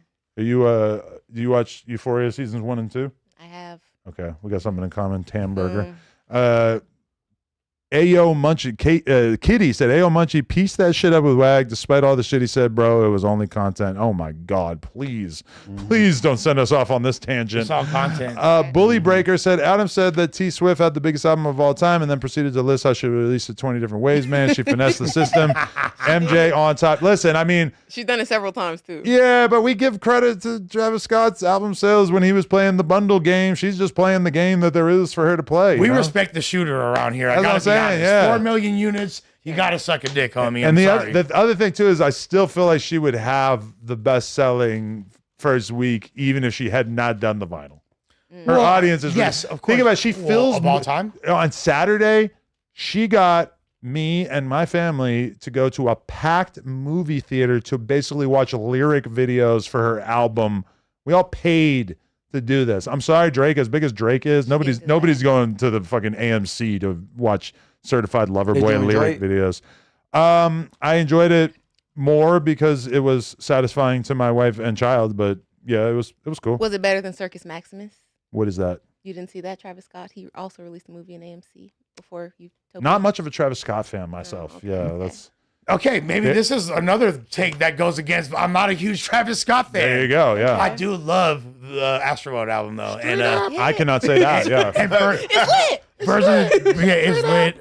Birds in the Trap saying Brian McKnight was an amazing tape. I no longer like him. Astro World for me was definitely like one of many pivotal moments for me where I realized that I was losing interest in mainstream hip hop because that is a very, very famous album and I do not give a fuck Really? about That was it. so, because there's so many like chopped and screwed throwback tracks that have a straight H-Town vibe. He really like Californication? You don't like Californication? Houston Fornication? I don't even like the Red Hot Chili Peppers song Californication. Damn, Adam. You're not a real white man. No, yeah. He's not. They are one of the gayest bands ever. Mr. Bacon Man said, and sent $10, by the way, said, Adam's suggestion, read Super Chats somewhat throughout the pod. This will in turn allow some of us to send more as rebuttals to your response. That is a good point. Okay. But also, I mean, usually a good pod for us, we just kind of get going and interrupting to read out donations. I mean, you treat it like the movie credits. You just read at the end, huh? yeah, I mean, I feel like reading it throughout is That a makes little, sense what that person just said. it's a little distracting. You're Yeah. good. It's just a headphone. Tom Cruise Mom Shoes said Munchie B's favorite Taylor Swift song is Bad Blood. No, you could say that when you battle Runner. You could say like, I fuck with Taylor Swift, but I could never be a bad blood. Ooh. Damn. Like that, yeah. Right, Adam needs Even though you don't get it because you probably never heard that song. No. That's a bar. I'm not gonna lie. I get it, but I can't use it now. Bad Blood They had got Kendrick fed to on me it, by the right? chat. Yeah, well, I'm mad that he's not using my bar that I've suggested 7 times by now. yeah. He'll be all right without That'll us. be all right. I think it would have changed the dynamic. Oh, also he said, never forget Lush is a known NK sympathizer. Ant, how can you fall asleep next to him knowing that? Yeah, it's true. We should definitely, for sure, like keep that. That's a very solid point. We need a deep dive into Lush's NK history. I encourage it. Yeah? I encourage it. What the I fuck is encourage the that? deepest NK. dive. NK is something that you might sometimes see Hispanic gang members tag up or rep on their Okay, I social figured media. that's what you was getting I at, would never but- say something like that is cool. What the fuck I look like? That shit sounds stupid as hell. I'm against killing really anyone for their religious for their race. So sure that's out. Do it. Hey, do a deep ass dive. Bring all that out. Bring it whatever you got out. Play Kitty with it. also said, Adam, are you going to speak about them cheeks that R&B was bouncing around? Wax said, bet, so bet, please. Yeah, I mean, I'm going to be real. Wack posted a video of him and R&B catching a workout, and if his intent was to convince us that she does not have a BBL, then this was a poorly chosen video because that shit was kicking. I love it. I think it looks great. I'm going to be real. We got to do a scar check because anybody who's real familiar with BBLs knows that there's scars. Well, I'm not going to weigh in on this because Wack already threatened for me for my statements about R&B in the past.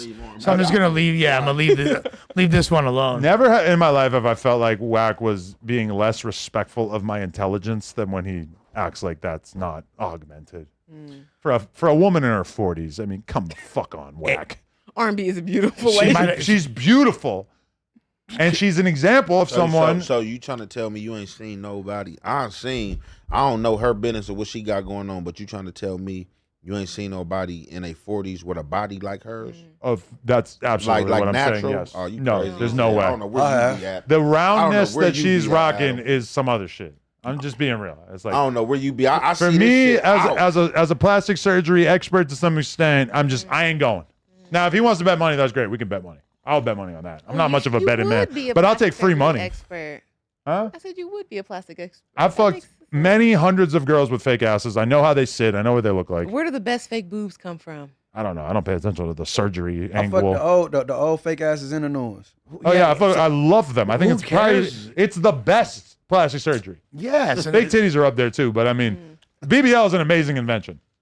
Shouts to everyone, all the women getting their body done, doing what they want to do with it. You feel me? There you go. Be independent. You feel And me? our natural queens. Yeah, I natural assume. queens. I assume. I don't know. Haven't I'm really. gonna wait. I'm waiting until I Hey. get old to get plastic surgery so I could be fine in the casket. A little MILF and all that. Man, we got some old ones too. That bodies look like a BBL. That ain't a BBL. My girl got hell ass. She ain't got no BBL yet. You feel me? I feel like if you make it to like 40 and then you get the plastic surgery, like you some fake boobs or something, you're gonna. Lush, when when your father passes away, is there a BBL in the future? Definitely for sure. Dad, stick around. No. I think he will find solace in knowing that. You should tell him that. He will probably pay for it now. Still, like if I really, like if he got to see it, maybe you gotta let him take a ride though. You know what I'm saying, like, what?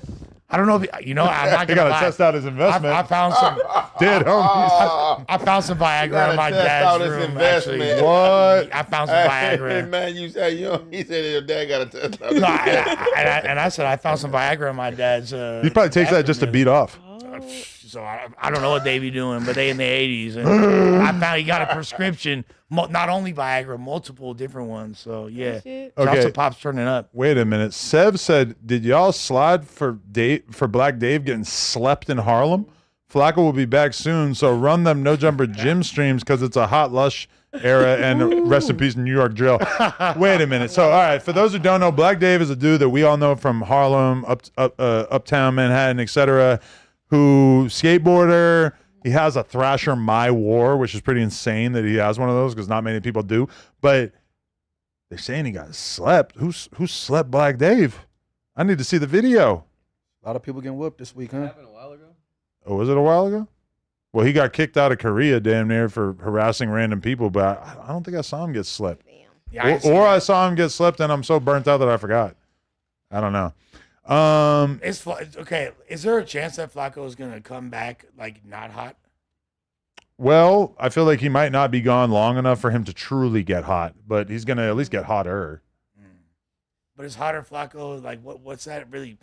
We need to see hot Flacco for it to really be. Listen, I'm so unbelievably ready for the hot Flacco era. Wait, I think. Ready. All right, so I guess don't show this on the camera, but hit the X so we can hear it. Okay, where? Let's walk away, man. Where? 155th Polo, bro. What? Polo. Come on, bro. What you reaching for, bro? Is he banging his head? No, you reaching for some shit, huh? Come on, bro. Reaching for shit, All right. Oh. Come on, bro. Oh. Damn. You okay, bro? Bruh. All right, bro. Yo, it's over, bro. I tooted and booted. Yo, wait, how long ago was that posted? Oh, it was over a year ago? Yeah. God, how the fuck? I probably did know about it and just forgot about it, but damn, they knocked my boy out. That's this dude, Black Dave. Remember I was saying that the first Ice Spice piece of content was on No Jumper? Yeah. He went to her neighborhood and did a whole video with her and everything. I didn't know that existed, though. Damn. Poor guy. Where's that? Oh. He's Shit, if it could happen to Pimp, it could happen to anybody. At the end of the day, Man, happened to Pimp.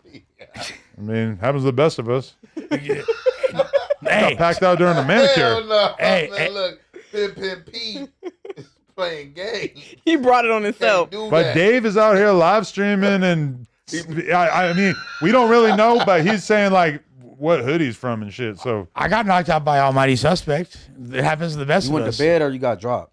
while his dad filmed. Hey, I saw man, stars. I don't even lie. That seemed like a fake fall. That Like you you was like, flopped? man, let's just get this shit over. Nah, that was just a man down to give up. It's, you know what? Get this shit over It's because with. that was round 3. That That was was round round three. 3. That was round 3. I was done after round 2. Hey, I look, was like, for real, niggas be doing that. They be keep falling so the fight could be over. Some Lush took niggas- his own back fade. They play dead. For sure. He had to get back for the other guy who just got knocked out that he didn't remember at that moment. No, because after the second time, I was like, all right, we good. He's like, nah, I'm a habitual fade ducker, right? Da-da-da-da. And I was like, all right, Oh, fool. he was really mad. That was after the second one. And then that's what y'all seen. So was what the part first 3. 2 rounds go like? If that was the third one went They didn't go horrible- much different. I ain't gonna say they went like significantly different. You okay. feel me? Like I got knocked on my ass 3 times. Fool. You I'm not feel gonna me? lie. I've heard people basically say that like Crip Mac be fighting like that. Just like throwing. But he won't turn down a fade, but he'll kind of like get knocked down and then he sort of like be acting like he's more hurt than he is. Like he's just kind of doesn't maybe have his whole heart in it at a certain let me point. explain though. That Which I'm not saying that's true. No, but That saying shit people worked, said though. that, and I'm sure. But he went on record like because Braves was one of the ones that was like he was in the dorm with him and he was like, man, he was in there yelling and shit, all like that. Like when people was like getting on him, okay. and Crip Mac came out and was like, shit, so what? But I caught my phase, or I caught all my phase though. So he admitted to it, but he said he caught all his phase. No, actually, he lied at first, and then Brick Baby backed this lie, knowing it was a lie because he was right there or in the dorm. You know what I'm saying? Which then Brick later revealed. My thing is this though. I thought that fools are supposed to respect whether you win or lose. As long as you fight, you fight. You feel me? I used to say that when I was young. As long as you get down, you got to win more than you lose, bro. Apparently you're not wrong. No, but that's okay. Apparently that's in the rule. MMA as well. Do you remember when Jose Canseco had an MMA fight? Yep. He tapped the strikes, and it's ugly. Like, ain't nobody giving you no respect for doing that. But that's also like, but he's like that's first of all old ass unroided. If this is Jose Canseco circa '92 Bash Brothers era, roided up, he's probably gonna not tap out that quick. Hey, if Jose Canseco and Pimp P could get knocked out, then it could happen to anybody. And Black Dave. Hey, I'm Jose Canseco mixed with EBK J-Bo. Ooh. That's all I gotta say. I'll leave you with a halo. People gotta stop playing these games. And my sandwich needs some mayo. Hey, and they go play because you got me to my Sheisty myth until somebody breathe on them. It could happen. No, for sure. That's just how that other big eye little ET creature dude. He just got caught slipping. I think y'all had him up here. Who? What's his name? The dude we was talking about in the chats. Remember I was telling you, like, he be dissing people hoods and they caught him slipping. He got whooped on. What's his name?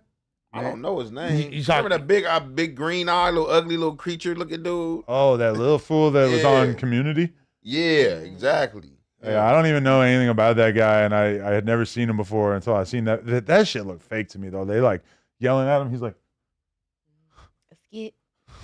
it's hard to tell nowadays sometimes.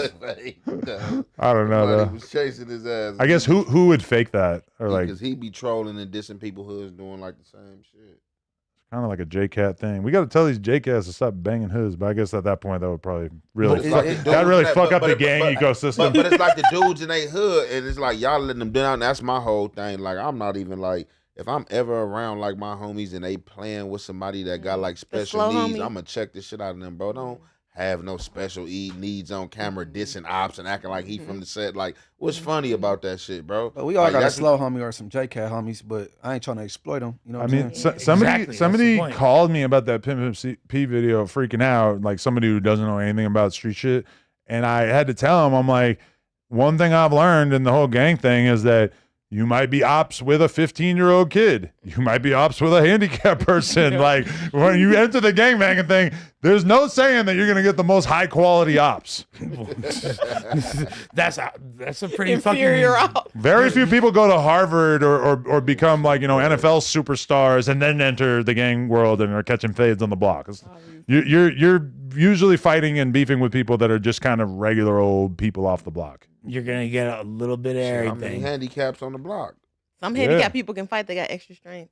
Oh, shit. It's like, he's a different kind. I ain't seen a lot of handicapped. Like, every now and then, it might have been one or two growing up. And ain't a lot of handicapped people in the neighborhoods. But you like old or something. Like young handicaps. Yeah, once you reach a certain age, though, and fools like start getting into accidents and this or that, or get shot or this or that, and then, a lot of ways to become more retarded, yeah. For sure, the retards from my high school were not the types who were going to join gangs. There's God. Shelter. They would have. Retard. Hey, you don't know that, though, because if gangs were around, they might have been down. Exactly, for the camaraderie. They had games out there in New Hampshire, man. You got to get it set off. No jumper. Like they have motorcycle gangs out there. For sure, there's some. Not where I grew up, but for sure in New Hampshire as a whole, yeah. Yeah, there's. I don't remember ever. HA cracking off out there. Honestly, though, where my mom is from, Laconia, that's like the spot where they would have all those crazy motorcycle meetups and shit. So I would see that once in a while out there. All right, we gotta keep doing What chapter you from, brother? All right, Q Nahanas sent $10 and says, shout out to Lush, Ant, and Munchie. Love to see N-words beat the system and get the bag. Crazy. I noticed I wasn't in that. Shout out to you, though. Crazy. I heard about Munchie all the way in New York from a chick named Taryn. Real N-word salute. Keep this cast and add sus. You know a Taryn? Yeah, I know two Tarens. I know two. Your past to work? One more time? Was that your past to work? No. Don't snitch. No.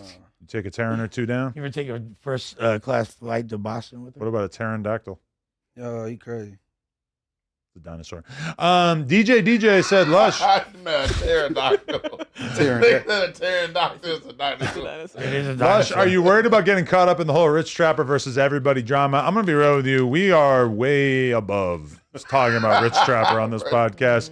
We have to do less beefing with bums. That's the only thing that separates us from those other guys, the zesty ones, the cripples. They're the ones who beef with nobodies all day and think that it's going to get them some views. We got to elevate. We got to talk about good topics. We got to find new guests to interview. We are not focused on the past. Agreed. Bully Breaker said, speaking of Sneeko, how y'all feel about Adam saying he doesn't believe that the government dropped gun crates and drugs in the hood back in the day? You're tripping. Most definitely did. Yeah, The pressure is on you to find any sort of evidence of the government dropping literal crates of guns and drugs. I can understand the argument that the CIA funded groups who ended up essentially sending coke, but you're saying that the government dropped off crates of guns and drugs in the hood. I would love to even hear from one person who has a memory of Sure. this. What about Barry Seals?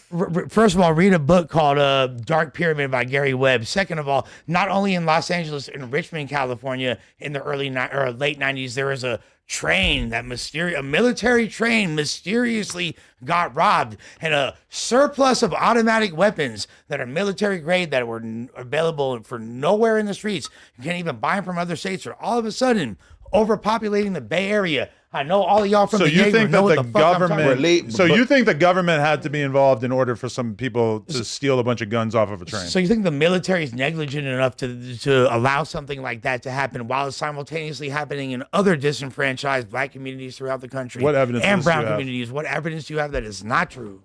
Well, the burden of proof is on the accuser, for the record. Well, Read Behold the Pale White Horse.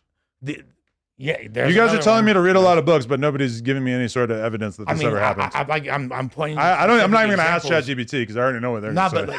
I'm just say no. Your co-hosts are fucking fried. Fuck no. No, I already asked ChatGPT. Spoiler: there is no evidence of this. Now you could say that the CIA funded or had these groups that were involved. They were funding groups that were trafficking cocaine, and a lot of it may have ended up. But they had a specific agenda for funding an overseas war in Iran. You feel me? Okay, but again, this person donated and says, I'm crazy because I don't believe that the government dropped off crates of guns and drugs in the hood back in the day. They was dealing with Freeway Rick Ross. You don't think that? Yeah, that shit. So as far I've had conversations with Freeway Rick Ross, and never has he said that they were dropping off crates of guns and drugs in the hood. Have y'all discussed this? What you mean? Well, I feel like he probably would have mentioned that. In this case and all that, he was dealing with the CIA. A lot of the drugs that he had out here, he brought the shit to the West Coast, and he was dealing with the CIA. Who was his That's plug? what he was dealing with. What was He should have mentioned that in the interview. What's What are the you talking entire about? show Snowfall about, dude? What is the entire... Okay, so now you're telling me to watch a TV show. You've given me multiple books and a TV show that I have to watch, but no actual proof or any...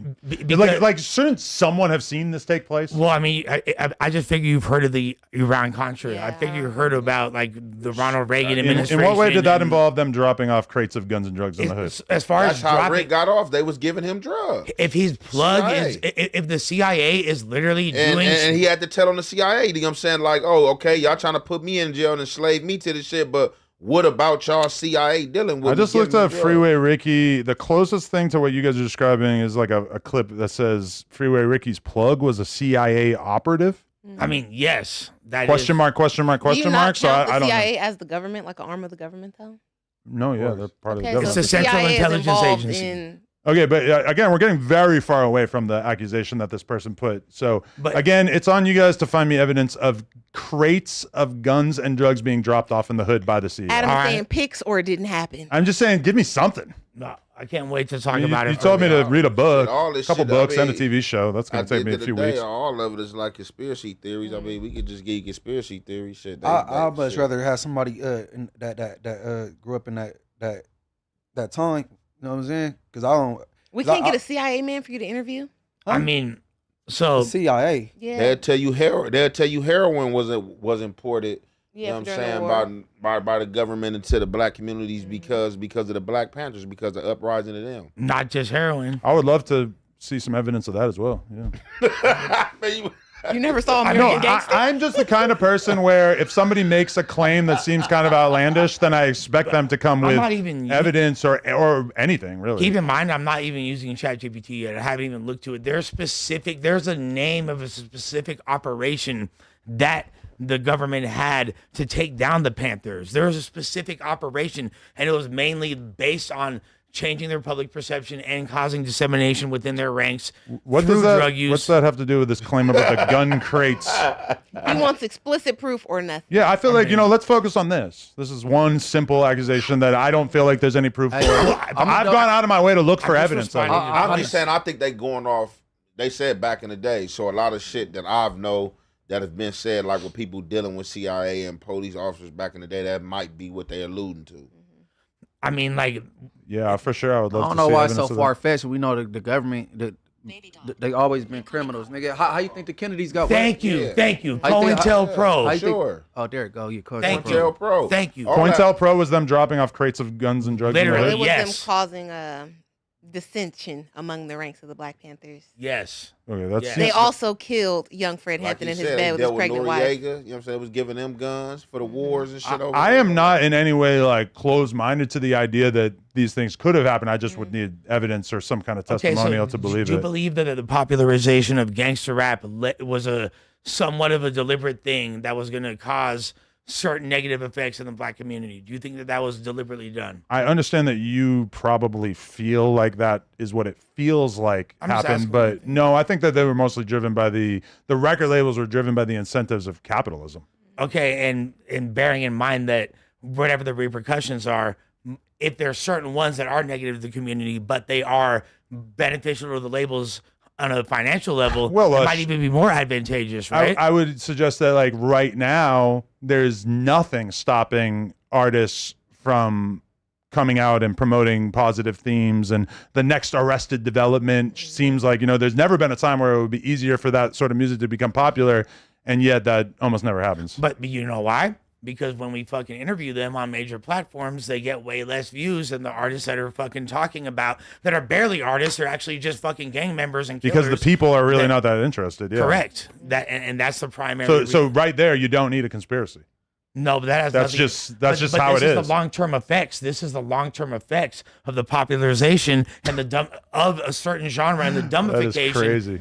I don't. That's really just the think preferences of the people. But what's crazy is and there are tons of examples that people, are examples that go in the other who's direction. The most popular rapper in the world right now, Kendrick Lamar. And there's absolutely there's nothing within the music industry that tried to thwart him in any way. If anything, everybody bent over backwards to promote him. Well, and it's that's the exact kind of music that the industry wanted to promote, the same way the entire industry rallied behind this Clips album rollout. But because there always has to be, if you look historically, no matter what, there's going to be one mainstream artist that they allow or a few that they allow to get But they allow, and not that the fans actually just embrace that music. For sure. I mean, for sure. And look, of the quote-unquote big three, two of them make very, very conscious music, and the majority of Drake's music is relatively. But there's all kinds of other examples too. Tyler the Creator is one of the biggest artists. Exactly. Somebody like Travis Scott is not talking about gangbangers or promoting anything crazy like that. So yeah, obviously I don't. There is nothing stopping artists from promoting pro-social content in their music. Except for the fact that the fans, in large part, seem to it's easy for me to understand why NWA became much bigger than Public Enemy. Well, not only was the music better, but the average fucking dork ass white fan probably wanted to hear more about gangbang and the revolution. Well, it doesn't take a music industry conspiracy to make that the case. At the time, first of all, Public Enemy was way more popular than NWA at first. Like when NWA dropped Straight Outta Compton, It Takes a Nation of Millions to Hold Us Back by Public Enemy was smacking them on the charts. They could barely even get distribution nationally for Ruthless Records at that point. It was the whole way that music culture changed. Black power music was popular at that time. Black Sheep, A Tribe Called Quest, that was mainstream acts. These are like you said, Arrested Development. This is the prevailing content in rap music. Why do you think that changed? Well, that's more competition from gangster ass music. Right, exactly. And why did that become prioritized? And why did that become the only thing at a certain point? Because it sold better and the people reacted to it. No, at first it didn't. And we just even acknowledge that to this day. Because the revolution fizzled out. And the thug, you know what I'm saying, the gang baker was think about in. how much was in the way of gangster music becoming popular. It was like damn near banned in the United States. They had cops going to NWA shows and shutting them down left and right. There was the advent of the parental advisory label on records, and young kids can't go into young kids can go into a store and buy a Public Enemy record, and they can't go into the store and buy an NWA record. That just made it sexier. The parental advisory, now we knew what album was going to be hot. Two Live Crew, they're banned from stores. It's almost like you're saying that the people were more intrigued by content that was offensive and edgy. And it doesn't involve a record industry conspiracy. I mean, that's what I think what just really was going on. Just like Public Enemy, they ushered in a time period, and the NWA came in and ushered in a time period of what kids, they age and poverty was going through, like with F the police and all those. That's a way stronger message. Like, people wasn't like at that time in the nation, people wasn't trying to hold on to revolution and black power. People, was so used to poverty and the shit was going on, and the violence, and then with crack and all that shit. So crack is actually a very good point that really changes the overall texture of urban environments and America as a whole. And that started right here, and that all goes back to that same era we're talking about. We're talking about the 80s. This is when the quote unquote is more like guns and drugs being dropped off in the hood is a way overly simplified term of what happened. But it is the accusation that I was accused of being crazy for not believing. So I am sure that next week, once you've had time to sit down with ChatGPT, you are going to provide me evidence of these crates of guns and drugs. And any other evidence that you bring to the table will essentially be you admitting that you were wrong about that specific claim. Okay. Munchie. We gonna see. Well, again, the burden of proof is on the accuser. DJ, Munchie, have you ever talked on the podcast about how you and Young Hefe first met, and was there any tension? No, it wasn't no tension. I told a story on my YouTube channel, and he did too. Like, okay. You know what I'm saying? I have not seen that. That sounds interesting. Mm-hmm. Okay, so people go search those out.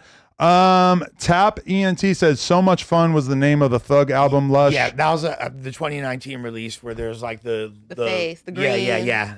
The long drone shot that had a bunch of people in it. Amazing album. For sure. Great album. Donnie Blitz said on Zaddy Gang, Brandon his money at him. He's more knowledgeable than all these one-trick ponies in that room right now. Kuh. Shout out to you, Donnie. Q said, my dad did a song with the Beach Boys. It was a hit. They did movies also, but those things caused them to fall off.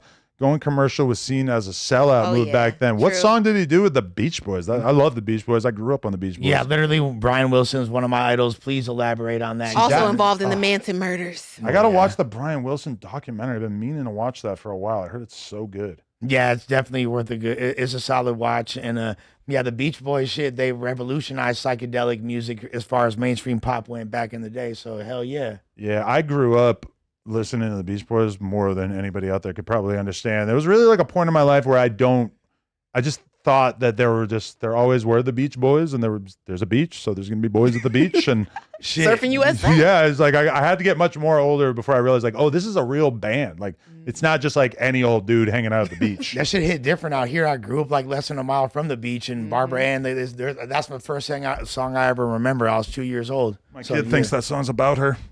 Parker Ann, because I sing it and I sing over it so she can't tell that they're not saying Parker. Such a fire song.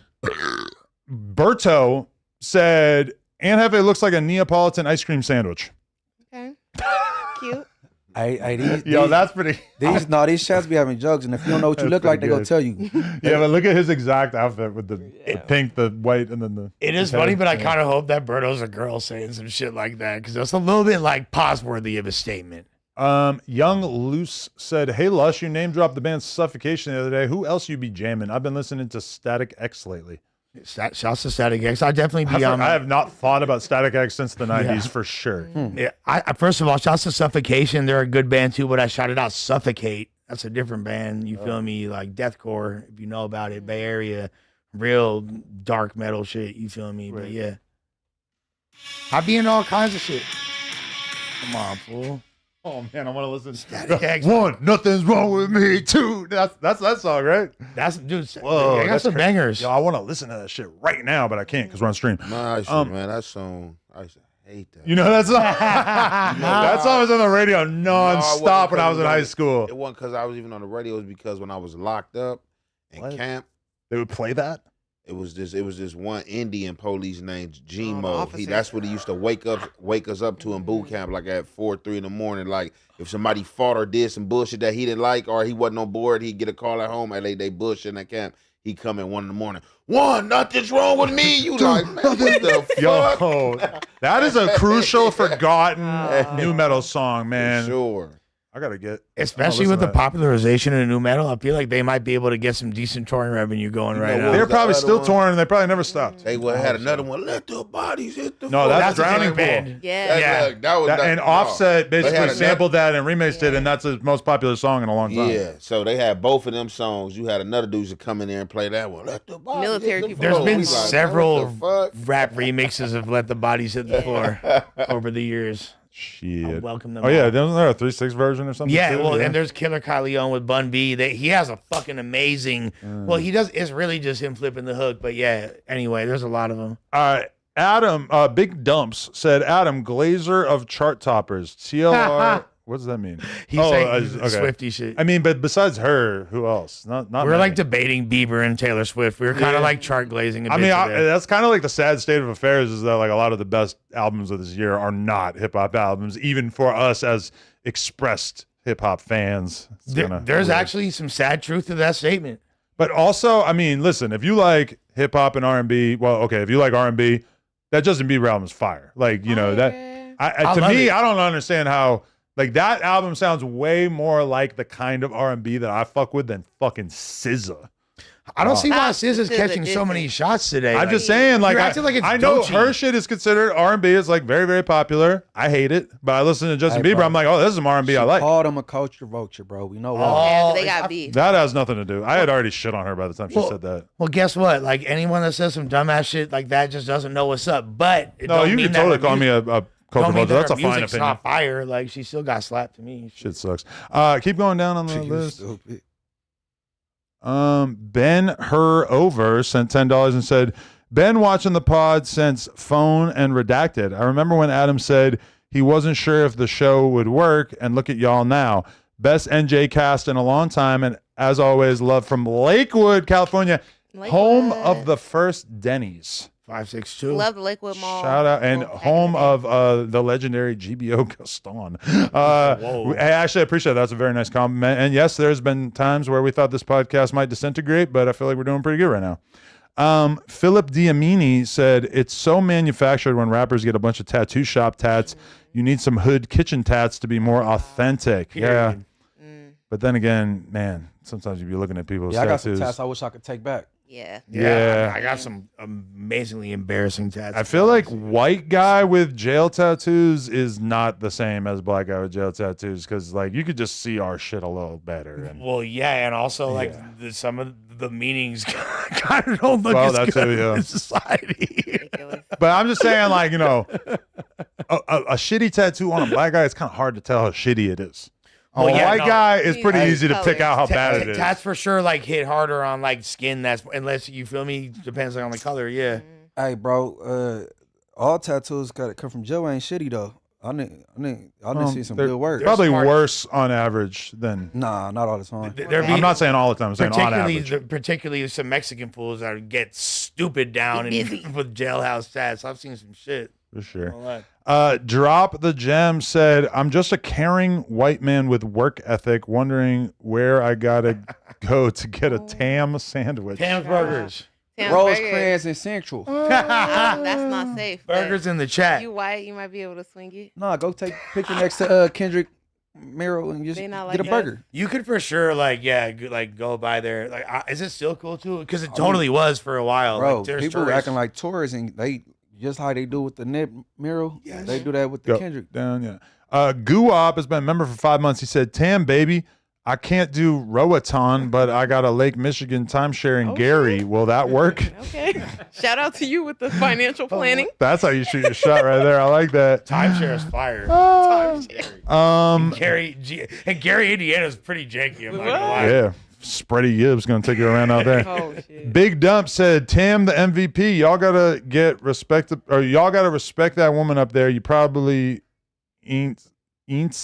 You've probably is valued, Tam, and you find AF. I don't know what Thank you, was sir. supposed to We don't know what that means, but I think he meant it in a nice way. I appreciate it. It's a compliment. Tam Shout out is to you. getting the chat infusion of confidence. So I love you guys. she's walking out of here with a hop in her skip. Heels on high. Is that how you said it? Paper Chaser said, Adam, can we get Fleece Johnson on the Adam and Wax show? And did you ask Fleece about his step-by-step video on how to turn someone out? I mean, he told me a lot of game about how you turn a man into a sissy, but I'm not personally interested in that. And yeah, I don't know. I feel like Munchie and Ant probably wouldn't really vibe with Fleece too good. Lush, I could see. I'll pass. Yeah, I'm definitely down to fucking chop some game about some booty bandit activities with Fleece.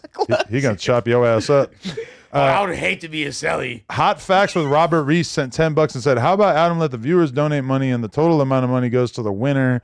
Have the viewers donate every day until it actually happens, and that's where you get your total.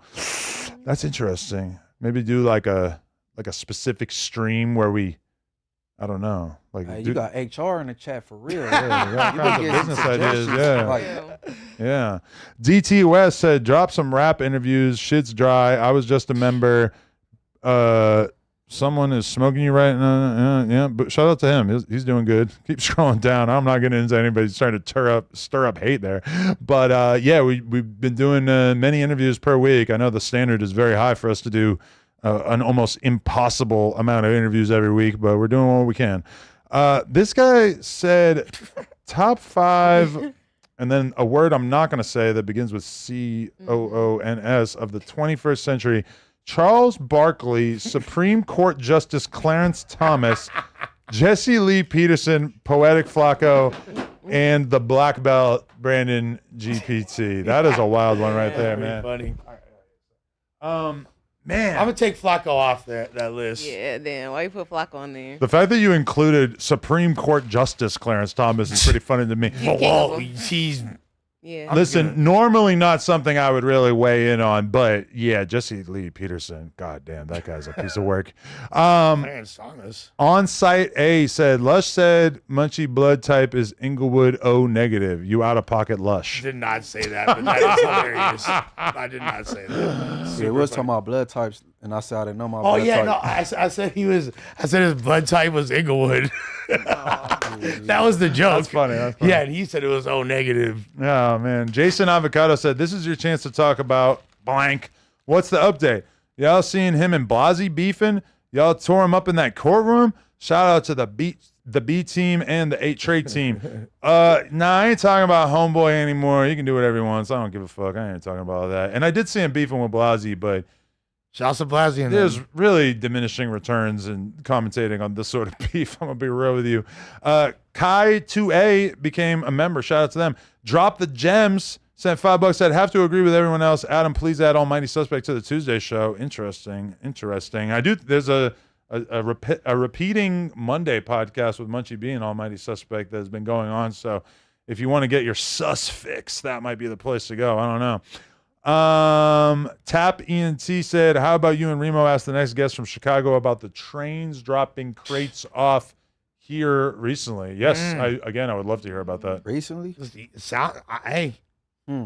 Hey, if that's going on, I would consider that to be one of the most interesting things going on in the culture right now in the streets. Send us a video so we can convince Adam he Yeah, I won't would believe love- us I would love otherwise. to know I'm gonna more look about at that. Chiracology and take a little dive. Can you imagine how viral the crate of guns being left in Chicago would go? There would have already been like 10 videos shot. There would have been like videos shot with the crates. so good. Daniel Inca said, Les, can you interview New Jersey artists? Check out the Oskama Esteban. He's affiliated with Fetty Wap. Just came home from a bid and got the streets on fire. No, I fucks with Jersey heavy. Interesting. And MacArthur Park, we got that Fetty Wap discography on repeat. Best believe. Les shot that discography up before he came here. Hey, can you scroll? Because I cannot read the stuff at the bottom because of the camera. God damn it. Okay.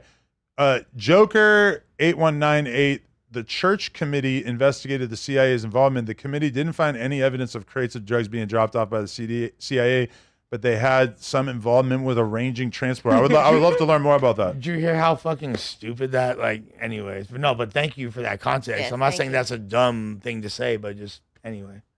Right, okay. E Boogie said they said blood is Neapolitan and F.A. looking like Big Weld.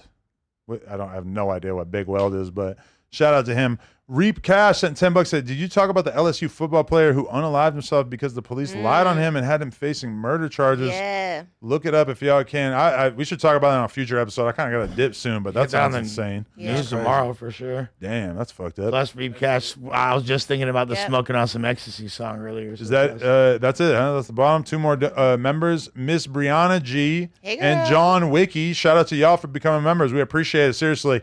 And we would even appreciate it more if you guys would drop a like on this video. We always been trying to hit 1,000 likes if humanly possible. I appreciate everybody for tuning in for a 4-hour plus podcast. Please become a member. Help us from having to sell our booty hole for a rental car, because we will absolutely do that. I'm speaking for myself, but maybe some other people here as well. I'm not above it. I'm not above selling my booty hole for a rental car. Shout out to Donnie for running the boards and everybody who tuned in, donated, etc. Please go hit up the Adam22 YouTube channel. I dropped 2 vlogs in the last 3 days that you should definitely go check out, and everybody else here has content in one form